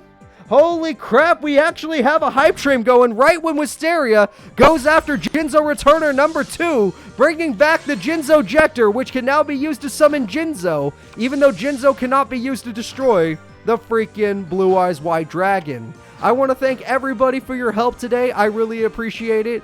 Thank you for the hype train. That was very kind of you. And they attack Maiden because they can't help themselves. Hey, look, there's 2 Blue Eyes now. There used to be only one. Oh, look, it's Fiend Mega Cyber. There used to be only one problem, but now there's 2. Oh, man, you're so screwed, Esperoba. You are so good. She has the all 3 Blue Eyes on the field. Not even Kaiba could pull this off. That's the end of the duel, everybody. That is the end of the duel. Wisteria destroys Esperoba. She does not run Blue Eyes Ultimate. She only runs Blue Eyes to summon Dark Master Zork and Demise King. Alright. Pretty brutal, all things considered.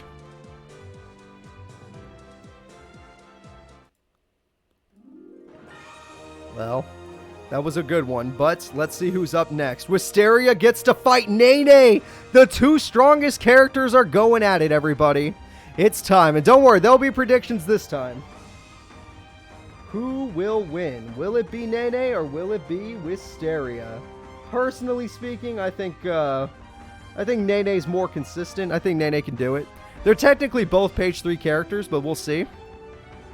Celtic was nice enough to give you a sub. Now you get to have some fun, or Celtic. Celtic, who cares? As long as we're having fun. Let me go ahead and set up the next duel, guys. The next duel has been set. Alright. Wisteria and Nene.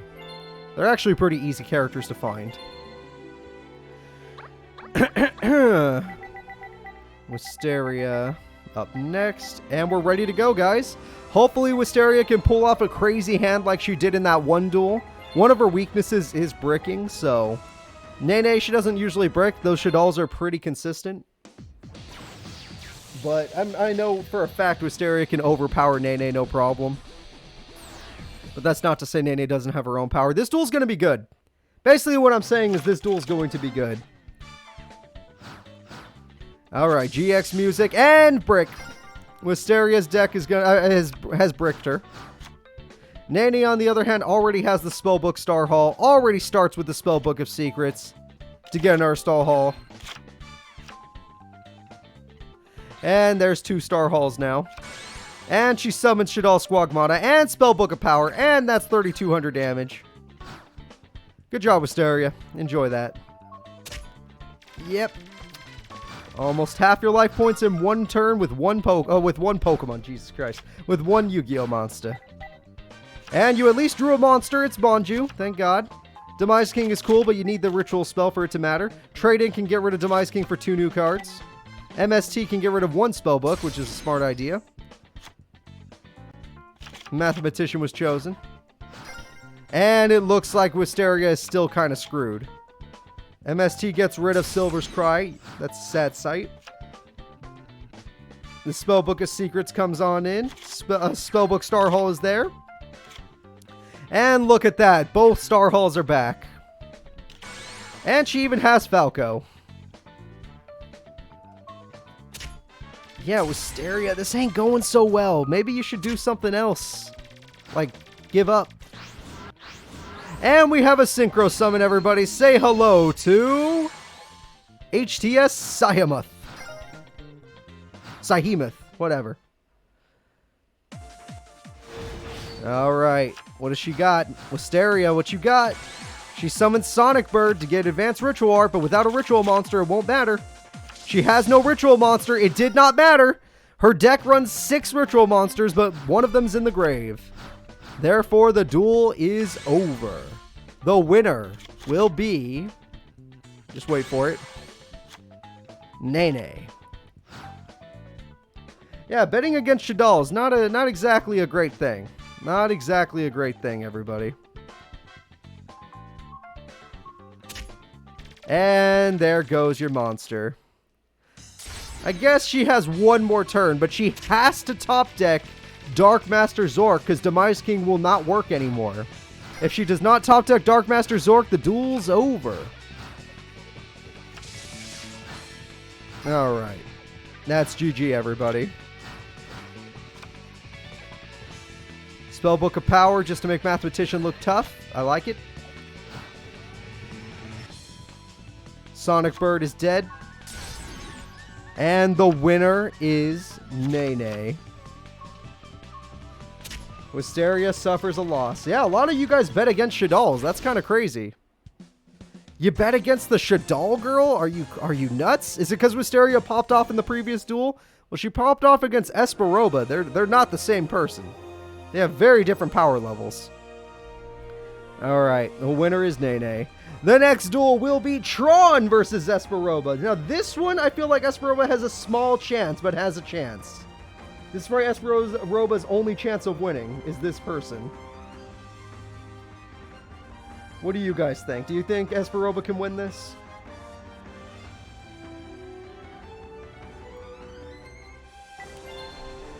Because personally, it's just really hard to see.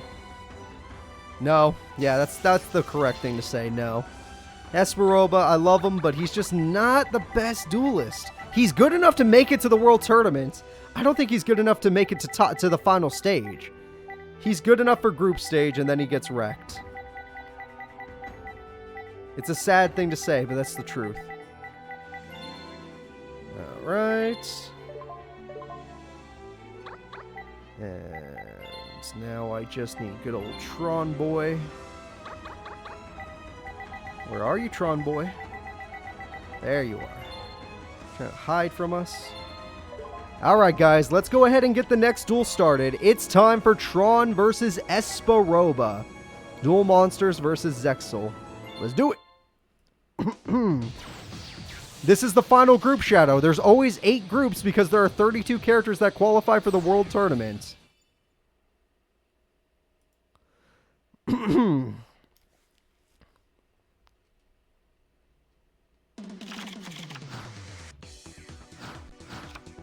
Alright, we have a field spell from Tron already.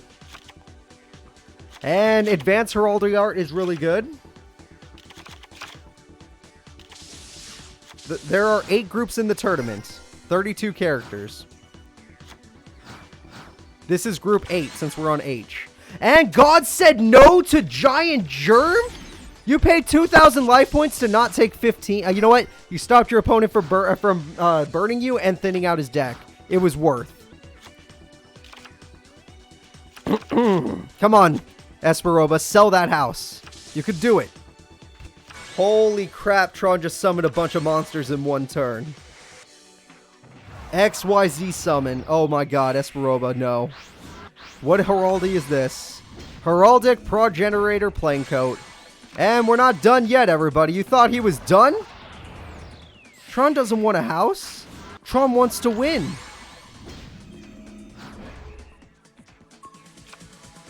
And Mirror Force on the first turn again. Kind of cheating. Kind of cheating. A 64 character world tournament would take way too long, Alexis streams. That would mean we would need 16 teams. I don't plan on making 16 teams. Esperoba bricked! Esperoba a brick! They have nothing in their hand they can summon.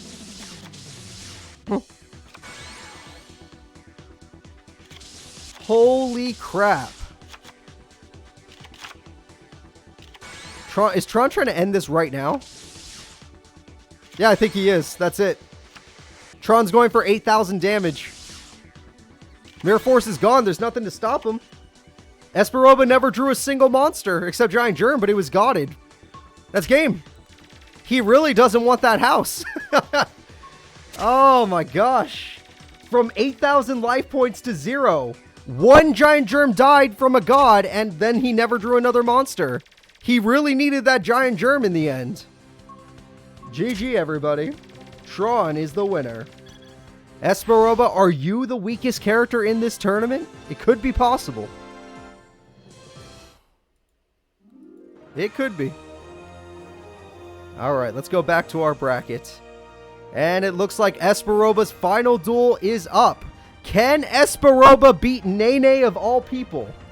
The answer is no, but I would love to see some people bet on the wrong person anyway.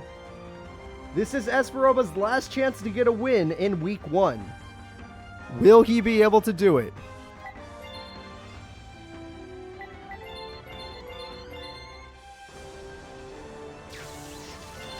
I've never, he literally only summoned the germ, and after that it was over. He never summoned another monster. It was really sad.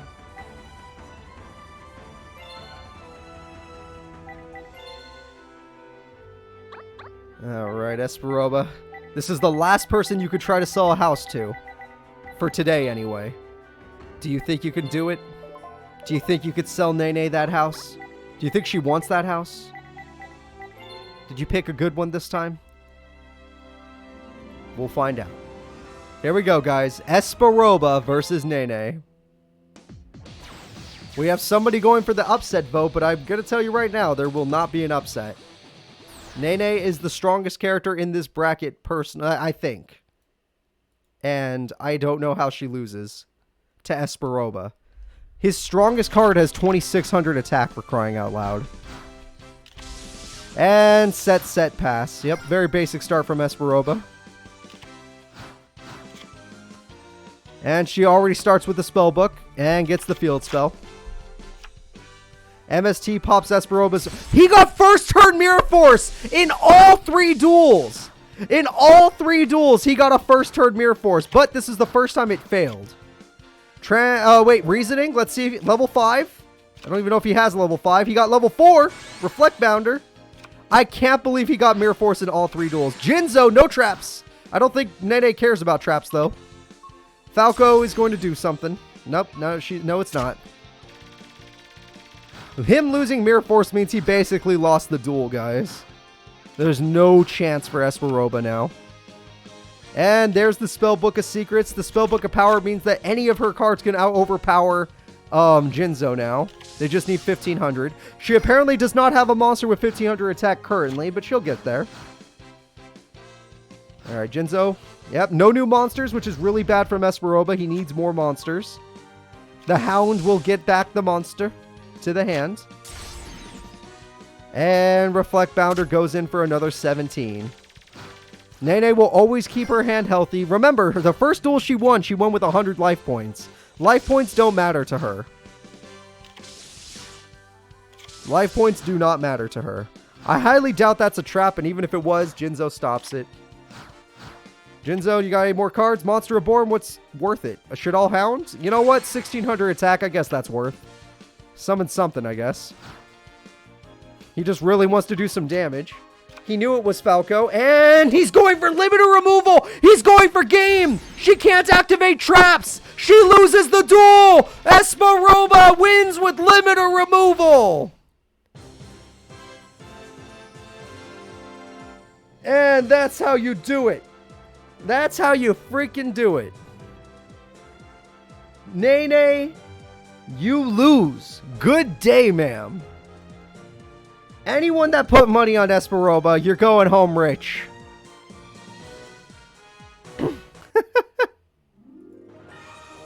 Esperoba did not give up. He's still fighting in this tournament. It's time for the final duel of the day. This is it. After this, we are done with the day 1 of the tournament. The next day will be decided later. It will not be within a week, though. You will have to wait a while for the next fights, which means you'll have to sit on all these losses and wins for a while. Because next week, I will be hosting one of my own tournaments in real life with a bunch of real people. And no, it will not be streamed. It will just be hosted with a bunch of real people. Alright. Plus, it's also my sister's birthday next week, and I won't be available. I can't believe it. I was going to say Nene, but Esperoba won. The final duel of the day, everybody, will be Tron versus Wisteria.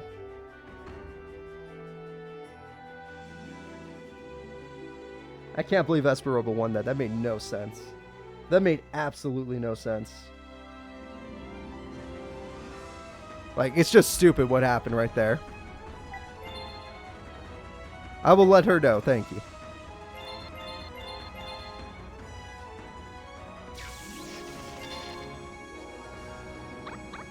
Alright, I thought Esperova was more of a joke character, but he's better than Yasmin, and we'll see who else. Tron, Wisteria, where are you guys? Remember, this is the final bet of the day. There are no stakes yet, because even if your favorite character went 0-3, they definitely could still qualify, and it has happened in previous World Tournaments. They only need to get top 2 to get out of the bracket next time we do the on day 2 of the tournament. But right now, I'm still looking for Tron.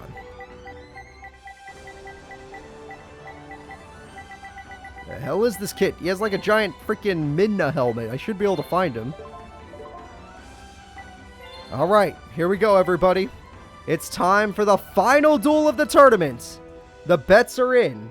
And according to the bets, Wisteria has an 83% fan vote, and Tron has 17%. If Tron wins, it'll be a big upset.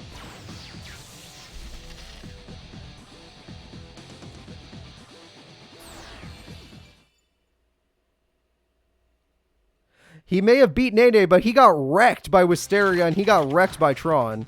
I just don't know how he beat Nene, to be honest. She just didn't pull off any of her combos. No shell fusion. Wisteria definitely can brick. Wisteria got Sonic Bird, though, so she already has a ritual monster in her hand. She does not. And Heraldic Beast Unicorn does its job. So now she needs to wait until she can get a ritual monster. Once she gets a ritual monster, she'll be in a better spot. The big cattle drive lets him get another monster. He chooses Heraldic Beast Leo. And we're going to see that one we always see, aren't we? Yep. Everyone say hello to the King Genome. I'll just call it the Heraldic King. And 1,000 damage is dealt. It looks like Wisteria's in a little bit of trouble. Especially if she can't draw a good monster right now. MST is kind of nice, but I don't think it'll help you. And she summons Senju. That's what she needed. She chose Demise King. That's what she needed. That's exactly what she needed. Blue Eyes hits the grave. Demise King hits the field. And Swing of Memories to bring back... Oh, she's not activating the effect. She wants to go all in. Wait, why did you Swing of Memories now? That was really stupid. Alright, whatever. She may be dumb, but she's in control of the duel.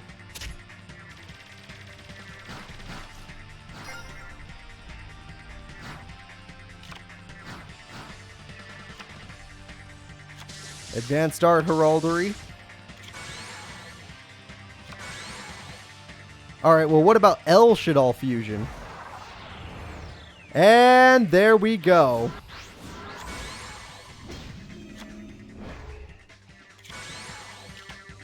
Oh yeah, this guy definitely knows how to come back because he's doing all of this.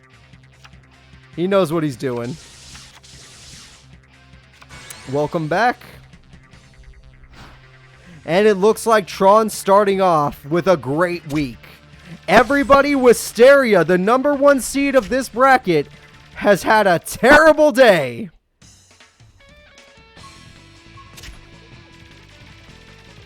And there we go. The fights are over. Day 1 has come to an end. And Tron, with the lower votes, is the winner. So, everybody, let us take one final look at how the groups seem to be before we end off today's stream. So, looking at things, starting with Group H, Nene is in first with Tron, 2-1. There are still 3 fights left for everybody. Wisteria is 1-2. Esperoba is 1-2. Honestly, Esperoba is a real one for even beating Nene. We then have Group G. Yasai is 3-0. He's one of the untouchables.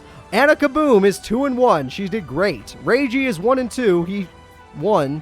And Mai Zenba, of all people, is 0-3. That means Esperoba is better than Mai Zenba somehow.